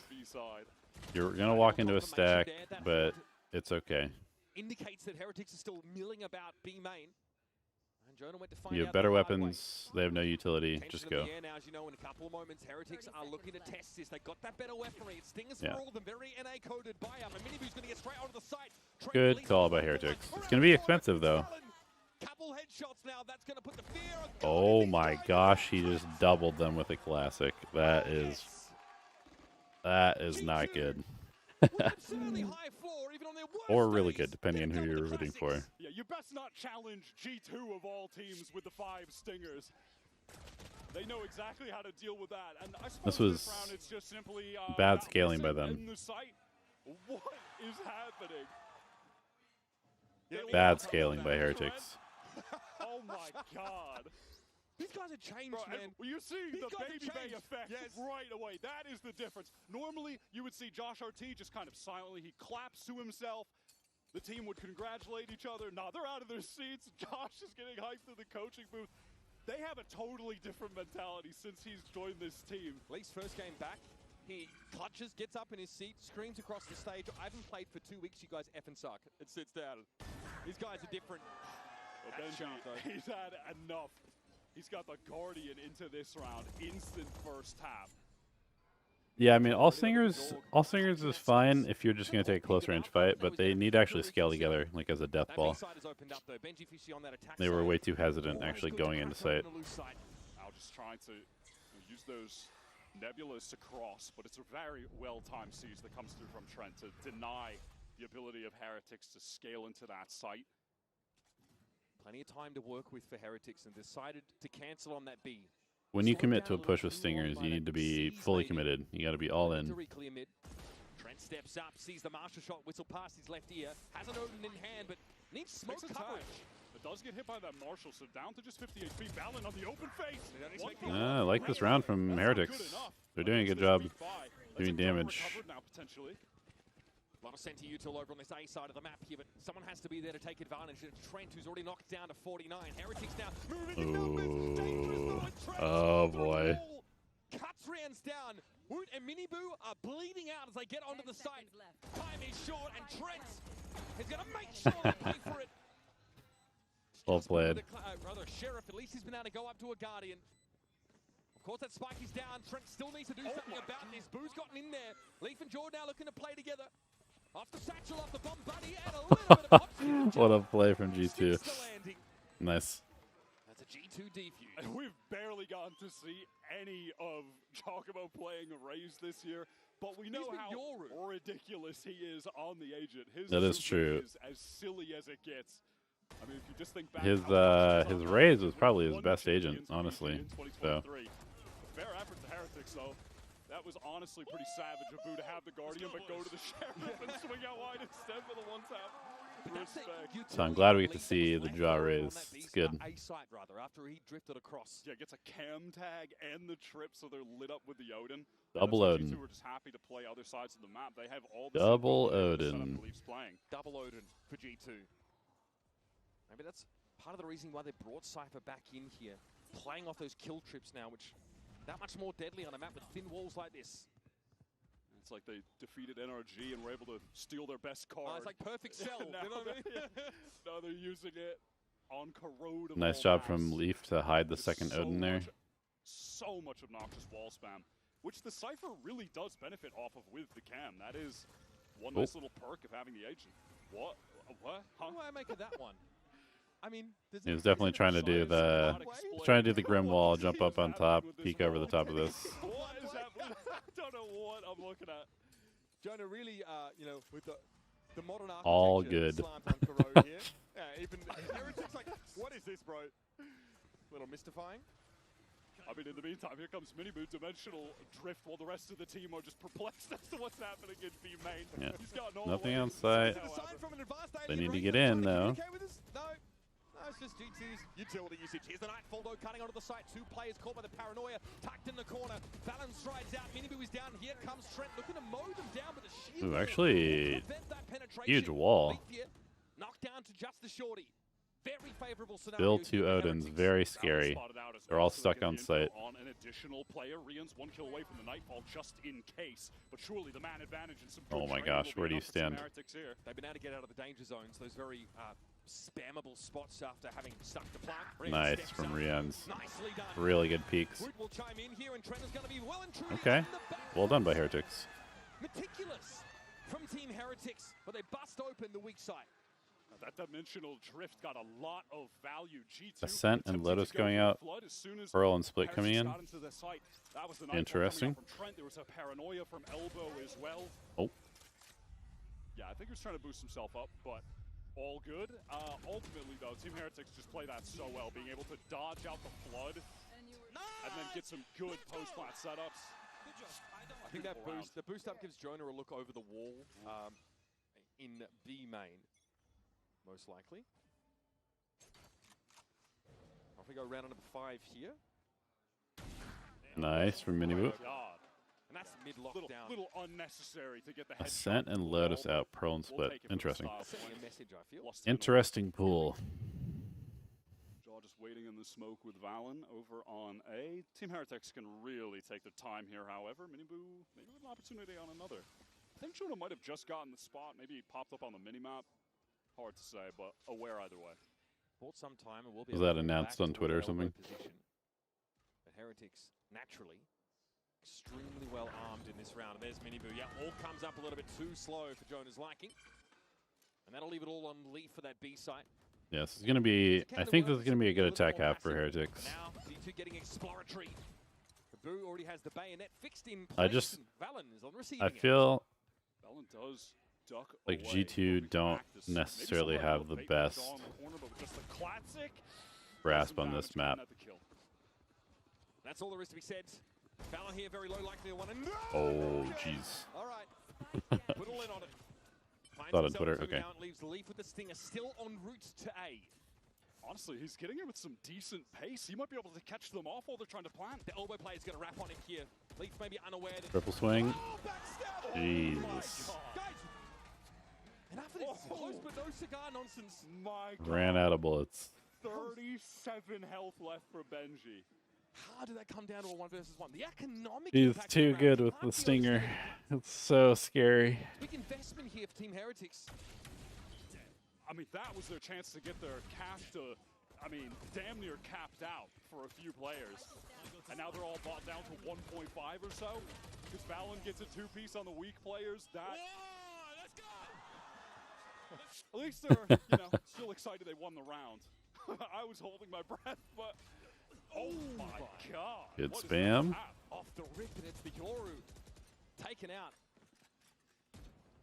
It's going to be very hard to get into the site now. Limited with the loss of that duelist. Any hopes of using Minibu to pressure up mid as a effort while they split into B for main? Well, that is nullified. And that allows for an eventual walk down and insertion by a G2 player. They're using one of my trips. Boo, rather. Still sitting bottom mid. Heretics, they really have no intention of Yeah, those are site just yet. really nice They outlaw know shots. that The outlaws, most important is they I really like move the that outlaw. site I for think it's been a utility great first, addition to then the go game. for the execute. See, Rians is just queuing up that Nightfall for a moment. That could certainly turn the tides. It depends where that really goes. There's actually no anchoring players on the side for G2. I mean, it may just allow them timing to get the spike down, but that might be it, however. In G2, they are getting in position right now. Look at Jaw, he's over at elbow. They might be able to flood back in. Leaf unaffected by that by the looks of things. Haunt is cleared. Jorgamo here up in tower, and the spam is a problem. Second kill through smoke of the round for Valen. Whoop down to 4. He steps up and ends up on the snake bite now. They have no space. It's going to be so hard for them to plant. 4 HP. G2's duelist so far. There's going to be a double stack here. Overall's at elbow position. Nades slightly off. Boo down to 61. This is really going to come down to Benji. He is the healthy player. He's tucked in the corner. Still healthy. Still ready to throw down, and he's waiting for Jaw to I give mean, him Woot something around getting that 1 corner. at 4 HP is Still no pretty Val's side. good. Slow orb at the feet of Benji. He maybe is slowed by that, and Valen's been brought back into the game by the Reds. It's 4 players on G2 now. Ooh, whiff. And Jaw just tanks the shots. Whiff. Not a care in the world.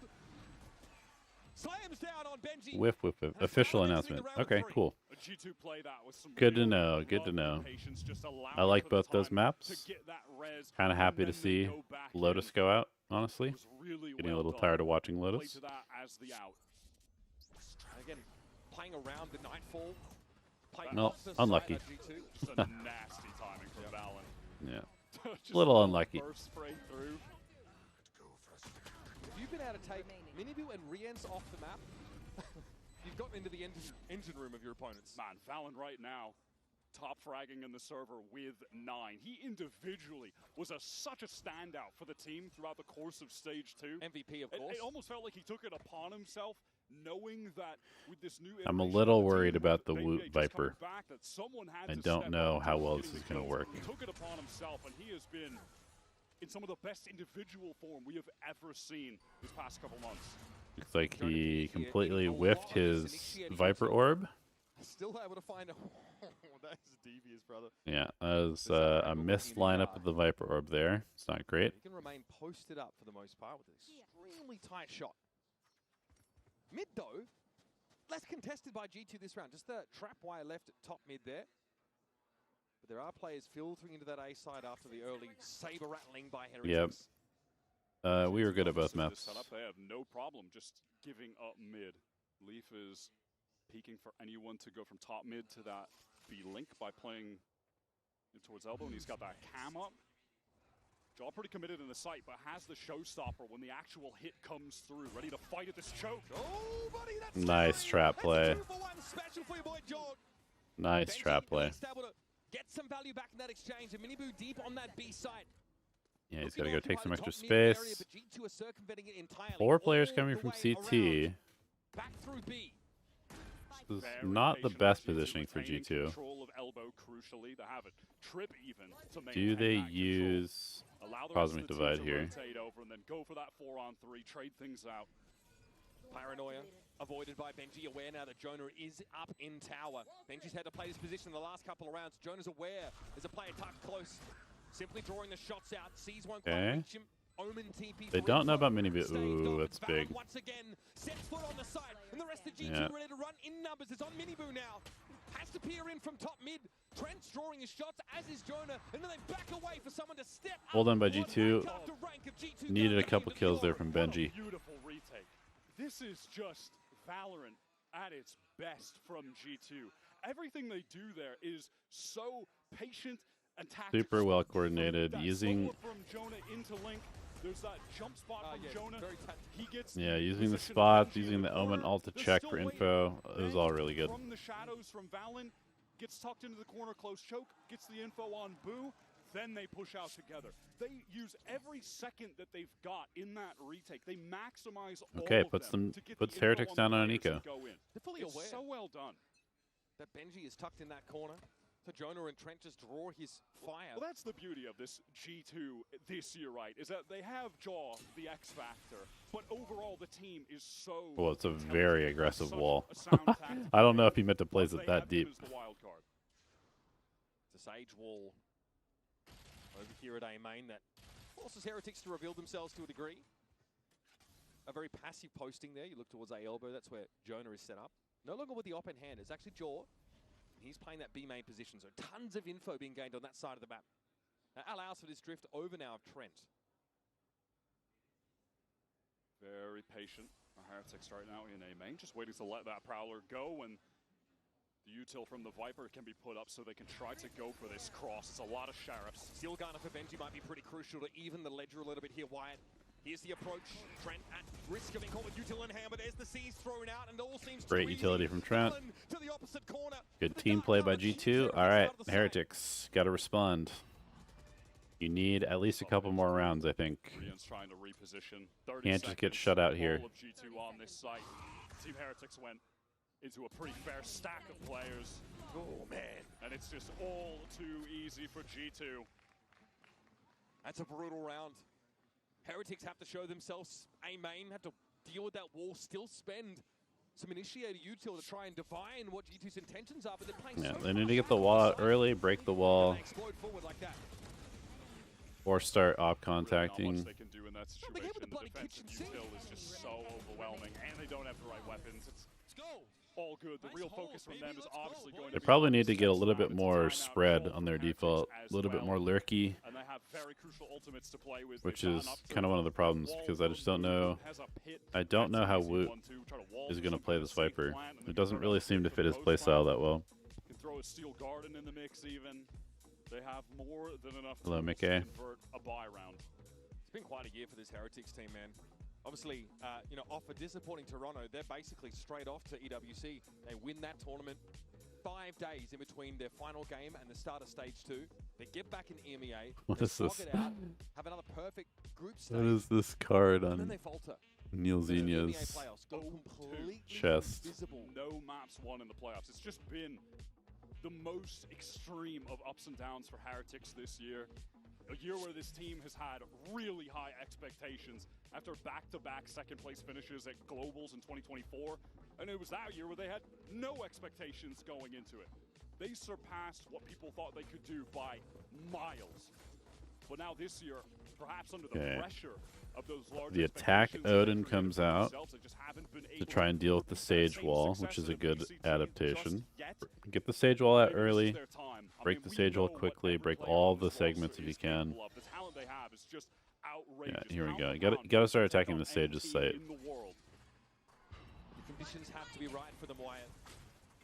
And here's that. Wow, are they gonna coming commit to through this? onto the B site. Team Heretics trying to just scale in safe and get that plant from Boo. They have no control Wait, of this the is map with this setup this right is now. a Leaf is trying to this use is the a wall. crazy round. With the shorty, and there's the pit. Leaf got hit by the Prowler, so had to play close to Kind of a cool set play, back up a little bit. Viper's pit, there's but a heck of a lot also of work kind here of for Team Heretics. insane. A big investment in this round. And Minibu scales in, and he does get his, teleports away. The ramp coming through a little bit late. Sheer Wall is also going to cut Jorgamo off. The rest of it's going to be on Ooh, Trent big play to from try Benji. and fight them here out towards B main. I mean, this is Haphazard round as Jonah's trying to get on the spot. this is an incredibly troll set play, but I kind of love it. Now, too much architecture here. Heretics have really set the playing field in their favor, and Minibu will collect straight up mid for his third. Leaf at least can stave him off, but you can't. Nice round, good response from Heretics. That's a good one to steal. Use both of those ults, which are kind of hard to use on this map. The safest of Steal safe around. plants. That wall only gives enough space for Boo to get in the corner there with the spike.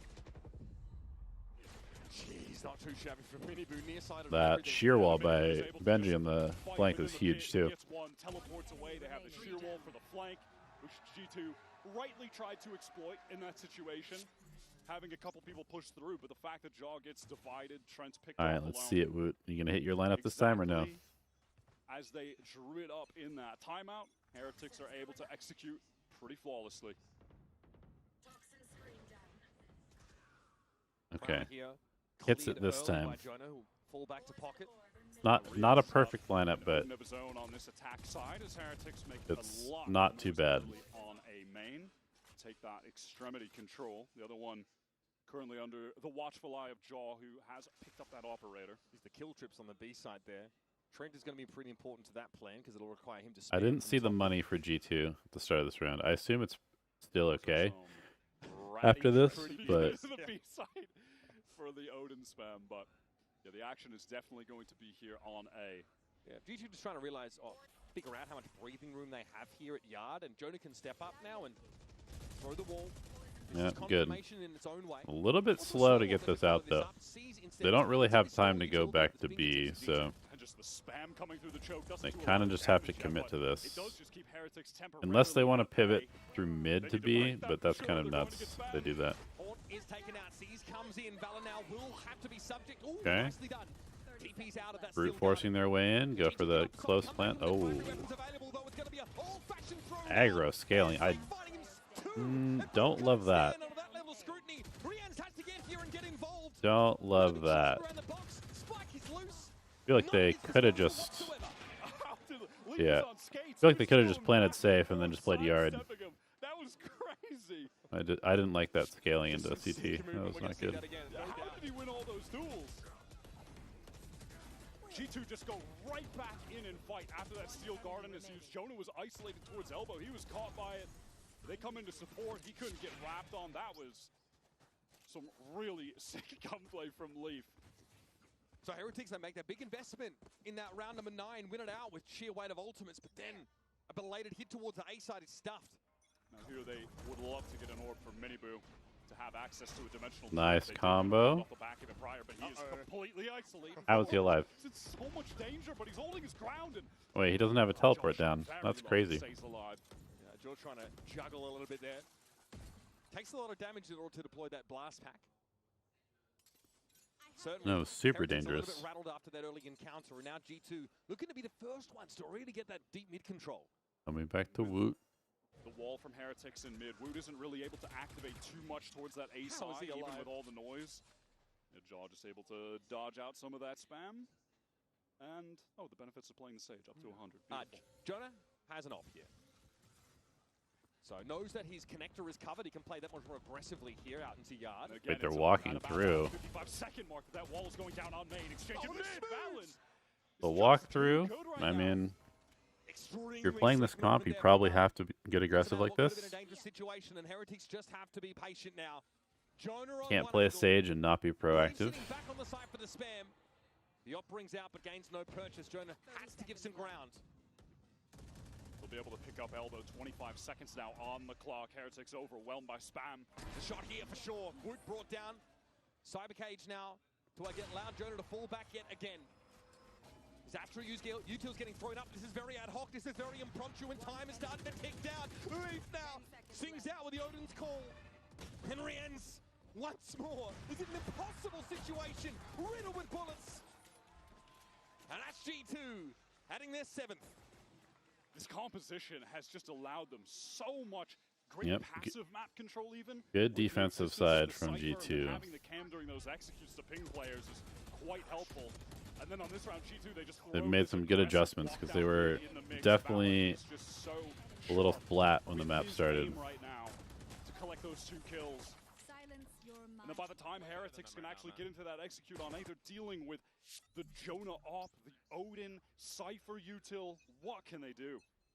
Yeah, the buy is not good for this last round. By the way, to fight for that contested territory with the slow orb, the wall for the safe plants. But for now, it's a dimensional drift up mid for Minibu. Lots of info here. As he has found the captain of the ship. I'm surprised he doesn't just go into spawn. I feel like getting somebody deep in spawn might be kind of good. This is going to be hard for them to get through. Yeah. Oh no! Now Heretics boxed in.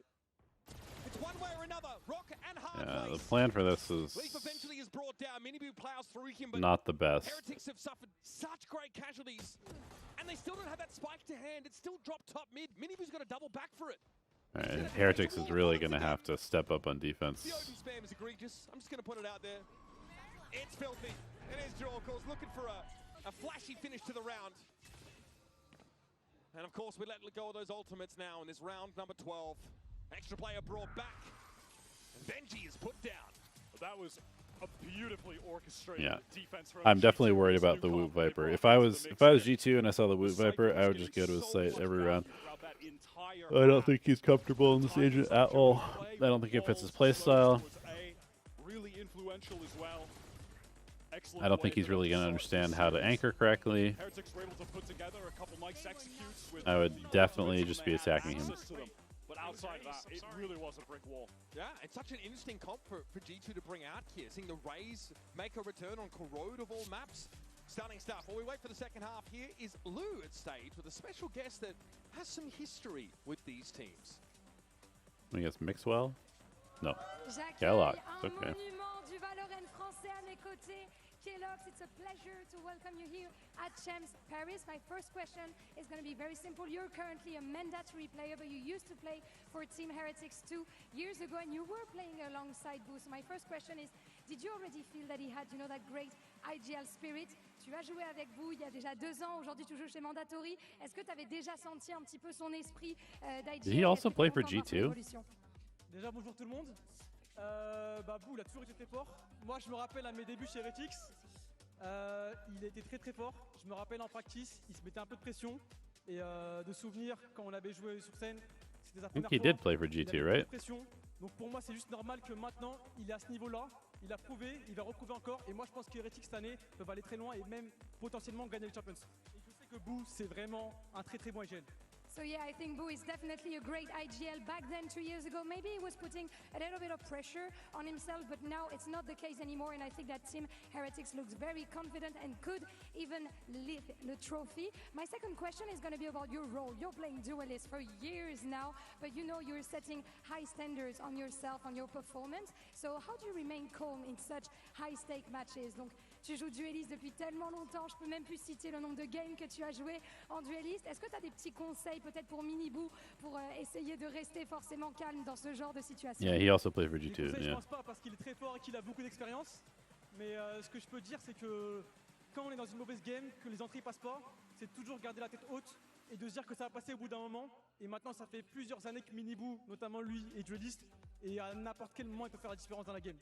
Definitely, I think those are wide words. He can do the difference anytime. He should just keep his head cold, and I'm sure that he's going to make it for sure. He has been playing Duelist for so long now. Merci, Kellogg's. Good luck for Ascension. And before that, we're going to see who takes the win on Corrode between G2 and Team Heretics.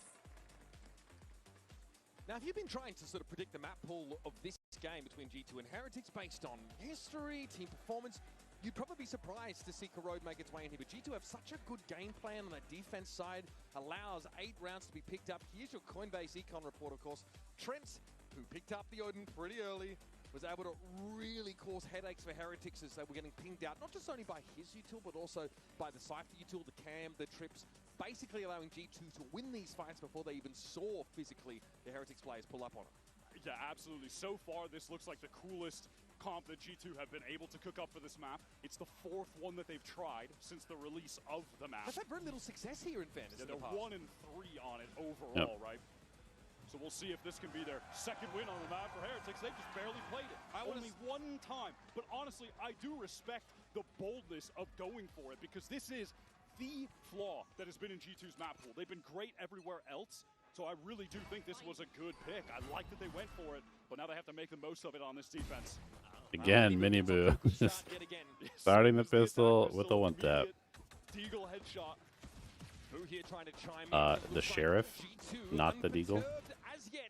Evidently, the Frenzy can work at range as well. Valen goes down.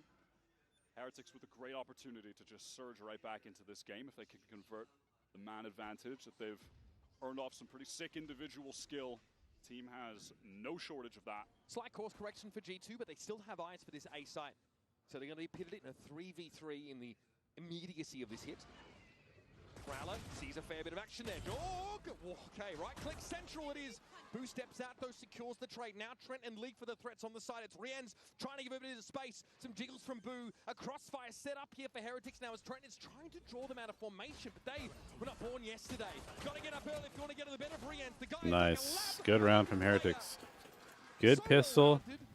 kind of has everything you could ask Very for an important. individual at this level. If you're on defense, you really need to win the pistol in this map. Boo and Rians absolutely managed that utility that was thrown at them to the best. When Rians gets, as deserved, so much respect from the community, analysts, other pro players. He has got it all as a player. He really does. He is the complete package. And a delightful 3K to start Heretics on the right Great foot. frenzy usage. Supposed to be Outlaw comes How do you out. hopscotch like that? And dizzy work. Anyway, a very early outlaw picked up here for Miniboo. Valorant trying to play off this haunt, and Miniboo is unperturbed. Good discipline. Gate crashes away. Jaw going to recover that orb, but with Definitely, it should be pretty hard for G2 to attack with the Astra, Viper, Yoru. I mean, everything that Heretics has is good on defense. All of their agents are good. On this map, we still should have big question marks about their ability to close out a full game of Corrode right now. This has been, as I said, the one stain on what has been an almost flawless run through Americas. Miniboo so far is now to find himself in the perfect spots to take contact. So now G2, suffice to say, running out of ideas. The sheer wall. Unfortunate. Sheer wall eventually. Flawless. Come down on him. It's interesting, too, to see that Heretics, they have opted to go for a much more meta look on this map, running the double controller.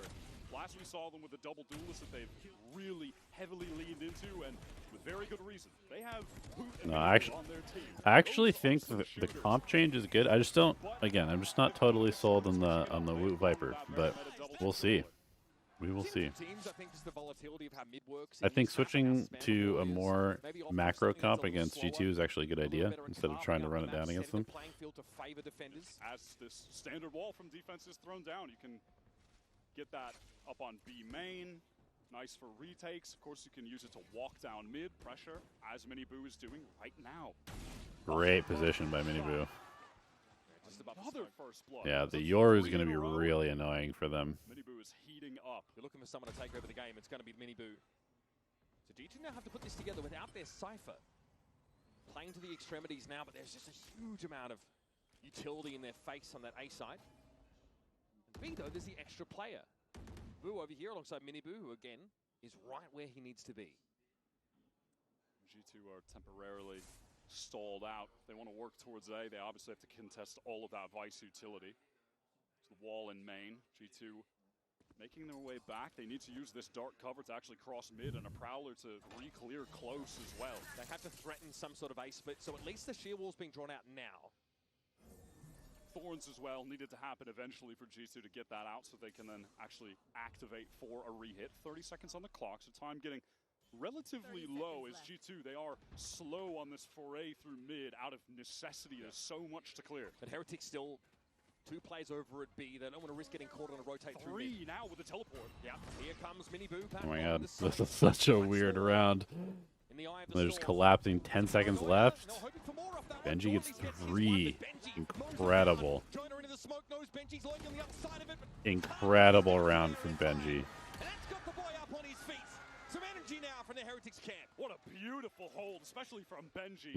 That's like a classic Benji Fishy round. That initial kill Just from backed Miniboo into a corner, gets puts G2 4. in a very awkward position. They're slowly trying to rework that map late to get in towards this A site, but it's too little too late. Miniboo's able to teleport over. All of the Bulldog is amazing as well. Shots from Benji being at the top of the scoreboard is a really big deal for Heretics. He's had pretty bad season so far. Successful in consecutive rounds at working mid. Miniboo's been a real thorn in their side. See if he can go 4 for 4 on first kills in this second half. He is the player on Heretics that you want to be heating up early, to be feeling that momentum. He is a player that just takes so many liberties. Man, good trade. Benji is just racks up 2 kills. feeling it. He's one away from getting the Steel Garden even. Feeling it. And here's 18 frags in 16 rounds. And he sees no reason to give any more ground than this. And there's the Arcros lighting a couple up. Benji falling back now. Valor not really at effective range. Needs to close the gap, and Benji knows it even better. Steps back.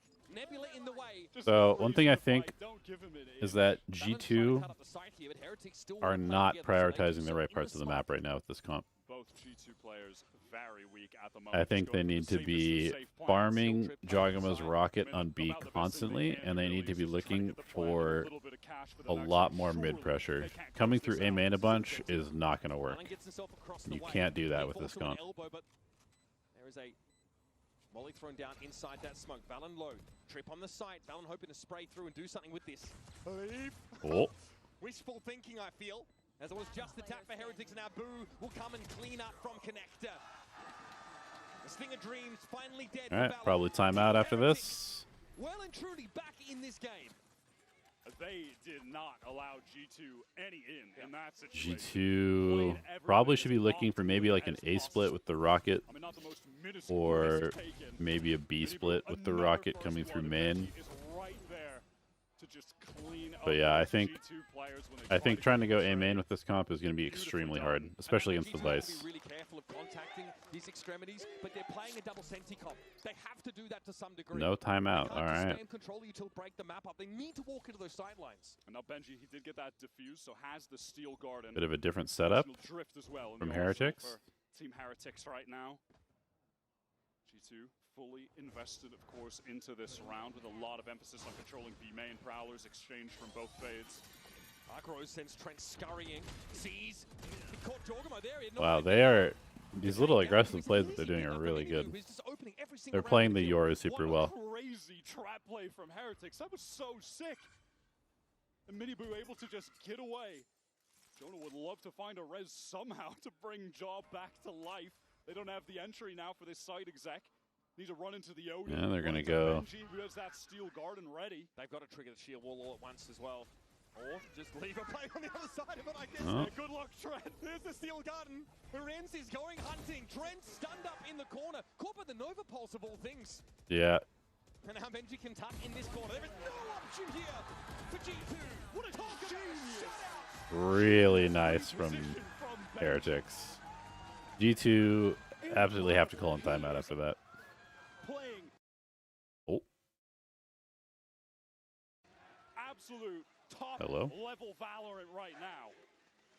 Oh my god. And it's these little adjustments. There's the thorns so they could, you know, try to make it so they couldn't run away. They already crossed back. Didn't even matter. Minibu is that fast. Gets out. Yeah, G2's corrode is rough. Steel Garden would hate to be Trent in that corner. Sorry, bro. The whole team got stuck behind the wall. You're caught in. No gun. Stuck. These guys have gone off the overcomp, so they do not have an easy way to get a shield wall out of these chokes early in the round. They have to test it, and if they take too long, they've been split up multiple times on both sides of the map now from just triggering that while they're trying to go in numbers. G2 are forced into this timeout now. Heretics flawless on the defense up until this point. Oh my god, Benji is just going crazy. Josh has to get in their ears, and they've got to figure out how this double senti comp is supposed to gain equity on the attack side of this map. They need to prio B, and they need to prio mid. They spent way too long trying to do A stuff. This Sage util, I promise you. Until you actually get the spike down. They've only had the spike down on one round, and it was a 2v4 at that point, and Jonah was already dead. They've gotten no value, essentially, from having this Sage up until this point. They do have some good ults. I think they really need to explore trying to go fast, but it's hard. If you can't get post plants, you're weaker in trying to get that cycle. But yeah, playing this macro game against this comp is going to be super hard. They cannot try to execute late. Way too hard to go through Viper Astro Vice. The cash to buy up in any serious way. It's just back to a few Again, stingers. 0 mid control. Heretics has had one player mid the entire game. Epic crash out in MEA playoffs for Heretics. Looking really composed, and honestly, like you mentioned, with some genius individual moments. Don't be fooled by the number 4 seeding. I feel as well, coming into this match, honestly, with some intention to pick this Jaw in very quick. Oh boy. The rocket code just goes awry. What was that? Okay. Oh No one boy. can even support. They're all sucked Well. out of the choke. They committed the showstopper on this of all rounds. Oh man. On this buy? That is deflating. Yeah, maybe they're hoping to rush in around it, make something happen. There was no sheer wall to control I think using the showstopper is fine. Like you need to start using your ults to try and win some rounds, but Doesn't matter which site that Vice is on. There's going to be just kind of unlucky. He whiffed the showstopper, and cross-map lineups. They just want to storm into this A site now. They want to go it's hard hard to get through what Heretics has on defense. There's going to be dark cover now inside A. They're going to have to fight through that. Razorvine. I mean, have fun getting through this choke point. There's an Odin. Benji's getting in the corner as well. Yeah, has to clear the horn though, whip around, yep. and now lays waste. Here's Miniboo catching the push straight out of elbow. There's one singular lead. Very nice from Heretics. And not one singular hope.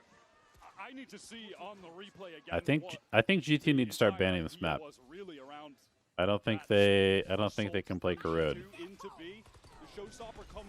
They've tried 4 comps and all of them have been pretty bad. Pretty stalled out and Dodge is overwhelmed by some util. That is so awkward. I mean, sure, they throw that ult away. They still have 4 other ones. But yeah, also I just don't understand why they've let Heretics just have free mid control for the entire game. Again, just totally free mid control. The showstopper, the nightfall or something. There's 0 pressure middle. So they've got 2 consecutive rounds where they have side opening ultimates. But look at this close positioning from Heretics. This is absolutely devious. And they just don't even want to allow them to get that spike down. Rien's tucked. Shots through the masonry. Benji and Jaw traded out for one another. Okay, tags 2. Nightfall catches on the G2. They want to get this space. They want to deny the ability for Jonah to get value from the res. Yeah, I'm Trender's already trying to re-clear that, but there's an Astra Star thrown very down, confused about G2's game plan. keeping G2 off A. They are telling G2, if you try to get this res, we are going to be right there to stop you. And they want to double back. G2 Yeah, they're gonna come try and res this Valen went for a TP towards that A yard and execute with Trent's ult. Now they're working their way in. They're going into the Odin. Way to get some form of mid control. At least the sheer wall's out of the picture. Right? Benji's down, so that connector wall won't come Yep.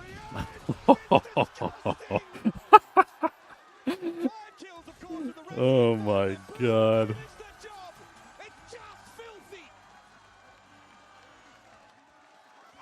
I'm just stunned. The Astra's too good also. Absolutely 100% committed to we need to I think if you're gonna play solo smokes, you have to play Astra. Couldn't you make it any easier? I mean, look what happens when you try to swing into this Odin. You're just getting stalled up by bullets. You're getting lined up. How else are they supposed to take back control with this call? Call baby babe. That's funny. Hope to maybe use this fake util to clear some space? Yes. Fuck yes. Oh, that's Rien's. Hey, can't catch my boy Weber with the bleep. Bro, too slick with it. Okay, it is crunch time for G2 now. We had raised eyebrows coming into this map anyway. It's been the sole flaw in G2's map pool. I mean, again, I have to point the middle. They have gone middle 0 times. There's been 0 mid control from the attackers. How can you play this map without putting pressure middle? Something they'll lean into, or G2 feeling really confident in the comp they've got this time for the 4th different switch. I don't know, but either way, I think Team Heretics have, at least it's looking like right now, have exploited this hole in G2's map pool to get an early leg up in this series. They've got nothing rolling on attack. Team Heretics, they understand the win condition right now against this composition, and it is to fight. And if there's one thing Heretics do best and love to do, it is to fight. They will fight you. I mean, they will aggress if G2 goes an entire attack half without putting any pressure middle, I am going to seriously question like, what they are doing on this map. Probably in round 21, in fairness. To overcome this disgusting hold, this Odin play. They're definitely trying to pressure the Vice wall and like trigger the Vice wall, but okay, they're finally a bit up middle. Leave hasn't been any sound. Work the map elsewhere. Finally taking space middle. Mid. Now it's hard for Heretics to play defense. They can't rotate easily. They don't have good information. Their economy is cracked. They're never getting the spike down. They're never getting extra cash. They just have to keep going in with these miserable half buys. And half, I feel like, is generous. Valorant looking to cut up the site. This is going to favor now that Stinger play. It's going to allow G2 to function with this weaker weaponry. There's Horn. Sees Horn right in front of them. Catches on the two. Jog is seized in place. It's so dirty. On a dime, they spin a trick. I mean, nicely done by Heretics. In silence. And now Leaf has to give up some of the mid control. Doesn't want to tangle with Miniboo, and who would? Needs to link up now with Trent. It's two sheriffs, but I'm sorry, this town ain't big enough for these two teams. And G2 looks like they're the ones that are going to get booted out at Sunrise. They have to test this Nebula before it fades away, or Rians will make mincemeat of them. Also, I kind of feel like they're not using the stage correctly on attack either. Team Heretics defense, it has that raw aggressive element that they're known for. It's had a lot of great first kills from Miniboo, but there is also this depth as far as the strategy with having these trap Like plays. part of the reason you want to play Sage is that on attack you can do like the cheeky plants right there, like right here. Just plant for yard, play off, control a link constantly. But yeah, I don't know. I think G2 just don't understand how to play this map, which is weird because they usually have a really good understanding about everything in this game. But this attack half has been a complete disaster. What might be their last round? They only have the neural theft left with Leaf. I don't want to blame them because like I like their coaching staff and I know they're all smart, but they don't understand how to play attack on this map at all. Those could be relevant in this match point round. This all preference tells me everything I need to know about G2's master plan. They're trying to get Jorg with a showstopper, give them a way to explosively break onto a site instead of being held in place, locked down, and just sprayed. That showstopper had no value the last time they used it. He was fully isolated. They should have been constantly abusing middle. They should have been attack opping. I mean, their money has been terrible, so it's hard to do that. They should have been farming. They've been the one thing that they've been doing pretty well is farming the Raze ult, but I don't know. They also have not been pressuring B at all, Both players shoot it, so G2 well aware that they are going which is a little bit hard to do against the Yoru, but you do have a fade, and you have a Cypher who could use the camera as sort of like a secondary drone.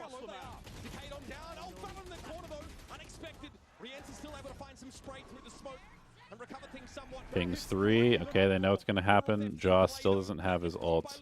Valuable information now for G2 as Trent gets the plant down. Yes, Nightfall's in play, but that slow orb stops Heretics from capitalizing. But I think it's pretty obvious. The 2 rounds that have looked the closest to them getting on site, they've come through middle. To some extent. Miniboo has a single flash, a couple util pieces. Flashing in, Miniboo lit. Leaf steps up for a moment. There's still some Astra Stars to deploy, and Boo is going to get things set up now for this retake. Triple swing, okay, yeah. Step up, and Jonah and Leaf are able to cut them down. It's on Woods, and G2 get a lifeline. Okay, there's definitely a chance here because if G2 keeps 4 guns, they can definitely get the rocket here. They had such a good defensive half that they're not that far away from catching up. And it's simple. Valen smokes in there, TPs across into the corner, occupies that space, they get a plant, and they fall off.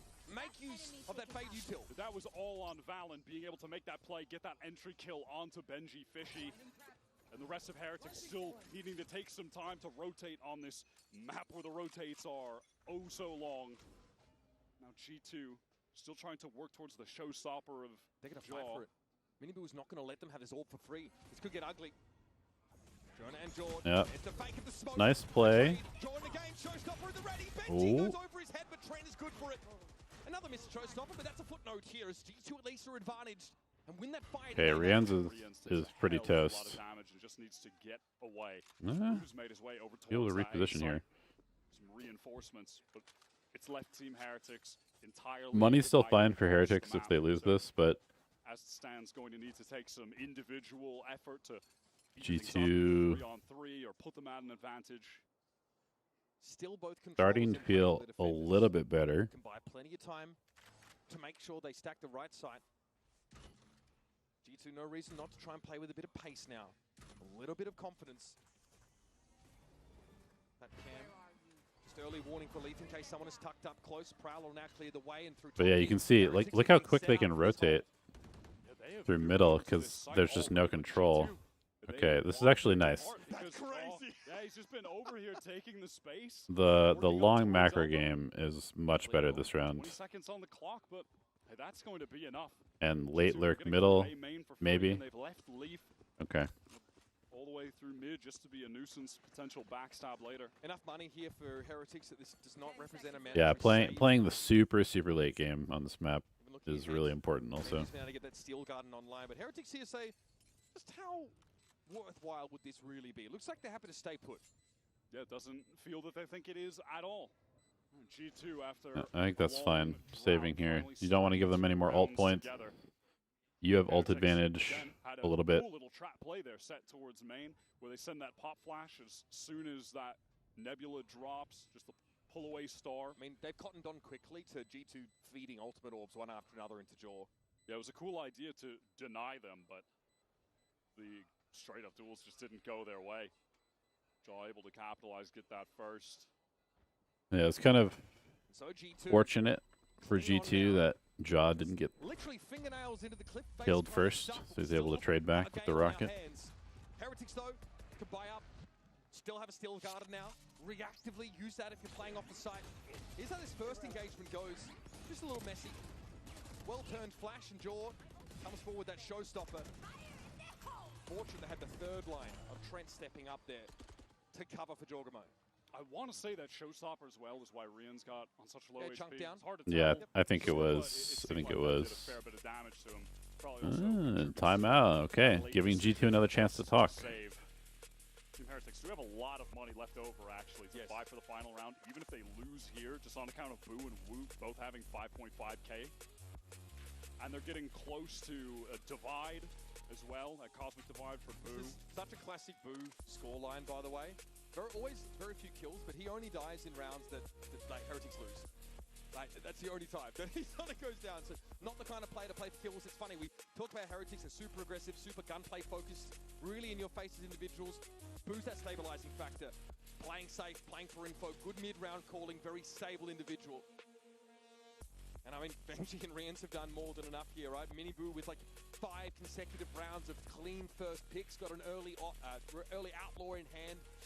Played up on the extremities for contact, was very successful. You read my mind though. I was actually about to ask if Miniboo's going to buy the op, and he does, getting back into this out of the timeout. They did Okay, have the attack op, and that's finally. something that they've leaned into, a scoped weapon since the early rounds of this half, and he was getting a lot of first bloods with that outlaw, so I'm not surprised to see them try and pick that up late, have that be the factor in victory. His positioning with it is interesting. He's just going to play that B main spot. Maybe just some jump spots from Leaf. Yeah, Cam used. Is it not for G2 in the hands of Jonah? This is headed over to A. My camera is in case there's any exploration from Benji past that line of scrimmage in yard. Pretty deep. Haunt gets thrown over towards B main and now A main, so exchanged on opposite extremities as G2 attempt to move forward. Have to go through the poison cloud. Barely gets out. Way of that slow orb that was just bouncing all over the place. That's a little silly, but that's full yard control though, Gain. You've got to respect the Odin, of course. It's a bit of damage onto Jonah with the spam. Yeah, not bad. G2 haven't scaled into any of the space. I think the Odin's definitely given them pause for thought. They haven't really looked to take mid either. It's pretty tentative play for Valen. Oh, Wood has the op now. Okay. In spawn, you can see him ready to just kind of throw the gate crash over towards that B side. Kind of like this. He's the one stood in B main. While do G2, now with the knowledge it's there, want to continue to test this off. Nope, they're going to go back A. There's that gate crash, goes all the way back. Okay, they're going to come try to split. But at a moment's notice, Miniboo can come support on that B side if the execute goes through there. Wow, they really don't like coming through short. Interesting. Seconds in the round. God, if they got to walk into all these Vice utility, it's going to be a disaster. 20 seconds they have to get through 2 No, this is tough. There's no way. I think they're just going to lose on time here. There's no way, man. There's 15 seconds. How can they do this? No other choice here. Paranoid comes Yeah, they have to come through. There's no way. There's literally no way. Yep, it's over. It's over. Yeah, okay. Great round from Heretics. I mean, G2's attack on that map is terrible. It really is quite bad. They just did 0 mid pressure for the entire for the entire half, which is kind of unacceptable. Like, you have to go middle. You you have to go middle and attack on this map. So important to put the pressure on. Numbers on that defensive side, especially 9 first bloods for Miniboo. Insane stuff. I mean, you saw Really good map from Miniboo. Really good map from Benji Fishy. Obviously, Rien's is great. the experts are stepping in to break down that first map. Yeah! Sit up, down! Stand up, stand up, stand up! Joe, sit down, sit up, down. Let's go. Let's go, baby. Let's go, baby. Enes, stand up! Enes, get up, get up, get up! Guys, hello, baby bay, where are you, bro? Come on! Yeah. Let's go, baby. These guys crack me up.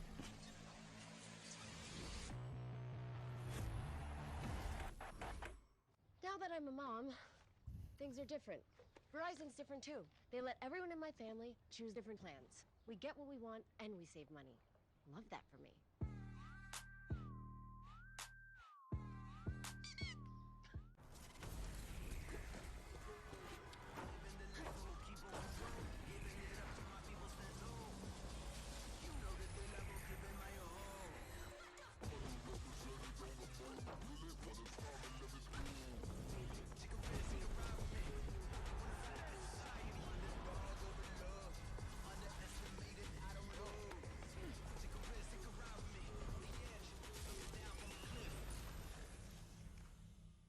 Esports World Cup, where we are starting off with Valorant. If you want to win, you have to win against the best. So looking for revenge.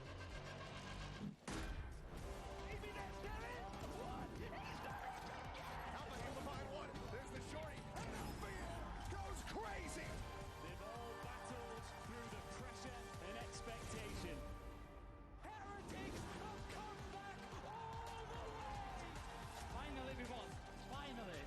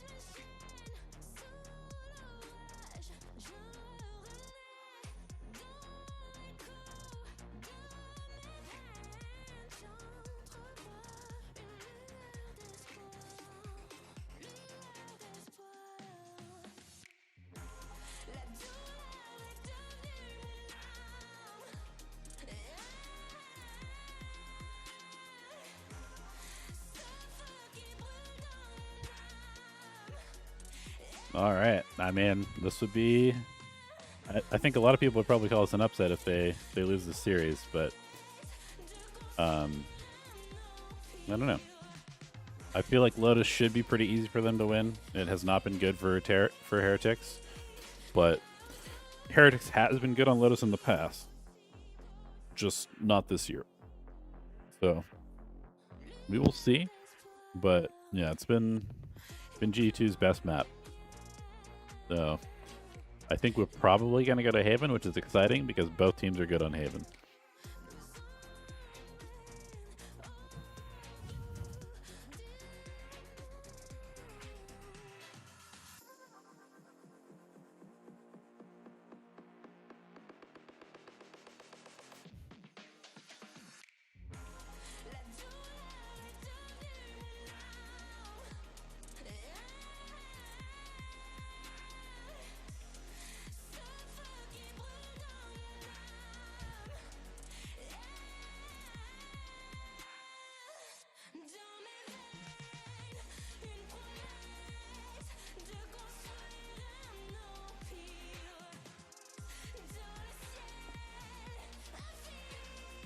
Yeah, I mean, they really didn't set Giacomo up for success on attack at all. And like I said, Woot Viper, I did not think was going to be that good. he didn't really have to do very much, but I don't think it really fits his playstyle that well, and so hard for him to have a ton of impact. He's just not really a lurker, and he basically didn't lurk, so hard to find kills on attack, and then on defense, they just never went to his site. I really didn't understand G2's attack game plan. It seemed super bad.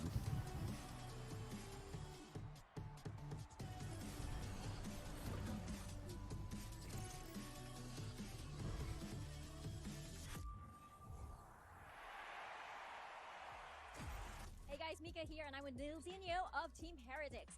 Now, congratulations, by the way, on that defensive half. That was nearly perfect. I wanted to know about the map veto because we had Corrode and Lotus, and these are maps that Team Heretics doesn't really play that often, especially the Lotus on the VCT stage. So, was this all according to plan? Yeah, pretty much. We had a good map pool coming in through the group stage. We didn't play great in playoffs. We simply just didn't have time to play Corrode, so we really worked hard on it. And yeah, we're confident in every other map in the map pool, especially now the Icebox is gone. So yeah, that was what it was for. We saved it for our champions, and I'm glad we showed it. And the same with Lotus. Like, we've got a lot of prepping on Lotus too, so it's a really good vehicle for us. Well, excited to see what you guys have prepared on Lotus. So good luck, and make sure you flash that jersey loud and proud. I can't believe Nilzinho has a picture of Tom Biz on his jersey. It's crazy. I'm everywhere nowadays. Yeah, you must be really proud of that, Tom. Of course, of course. Welcome back, Doug as well. Any plans to go to Tom's barber? I hope not. I hope not. I'm hoping I'm I'll be honest still with you, okay. Doug. It's not a choice. Yeah, You're just gonna wake up one brother, morning. I'm hanging on for dear life. I'm counting the days. I gotta get out of esports before it happens. Well, do you know what was a choice? Re-ends without Odin. If we take a look at the HyperX reflex moment of the day, there was a lot of Odin moments, but Doug, honestly, this was just unbelievable. Oh yeah, this takes the cake. I mean, I love the way they played it from the beginning. You saw Jogmo dies early, and they were hellbent on refusing to let G2 even get into a position to res, and then they think they're finally safe. They can bring their star back into the game, and then re-ends happens. I'll be honest, you picked the wrong half of this duo to come up here and talk about this, because Mitch is the Odin enjoyer, I am the Odin hater, and I do not like that worked that well.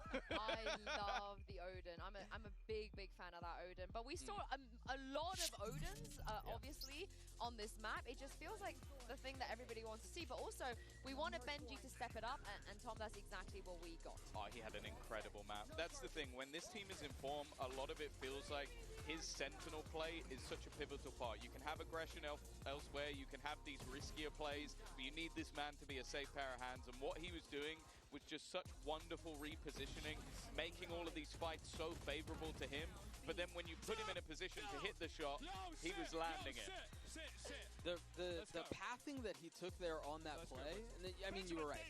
And those are the kind of plays that you'd expect out of someone like Benji Fishy, right? Like when you know you're playing against the likes of G2, you kind of forget about some of their woes in the past, and he stepped up in a huge, I mean, just look at the numbers.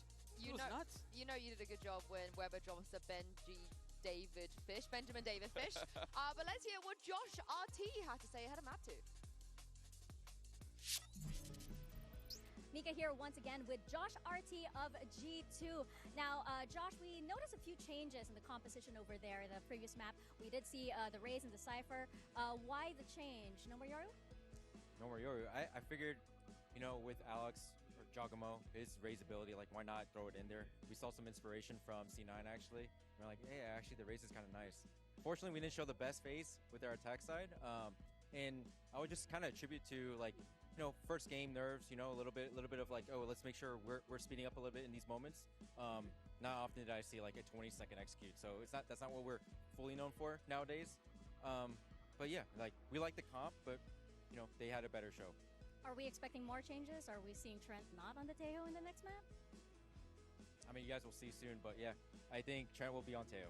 Oh man, I love that teaser. Thank you so much for that, and good luck to you guys. Of course, Trent is going to be on Teho on Lotus, and this is where we should not see any uncomfortability from G2, let's be honest.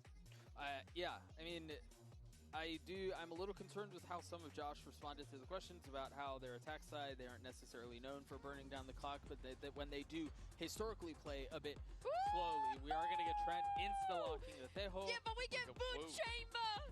Oh, wow, Okay. I didn't even see that. Yeah, they're going heavy into this one. I like the fact that we're seeing that. I think the double initiator now ducking out. That was something that they ran before. Benji locking in the deadlock as well would be a cool little addition. One side of the map locked out, the other side going to be incredibly aggressive. And a player we've known for his sort of first bullet accuracy and flair, picking up that chamber. Well, they're definitely bringing fire into the map. Whether it works or not is something completely different. Yeah, to be seen. Honestly, I love Deadlock. Yes, technically a Sentinel, but I think Deadlock feels so much stronger on the attacking side. And so, I honestly, I love this comp for Heretics. I love that they're starting on attack. I love that they're going to be pushing G2 on their back foots, or in theory they should, to open up the map. They've got a really nice setup here to be able to close this series out. I think Jogamo has to have a better performance. Has to. And then Leaf, we talked about him at the beginning, prior to the series starting, was fine, but not the Leaf we expected. Yeah, I think it's two very different looks to how you can play the map. I think like a lot of it will be looking for those first jewels for the side of Heretics on that attack side, and then that aggression that you can run in with on the Teo. I think it's going to be an absolute brawl. Yeah, we haven't seen Heretics play Lotus all of Stage 2. They didn't go there at all, and this is what they've been working on. I am so excited. How are you guys feeling about this? Excitement? They've cooked. I just don't know if it's going to taste good. Like it's one of those ones that feels risky. Like you're very reliant on both Minibu and Wu having good performances. If they do, if it's like the last map, they could absolutely destroy G2. I've very rarely seen a Turkish player falter on Chamber. I am so excited to go into Lotus and send this back to your casters, Uber and Wyatt. You know, this is kind of the rivalry we were being promised last year, actually. Think back to Shanghai. G2 and Heretics played 3 times at that event, and G2 was ultimately knocked out by them. And then they just didn't play. They didn't play a champs. They were both there. Up until this point, they've dodged each other. So now we kind of get that renewed. It's crazy to think back to how things were then. But I mean, thinking back a little less far, that Corrode game for G2, not convincing. A weird comp that caused them to struggle to scale into parts of the map they had to control. I think Team Heretics made an amazing decision exploiting that map, the hole in the pool that G2 have right now. But we're on Lotus. This is G2's bread and butter. I think the de facto best Americas team on Lotus right now, having most recently beat NRG, who look like the best team on the map in Americas. So I put G2 as the top dog here in the region, and Heretics will have their work cut out for them. But right now, man, they are looking good, even just on that individual basis with 3 players dropping 20 bombs on map 1. And it's been a while since I've seen this double Sentinel look, especially with Chamber and Deadlock on Lotus. Like it cropped up in Americas randomly. Startup was playing it on this map, but let's see what Heretics have for us. Jaw going to be able to receive Boo as they make their way over towards the B site. We're going to see the Deadlock wall thrown down to cut off that C-Link entrance. Jaw goes searching, gets another one. Low as he is, Wood gets blown to pieces. And now, Team Heretics are trying to pivot, but no matter where they go, there's just G2 players waiting. Good kill from Benji, but this is going to be tough on Joe to the wide swing is crazy, but Frias can't get the trade. I don't know how he gets away with that one. Joe The Professor is in.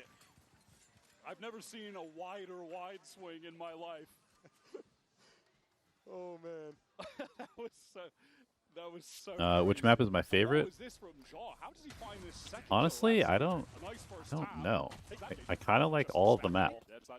I don't really have a specific favorite. I like Pearl a lot. I like Pearl a lot. I like Corrode. Jesus Christ, some decorum, please. My goodness. Probably those two. Gluten Gladiators in there. Balance pushed up on. Oh, that's not good at all. That connected. Yep. Nice combo. Honestly, paint shell, baby. Feels like some karma. Got a little fun comp from Heretics here. I like it. Something that I would have played. We'll be seeing that today, but it deserved justified in a way, honestly. Snarled up. You got 2 combos with the Raise Nade. Now, Stealth Drone gets You got the B main. See one of the chamber to this map or any map lurk, still RG2. take Worth noting that crazy Heretics are angles. continuing their streak of just having cool little util combo plays that are getting a lot of value in this series. It only took 2 rounds for one to be activated here. Yep. Okay. G2 starts the rotation to C. That is the most circuitous way of saying immobilizing you. Into the side we go. Another grab net here that came back online. Ooh, that's tough. That's tough. That's confirmation enough for G2. And now they're going to set up by a waterfall. Sees on the route inside the smoke and eventually catches a stray one. Has to rendezvous one out of there. Does recover the stinger. Wants to throw that Okay, over good to flank from Jaw. Should be pretty clean. How sad is that? Put your body on the line out there. And I won't hear otherwise. This time Yeah, G2 I do think that G2 will probably win this map. This has been a really good map for them. Not a great map for Heretics, but I do like Heretics' comp. But it's going to be hard. It's going to be a little hard against the Yoru, because the Yoru is very good against these sort of like seasoned combo comps. Find chunks of his ear up in the parapets of Lotus. There's a Guardian. COVID, bro. They didn't take C, guys. There was 3 C, but nothing C. That really call, good. pretty important. Get some easy kills afterwards, clean them up. But hey, Heretics, I'll be content with that. Spike down, 1 kill. And also, definitely instills a little bit of fear about playing in C main early, I will tell you that. But now they've got the full buy going. Still with that outlaw. Leave. Witness protection program. He's moved. He's in a different postcode. Hit Valen. He teleports immediately. He TP'd right away. As does Woot when he's getting pressure. Ooh, see, that's the nice thing about the chamber. You can kind of diffuse the traps with your body. Needs to be really careful here. Thinks they're going to collapse on him, which would be a very G2 move to do. Ooh. He's ready for it. Smoke down, but replaced by a poison orb. Those players are so weak, in serious danger of just getting one shot by the Guardian to the Yeah, they're going to struggle on attack, though, I think. As well, Heretics are going to be pretty sure on options. Jorgamo's been dealt with. B main, though, not the safe passage the Heretics might be hoping. They're going to go for this now. Hordes. Eat Valen's crosshair. Somehow they're through. Wow, and Leaf spotted out, so they know there's a player with a Bucky and Waterfall. Leaf won't have an opportunity to get a better weapon. Team Heretics can absolutely still win this if they play at range. It's stingers, it's a shotgun. There's a lot of angles to watch for, and they don't know. Yeah, Woot needs to go crazy here. Now though, G2 showing themselves in Waterfall. Guided self. Ooh, we needed that kill. Woot is obviously sat up on that box. Good scaling from Leaf. Some early information, maybe a triple swing coming out. Yeah, super nice from G2. They don't get picked immediately, so they just all group up really close and just kind of swarm. Super good micro. For his teammates to be able to swing. That was But yeah, I think Heretics is really going to struggle. They need to start attack opping probably, contacting C maybe, and doing a bit of like B main control probably. Gonna be their best bet with this comp. Crazy. It's just the G2 players killing them at the choke, denying them on that entry. And a little thing, but that stealth drone for Trent gets so far down through B main. Notice that like Woot was constantly looking back. They didn't have any coverage of that part of the map, and he was never truly looking secure in that A lobby area. Uh-oh. They're about to get annihilated here. For Heretics, but opportunity for G2 to extend the lead, extend the economy. Of course, they've got the Odin online. Last time they played Lotus, they were running 2 Odins on defense just to spite NRG. They might spring out and fight here. Guided Salva used already just to slow that rubble push down. Jonah here with a Paranoia. Miniboo is hot on his heels. The Prowler I'm impressed that he's made it through. He gets his crosshairs set, but re-enters the second wave, then steps up with the Sheriff. Jordo wants to fight out in the open. He's down for it. This might be like a 10-2 half, to be honest. I think I think Heretics is gonna really struggle on this half. Big Iron. Trent will give him the flick. Could have slowed it down, but no desires. They have the entire team. Now it doesn't allow rewind stream. I have no idea, man. Maybe refresh the stream, see if that works. I do want to say it's of note that on this map specifically, G2, their defensive win rate, 62%. I've never heard of that happening before. 47%. They win this map all the time, and it comes down to their defense. They still are below 50% on attack, despite winning this map constantly. So they really are reliant on putting together a number of rounds here. Kind of bucks the trend of sometimes what we see. Okay, the attack up comes out good. Or any 3-side maps. Contacting B main with the attack up good. Is what they need to do. They probably also need to push back the C players a lot. Come back A late maybe, instead of trying to force A. Had the book shut in his face. these last 5 rounds. Root's got this operator trying to post up towards B main. Might honestly have an opportunity. It looks like Leaf was jump peeking that angle towards spawn, but the wall will cut that off. And now Team Heretics needing to take space elsewhere, but it's right into the Odin. The disgusting off angle, isn't it? Here's the Nightfall. And then the salvos, they push Heretics back. That keeps Jonah alive. Nightfall to ensure both his life and the space is retained. Haunt re-clears that rubble space on A and gives G2 the window now to fall back to more defensive positions. That was some really excellent play with the utility by the two G2 initiators in that situation. Very well done. They both, of course, have that safe info gain. Stealth drone is going to slip. That angle is so annoying. Headbutts a bullet in the midair. And now the 3 remaining. Really, that's very strange. To get up towards Rebel side. G2 know what's going on. Jaws pushed all the way out of C mount. And Jonah doesn't have any info to play off of yet. Paranoia here in a baby door. Valor might have his hands full more than he bargained for. Oh, yikes. He bet the house Yeah, on it. I mean, this could. For G2. I know it's early, but this could be like 11-1, 13-0 territory. I think the Heretics comp is like, it's interesting, but I don't think it's going to work out very well. Jonah on that angle, getting the kill, then the immediate missiles to force the rest of the Heretics team back. He nightfalls. That's just to keep him alive and control that space. But it was all worth it. It was all worth it. That was some really, really lovely team play. And the mark that Baby Bay left on this team is something that we still witness. These guys are loud and proud, and they're pretty rowdy. And honestly, at times it feels like that might have been the only thing they were missing, you know, was a bit more of that trash talk, a bit more of that flavor. For all their success they'd had, coming into this year, they were considered to be pretty low-key team, you know what I mean? And as a result, a lot of people sort of underestimated them, felt that, you know, maybe they weren't always in the game. Like I said, Leaf, on his return from, you know, from illness, standing up straight away, screaming at his opponents, you guys suck. I haven't played for 2 weeks. And a lot of encouragement to one another to get up, to stand up. And, you know, we heard from Valorant, actually, you know, sort of saying that he really had become fixated on chasing the trophy for so long that the performance in Toronto really had him down after, you know, that weak performance at Masters. He said that Baby Bay gave him real perspective, reminded him about the joy of just playing the game, just being there, having a chance to compete.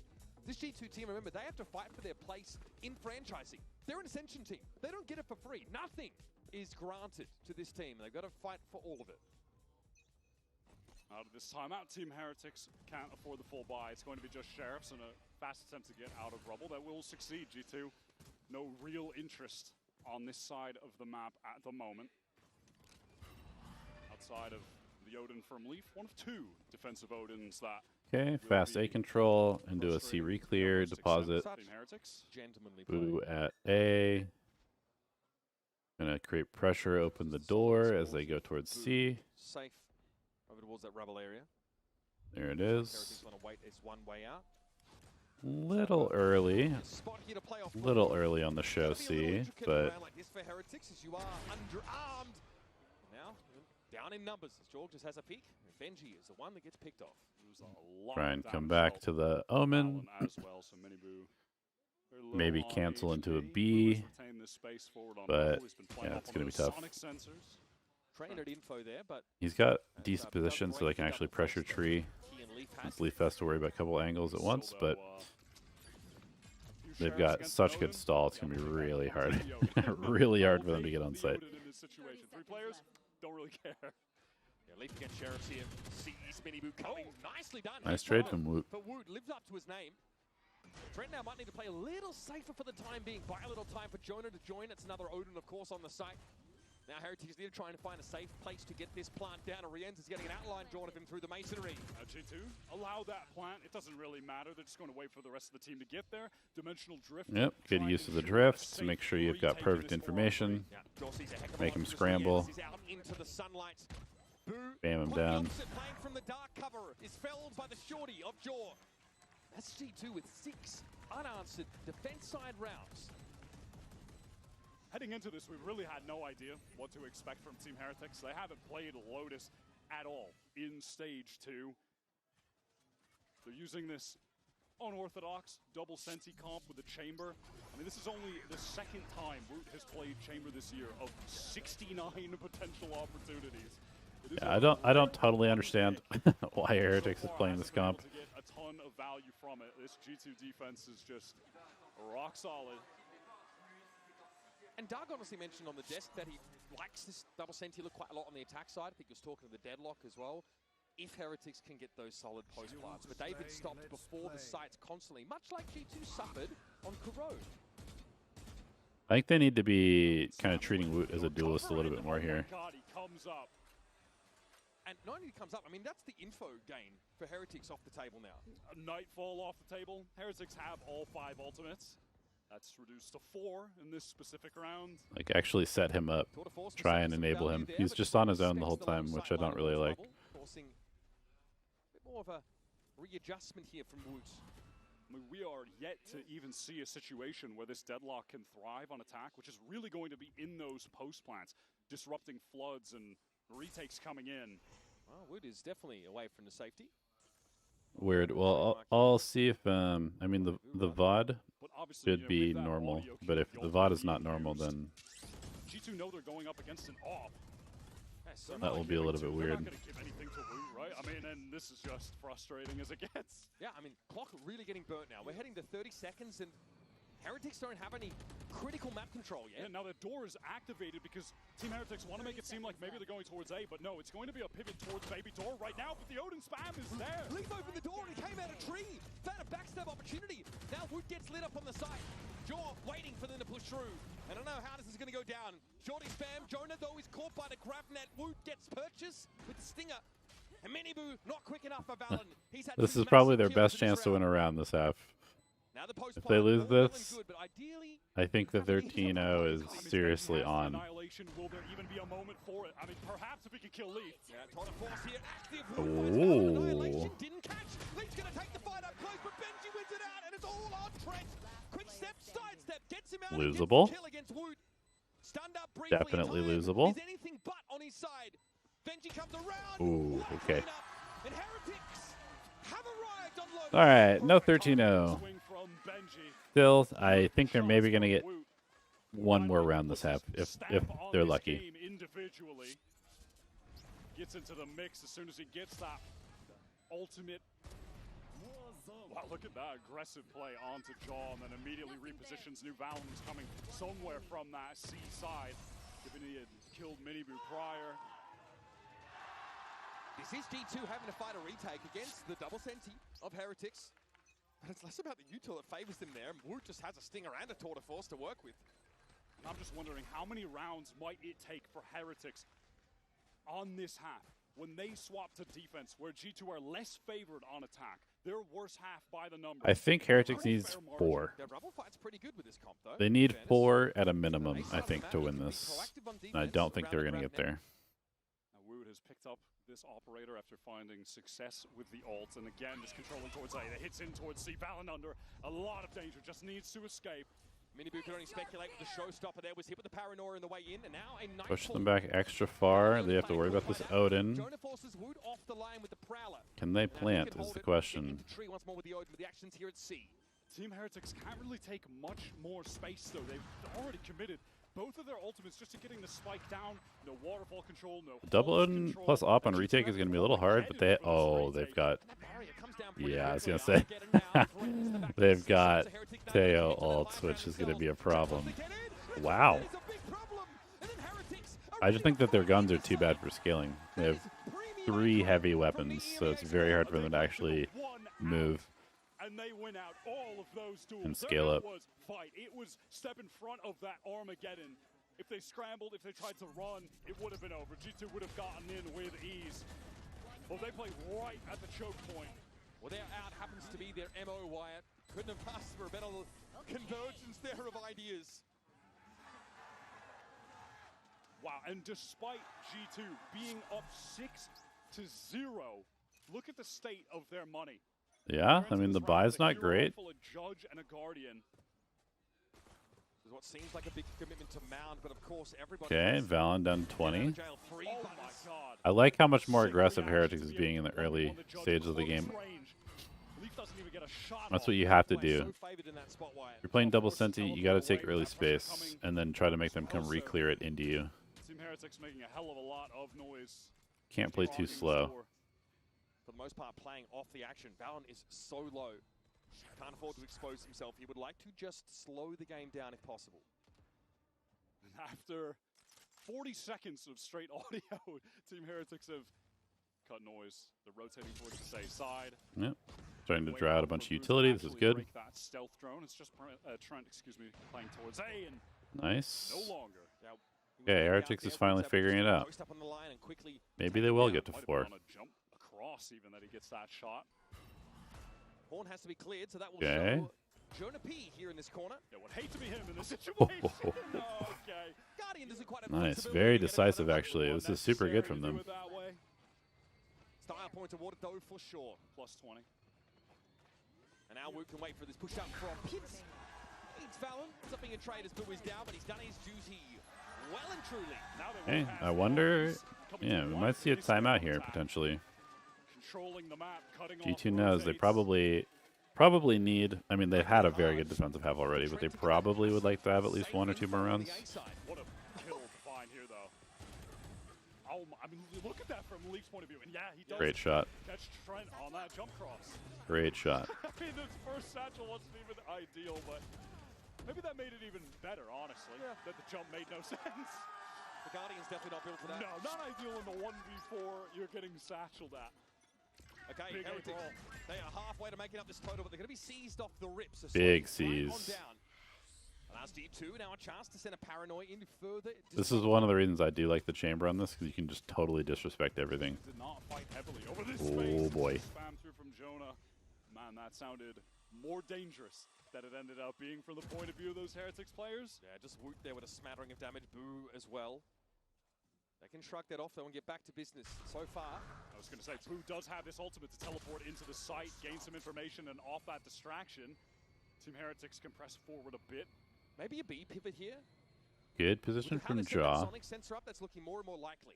It's only tough because they have no B main control, which is being exploited by Jaw. He's pushed all the way behind them with the off. Yeah, Boo's about to get picked. Gonna go for it anyway. I think. Okay, Trademark to stop a backstab on them. You could see how worried Boo was. He was jump spotting that angle, and Jaw heard him run away. So Wow, he's okay. Heretics are being flanked by an offing Yoru at the moment. Valentine on the side, Jonah not able Good to trade. them. It's only Wood out of the mix, but Trent Nope. from up Trent. Good position from Trent. Good push from Jaw. This should be over. Playing in the side. Spike recovered by Rios, Without some making his serious way forward. heroics. Boo sat back inside tree. And G2 have a chance now to contain this Heretic squad. They do have that paranoia to play off of. It's in the hands of Boo. Maybe that can be the tool to victory, but Jaw's been on this flank for a while. Rios is ready. He's too good. Rios Okay. sharp was attacked, but Leaf flutters by. And that 3-round streak of Heretics is put to bed. Yeah, that's one of those rounds where they committed 5 people to one part of the map. They didn't have good aggressive control of anywhere else. Makes it a little bit too easy for G2 to be in the right spots. To those 20-30 seconds before planting. Trent right here, this was the perfect moment. Throws down those missiles. Players forced Ooh, into the gets the open ult to out from the deadlock too. I didn't realize that. That's a big deal. Could always trust Trent to have a good game when he's on the Mateo. Yeah, I mean, obviously someone who abused it extensively for G2 during his heyday, and even after those changes, still found ways. One of the only teams in the world that still play it. Couple of maps where it pops up. So, example of how those guided salvos can really be utilized. Who gets chomped on here? Forced to TP away Okay, from rubble. Heretics goes back to what was working, which is much faster mid control, or B control rather. Get in. Like he had to play ahead of that smoke, so puts himself in an odd off angle. Trent's just trying to go to work on the wall here, but this is a true post plant. Okay, Valen maybe commits his ult to try and retake this. Work his way into blue room, does have a teammate in Jonah. Setting up the gate crash. Oh, Benji kind of owns himself. The Sonic sensor should be able to get into Baby Door now, but Jorg is taken down by Miniboo. It's now up to Jonah. Has to flick with the own, and it's just not going to happen. Benji gets into that off angle. Good attempt from Valen, but good post plant from Heretics. I mean, if Heretics can get to 5, I think they just 2-0 the series. Trent is going to have to get off this one. And that was pretty simple, right? That early smoke you mentioned by Boo to up, and it forces Leaf forward. Puts himself in a little bit more of an exploitable position. And then all of that util dumped towards B main. The wall, believe there was a nade as well. So Trent, he's forced back towards that waterfall side. The Leaf is immediately overwhelmed. Doesn't even have the ability to get one. Trent doesn't have the ability to save. And that's how you're always conditioned against these double senti comps on the attack side. What's the money You do like? not want to Money shoot can't be their good for space up G2. and try and flood into a side campus with their util. Yeah, it's that nade, that wall. Leaf caught alone. Benji Fisher does a great job there adjusting to an off angle after being tucked Yeah, in Heretics on the is right as Jonah's going in. totally changed how they're playing this final from the round, first few rounds. They were really hesitant at first, trying to fill out the map too much. Now they're just kind of asserting It's a low buy for control, G2. They're on the cusp of a couple ults. They could which make is this obviously happen. much better. Ooh. Wood caught out. A little greedy from Mr. Woot. There, but it's not exactly a rare spot to play from. Just teleported up, I think, like right as the haunt was pinged, basically, and Woot was confident to continue holding that angle. Too confident. He's punished. But Miniboo does recover that orb, so they have the Showstopper and the Nightfall to activate a site exec with. Yeah, but there's a gate crash here for Jorgamo to get out. When he hears this Showstopper coming. Ooh, does not get out in time. That's nuts. Does not get out in Here comes time. the wall, so Heretics with that deadlock util setting up Okay, 2 Fade ults to go. One goes. Hera also used. Team Heretics can't really do much off of it. Counter Nightfall going to come Okay, they're gonna come back through the area where the wall was. Hits 2 people. respected though by Riens. This site smoke is really great for keeping these anchors alive right now. Yeah, G2 trying to make their way, but they got a cross here. Miniboo's going to see a head pop up in a moment. You'd expect. Benji's about to be in trouble. Again, Miniboo on that lower angle, but under pressure. 2 players seized there. This is dangerous. Decade down now, getting that health back. It's on Boo. Oh, he needed more. And Trent eventually falls, but it's laboured now. 2 versus 2. Link trying to get out through the smoke, and Riens gives a good account of himself. Oh my goodness. That's a great recovery from Heretics. Really good recovery from Heretics. That was 6-0 at a time for G2. And Heretics run back 5. Chargers couldn't get out in time. Ooh, just a little greedy with his teleport. Was controlling the site by cycling those star covers. You could see the safety that it provided for the other team. Yeah, the smokes were great from Boo. Really good positioning by Riens too. When G2 were flooding back A massive comeback. And the energy is absolutely back for this Heretics squad. Strong showing on this next half. We put them out of this game at a 2-0. While we wait for that second half, let's hear from some special guests in the audience. Et avoir la chance d'être soutenu par ses parents, c'est une chance. I'm kind of nervous for G2 now. Ici, I'm so glad to welcome you both, Nicole and Jason, Trent's parent here in Paris. So first of all, welcome to France. It's a pleasure to have you here. And the first question I wanted to ask you, Nicole, is we know how hard it can be for parents to let their children commit full-time to esports. So how and when did you realize that your son was made for this? Well, he told us from a very young age that he was ready for it over and over and over again. And eventually, he just proved it. He had people, you know, calling the house, Zoom calls, all the things. So we had to just pay attention and listen, and it worked out for him. So. And I think you did a great job, Indy. Donc, comment est-ce qu'on laisse finalement son enfant commit dans l'e-sport en full-time? On sait que ça peut être compliqué pour certains parents. Donc, quand est-ce qu'elle l'a réalisé? Tout simplement, il nous l'a dit depuis très jeune. On a commencé à voir d'autres gens qui nous l'ont dit autour de nous, qui commencent à nous appeler, à faire des calls Zoom, etc. Donc c'est une évidence et il a fini par le prouver. And my question to you, Jason, is, you know, we see like the vibes here in the arena, everyone yelling for each kill. How do you handle the stress of seeing your son playing on the big stage? Oh, this is a lot of stress for our family. Trent handles it very well, but we struggle with it. I'm just really proud to be Trent's dad. And we can definitely see that. Donc comment est-ce que tu gères le stress de voir ton fils jouer sur cette arena avec tout le monde qui crie à chaque kill? Et tout simplement, je ne la gère pas. Mon fils le fait très bien, mais moi, pas vraiment. So thank you very much. C'est merci. C'est très beau de voir ce soutien. And we're gonna see if Trent manages to get the win on this map too. Blistering start for G2 on the defense side, White. They get out to a 6-0 lead, but it's Heretics who claw round by round back into the game. And this guy's a big part of it. Woot here, your spotlight for our Coinbase Econ report. Just an incredible showing. As soon as he started to get that attack side op in his hands, he popped off. It helps for the economy as well when you get a bunch of kills with a free gun. That's your ultimate. I think that definitely plays a factor. But yeah, Woot really did come to life, and it's once he started opping is when the tide began to really turn, honestly, for Heretics. But the thing I really wanted to look at coming out of this half is the fact that despite G2 being up 7-5, they only won 2 gun rounds in that entire half. That is a crazy stat. That bonus round did a lot of work for them in terms of getting in the lead and being able to maintain it by a slim margin. And now they have to close this out on what has been, by the numbers, their weaker half of the 2 here. All right, let's see it.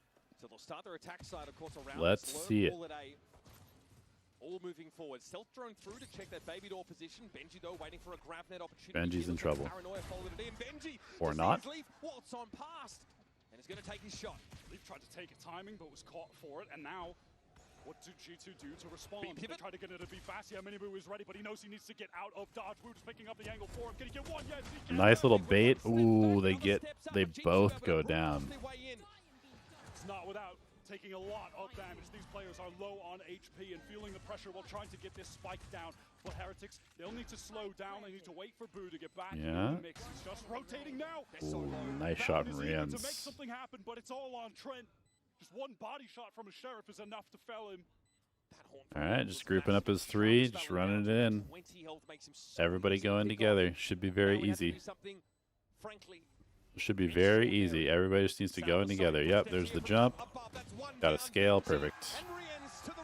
Well played by Heretics. You can always expect them to play that type of situation well.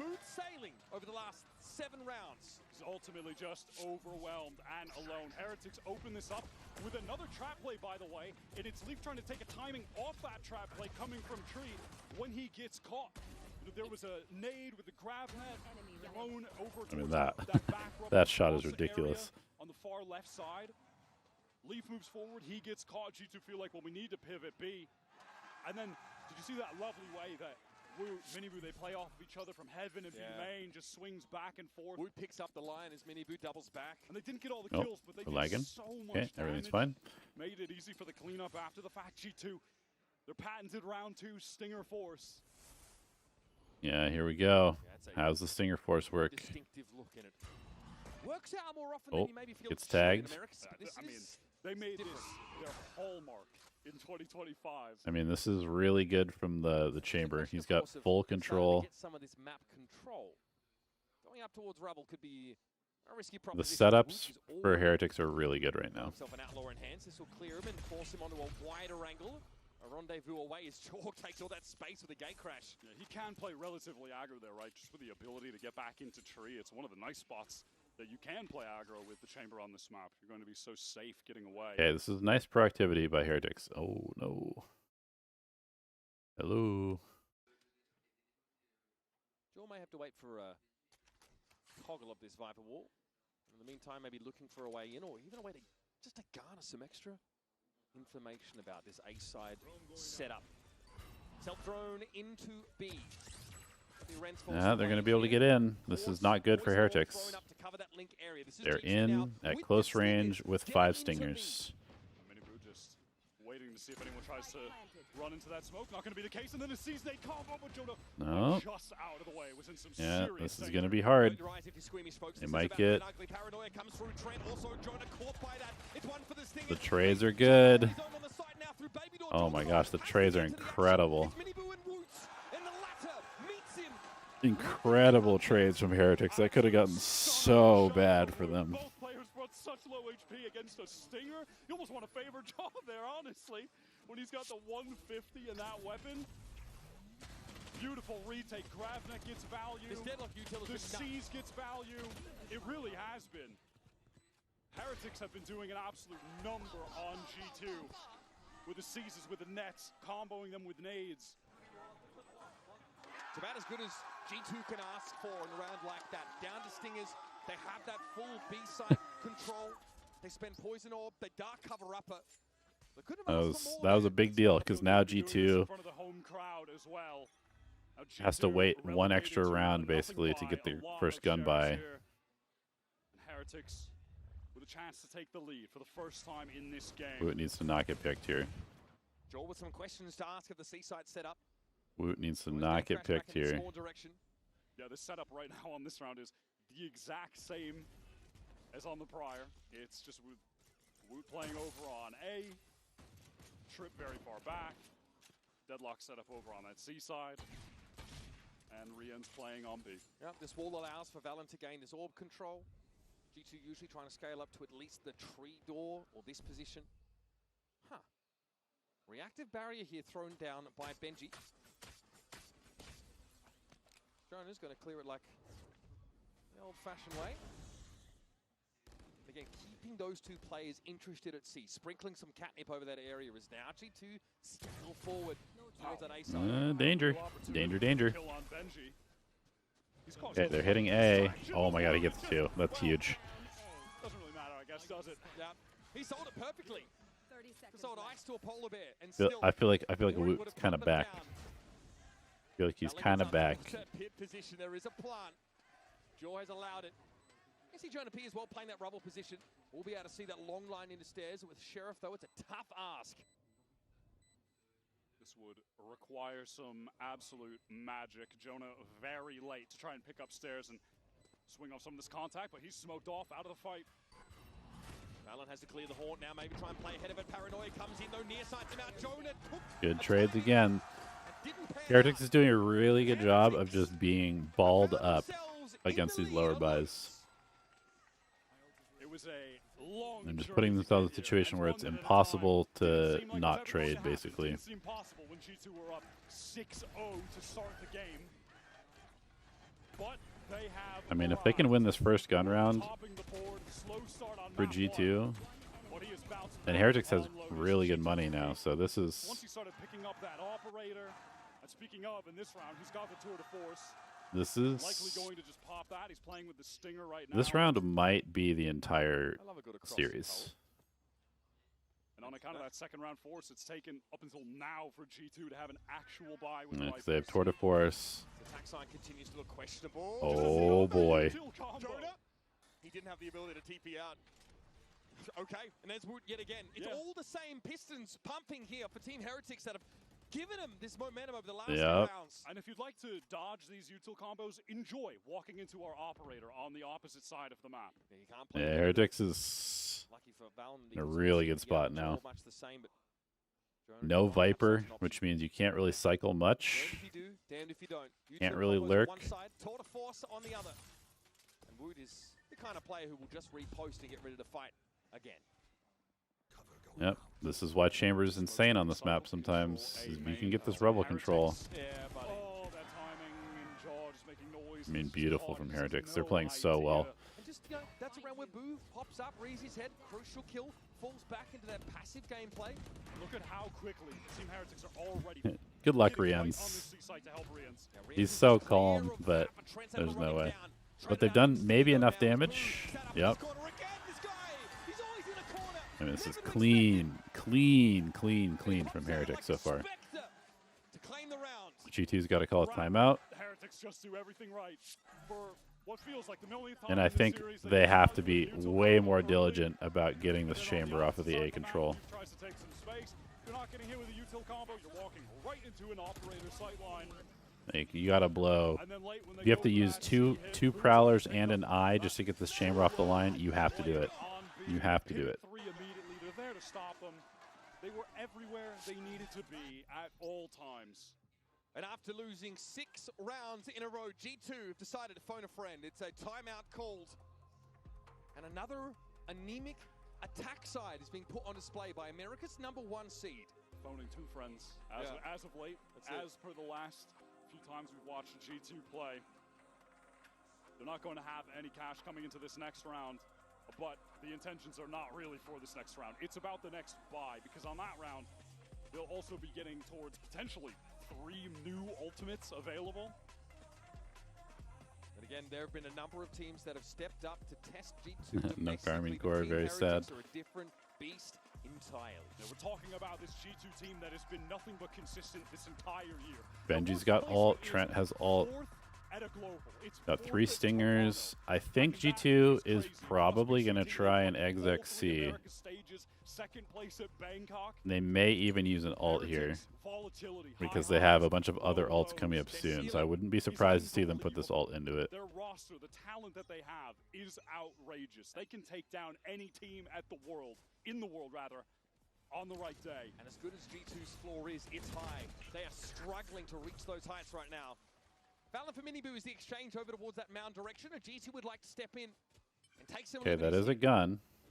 So they get an upgrade. Jonah now just one away from that nightfall, so whatever happens for the Trent rest gonna of the pick up round, the stinger? No, he's live, not. die, Okay. kill. He's going to get that for the next, surely. Once again, preemptive barrier to prevent Leaf lurking up any further on this A side. He'd have to give a sound cue if he wants to advance more northward into tree. By the way, just some note, but Woot didn't invest into the op. He's just playing with the rifle here. Boo in that spot we saw him in last round. That is checked for by the Prowler. Much like a prior round, Jonah is just Okay, here they in know the two. See, They're going A. They're going into the deadlock wall, which makes a lot of sense. Ooh, huge pick. Huge pick. That's kind of a mistake from Benji. I mean, this is 2 times though that Pretty big mistake from Benji. rotate off. Jonah did cause enough of a distraction for them to stay. And now they've got a real shot at winning this on account of Trent having that Armageddon, despite just the shadow. Yeah, this is a good spot for G2. This was a nice round. Stairs or upper A site. Both of them likely to rattle Team Heretics and force them to quickly. Definitely some mistakes from Heretics. Sat in pit. He'll hear the drop down as well. Having Miniboo die, giving up that rifle. Now to make an informed decision off of it. Benji over peeking a little bit. Here's an Armageddon. Leaf sees Boo step in with crosshair. Woot is more than he can handle. Okay, very nice round from G2. They needed that really badly. G2 just set up a beautiful crossfire there. Ready to pick the players off when they're forced out into the open from the ult. Jonah again over on that C side, selling, and again, Team Heretics are buying. I cannot believe. I cannot believe the Stinger got the kill there at that range. That's nuts. This was kind of just that extraneous round out of the timeout. Hey, let's try something, see if it works. But we've got all the ults for the next one. Let's focus on the Byron. Oh, don't even need to. This one worked. It's a massive The half buy worked. I mean, it's kind of, you know, wild, right? One of your initiators just playing away from the team. None of that Okay. being used to get Attack up, no defensive up. Interesting. Stay on C there. Back to the util combo. Well, it's the C's and the nade. Maybe just because. Doesn't actually get too much damage off. Like Maybe because they're worried about the Yoru ult, so they don't want to buy the op into the Yoru ult potentially. Always potential when you've got that. I'm a little worried about Benji being solo A again. Double execute. You can pop out of the ult. Players won't be able to hear you. Yep, come out of holes or something similar. Yep, that's the play, Wyatt. That's a counter nightfall actually to just stop them. Yeah. Hasn't slowed Jaw down, of course. And here comes that G2 Nightfall. It's allowed Jaw to emerge here without being heard. And Boo again tries to get Good combo. Ooh, great timing from Woot. Pops the door open, gets two. How is he alive? That's crazy. Okay, they're going A. 3v3. So slick, staying alive at the end there. At the end, they're just working around the door. That's beautifully done. We're going to be into a straight up 3 on. Okay, they know somebody could be stairs. They're gonna pit. What other ults do they have? Nothing. Okay, if Miniboo gets 1, he gets rocket. Now, the one critical piece of They have to be really careful about that. Have one prowler to try and locate a player in Ooh, this Trent gonna repost. Ideally, of course, they want to find Leaf, remove him from the map, and remove that pit's activation. Trent gonna pick up this rubble position. Wait, hello? That's the op player down. Inside the pit is Jaw. Course over towards that stairs direction. Leaf has to go crazy here. Miniboo steps up. Cut down. It's all about Rienz now. Has to give it a tap. Leaf very, very low, but Rienz also decaying down. What an ungodly flick. Pit comes down. Rienz was already low. What a round. And it's a shaky round for G2. But they find the runway and even up the game. A little bit of a missed comm there for Trent or something. He seems super unaware that somebody could be out of the door. Somehow, even while being concussed. That was really sick. Wow, Haunt just allows him to know right where to put the crosshair. Huge pick. But yeah, I mean, he was just totally not aware. It's been Team Heretics able to get kills over on that A side onto Benji when he's playing their solo. They've been picking him off. I mean, it's Leaf here just working that lurk wall, this time with an op in hand. And honestly, forced the issue. Knew that Benji was trying to play pretty cannily. Okay, time out for Heretics. Still managed to dig him out from around a corner. So They've definitely been getting exploited with Benji alone over there on A. but there's a reasonable buy in the works here. They can still put together a solid round. I almost wonder if you just... Thing is, if you go back to what was working before, maybe they've come up with a way to counter it with the Woot control. But it was working, and then you switched off of it, and you started losing rounds. So, understanding how to manipulate some of I these don't know. Heretics rotates and then exploiting that A site, that has been the key to victory. And I think they almost even learned that on a round where they lost. That it was one of those ecos where they were able to draw the attention towards C with Jonah, and then late A pivot. They're like, wait a second, there might be something to this. And now getting up to the actual buys, it's... see what the adjustment is. Okay, so they're keeping Benji here, at least for this buy. Afford quite yet. Woot is fully buying though. Hero Vandal buys down to nothing because They're gonna show early fight. Doesn't matter. He can just try to go for it on this one. Send it. See See if they makes can it maybe happen. find a pick here with the combo. A Phantom. All right, fast push here up. Rubble fight attempted. Of course, we talked about how potent that combo would be on this defense side. Heretics assert themselves, and they will insist. Early wall. So G2 gonna play a slower game. Playing up with Boo. Two players that can take a shot and teleport away if they really need to. Not if they get hit by Assault Drone, though. And don't have ability. These two, okay, Mini Boo gets one though. That's the initiator down. No Fade Prowlers, no Eye. G2 pivoting into B. He was sending out some util through the smoke. Trying to Rian's, oh, this timing is going to be bad for Rian's. the rest of the team work towards B. Rian's very well timed sees, so he can escape, and then Woot opens the door with the weapon. Oh, this could be bad for G2. I think he saw Wait, the Benji. indicator from the headshot through the box, so he kept spamming. Benji now on the proper angle. He sees the barrel. Oh, he's just going to capture Joel. That's devious. That's actually nice. Trent might try and break this cocoon up and realizes now the showstopper pop from Mini Boo. There is no way forward. That is That's nice. ridiculous. Okay, now they need to make sure that they win this round. With some sheriffs mixed in. They have to win this round now. They've used two ults. Heretics. They lose this round, they will lose the map. And Woot has just been chilling over at Mount. Yeah. No reason to leave. Can teleport Okay, away. really nice. Oh, it's going to be a flawless round, maybe. Oh my God. Okay, maybe not. With the least are But Heretics. huge round for Heretics, and G2's money is not good. They need to hold on to this rifle. Might be worthwhile to get another gun out. Rien's the next to step up. Trent does not want to deal with the bioengineered Valorant menace. I mean, what has gone on there? So I think Jonah, maybe he was sending out the Prowler or just through a haunt, something along those lines. Yeah, how did Spam Jonah out die? Mini Boo. Yeah, he does send the Prowler. Just spam Gets headshot. spammed. Cool. Unlucky. This was a great moment. The paranoia into the swing. Yeah, this is sees super the nice. indicator from the headshot, so he knows to keep spamming. Then they try to re-clear A, but have no fade util. Also, that's so smart from Benji. He knows if he swings wide, he could die from someone at door. So he just cocoons. I mean, that's just a series of cool little plays from Heretics. Yeah, really good instinctual plays by Heretics. Okay, instant timeout. Not dealing with that at all. Honestly, a bizarre round, but very cool. And that really has just been, for me, a trademark of Heretics today. Just a bunch of cool little util plays. They're happening constantly. G2 are just No more timeouts for either coach. Little maneuvers. Gonna be all on the players. Maybe just two pieces being used, but it's creative and it's well Cute. timed from Heretics. congratulations, folks. You are in for it. Let me tell you that. Busy times ahead. All right, round number 20 is coming at you. So we've got some sort of smattering here of decent weaponry for G2. Okay, Woot has Tour de Force. They're going to go back to what was working, putting him on A. Woot bought a hero rifle because he was going to have They the need Tour to de support Force him this getting on round. the line. So now free op time with the Stinger. Going to be a full take from G2, it looks like. Just throws that rifle over to someone else, so the Team Heretics economy just suddenly inflated. Or just insulated against any volatility. Okay, has to immediately back out. Buying the dip right now. And that time, immediately Woot is forced away from that place where he's loved to off on Chamber. Just get him into TP right They're to giving out up of there. They a break lot of up early that space. Trip that was placed on the ground as well. Ooh, Boo needs to be super careful here. Fast action from G2 taking the space, taking this orb. Yeah, G2's really turned up the tempo in this round, which I think is good.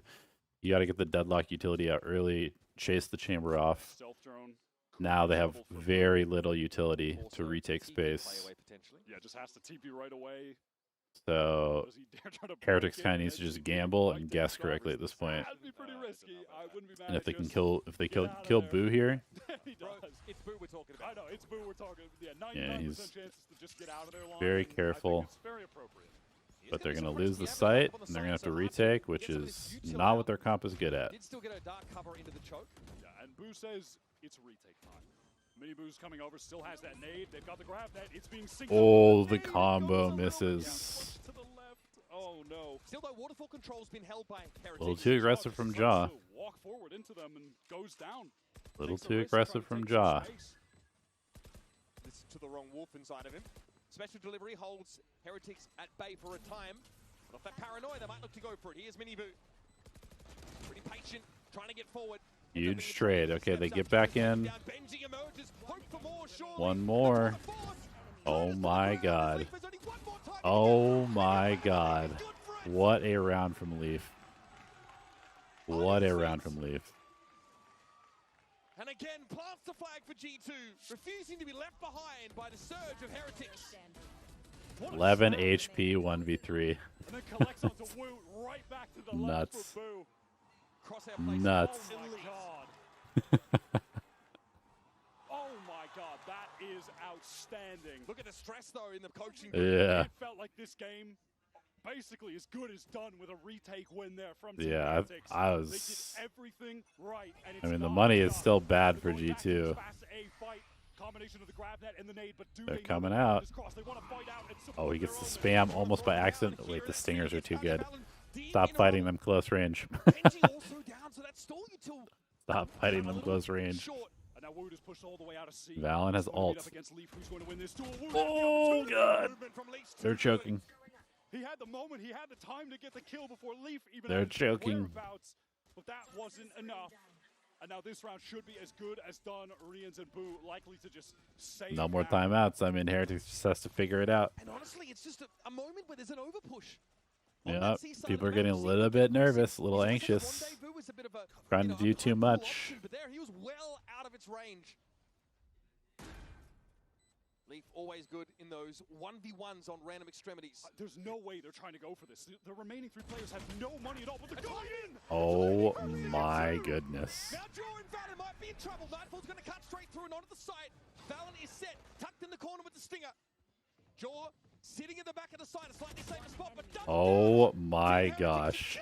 There is no way. He's got a stinger. Gets one. Little swing, little flick now. It's all down to Boo. Needs a tap. Valen with the classic. Oh my god, they won a 2v4. They won a 2. That is a crazy call. I cannot believe they went for that, and I cannot believe they won that. How does Rians get the 2 here? Oh my gosh, dude. Staring towards Waterfall, and then Jaw is isolated. I cannot believe what I'm seeing. It's incredible. That is incredible. 100 left. The masculine urge to do something that makes What zero on sense. earth? All right. I cannot believe they won that G2 round. definitely don't have much time to rest on their laurels. Big ping. Couple players got spotted out there by that horn, and Valen deep. Big teleport from Valen. Oh, the shutdown. Heretics name all over it. Trent and Leaf might be caught there. Mini Boo is in trouble. Needs to somehow. Boo only with 5 bullets. Okay, they're playing Heretics together. gonna stand their ground as G2 are trying to The weasel out of reload. situation. Viper, although drops, doesn't have the juice. Leaf and Trent now would love to sneak back into the fray. And Boo says So I'll have low. my third. 5 Trent HP. is at 5 HP. And this will be Heretics moving to match point. He's the only Woot thing just standing in the way. patient, hanging out. He's got the trip on What B. can Trent do in this situation? If it goes towards C, I mean, Wu he is can't do ready. anything. He has to try and win this, but he can't. Brothers are duoed up, This is. fighting together on A. If he were to win this, About to this walk might be into the this best straight. clutch in the history of the game. if he wins this, it would be the best clutch I've ever seen. Trent will hear it here, able to clear it in time. Spike to hand. Gonna tap and go heaven. Try and 30 rewrap the seconds A left. players. What feels like an impossible situation. They're going to let him plant Left the because site they've now, pushed likely through. End up at A. And what do we play around? A stealth drone? That's it. Okay, there's actually a chance now because he's going to get the spike down for free. They don't need to do anything overly reactive. Wait for the spike to go down. And he has the opportunity to potentially reposition and isolate. They don't have any ults. They don't have any retake utility. This would be in the history books. He knows where they're coming from. Can somehow manage a way to win this 1 versus 3. I don't love this position, but you know, Tough to rattle this guy. it is what it is. One of the best teams in the world surely is going to get close. Okay. Trent Woot jumping He in. understands he's sound baiting, and there's Mini Boo to clear him up. Down to 1 HP. He dinks him. If he gets the kill there, definitely possible to win that one. Money, not good for G2. Valor with a deep TP in the stairs that starts off this rubble fight, and Heretics really throw themselves out. Yeah, the Valorant teleport was nice, but they just didn't get out.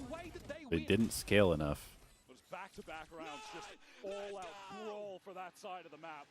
Dude, the Heretics magic is real.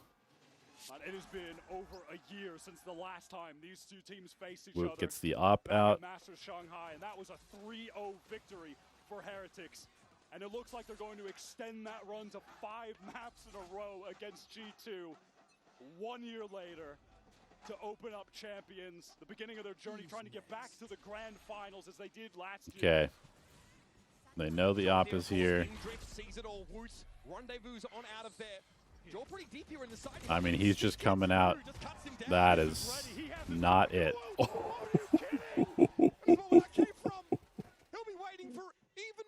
Oh, man. The one tap while stunned with the headhunter is just insult to injury. Heretics at their best. G2, frankly, in the doldrums. Dark cover dissipates. Woot knows what waits on the other side of it, but he'll play back for safety. Fallon's got to make a play. Repost now that he has that rendezvous activated. What can they do? That smoke now refreshed means that the way is closed for G2. And the home crowd knows that this is time. A pivot to Beaver. Benji gets one. Teeth bared. Lips licked. Waiting for that last morsel to be offered up as Valor needs to extricate himself. So much util, man. He's just seized permanently. Somebody dealt with, and he knows his only It's option over. is to go forward. It's over. 2-0 Heretics. Of 3 Heretics players with Woot breathing down the back of his neck, one after another. Jogamo versus Demon 1 in the lower bracket. That's an insane comeback from them. I thought they were so cooked. I thought they were so cooked after that start to the attack half. Now at Champions bouncing back from those EMEA Stage 2 playoffs even. They immediately take down one of the world's best, possibly the most consistent team of Man, 2025. G2. I mean, it's tough. G2 drew an opponent that is literally like potentially a top 3 team in the world. They got very unlucky with their group draw. Heretics was massively underrated coming into this, but if you know this team, like this is a team that can challenge for a world championship, so you gotta respect that. Gotta respect that. So I still think G2 will get out of the group, but it's going to be very difficult. It's going to be very, very difficult. Especially if T1 is playing well, but I think G2 can handle both DRG and T1. I would assume Heretics will beat T1, but you never know. 9 first kills on map 1, 7 on map 2. That is absolutely. Yeah, Miniboo played great. Miniboo played great. Tour de force poured up, throwing rifles over his teammates, keeping the economy going even when it gets tough. 16-6 on first kills is amazing. Really, really, really, really, really good. Force Rian's at the top. let's head down to Lou on the stage. He's standing by with Rienz, the genius, for a Verizon post-match interview. All right, let's listen to the interview, and then I got to get out of here. Et on accueille le petit prince turc des teams Heretics, Rienz. Rienz, I'm gonna have to borrow you for a second on this one. Everyone is calling this an upset. Congratulations, first of all, on taking down G2. But it didn't seem like an upset from your point of view. So I want to know what happened during those 2 weeks for you guys to be so back. I think we had talks again with the team, you know, we needed our confidence back because we didn't play good in playoffs.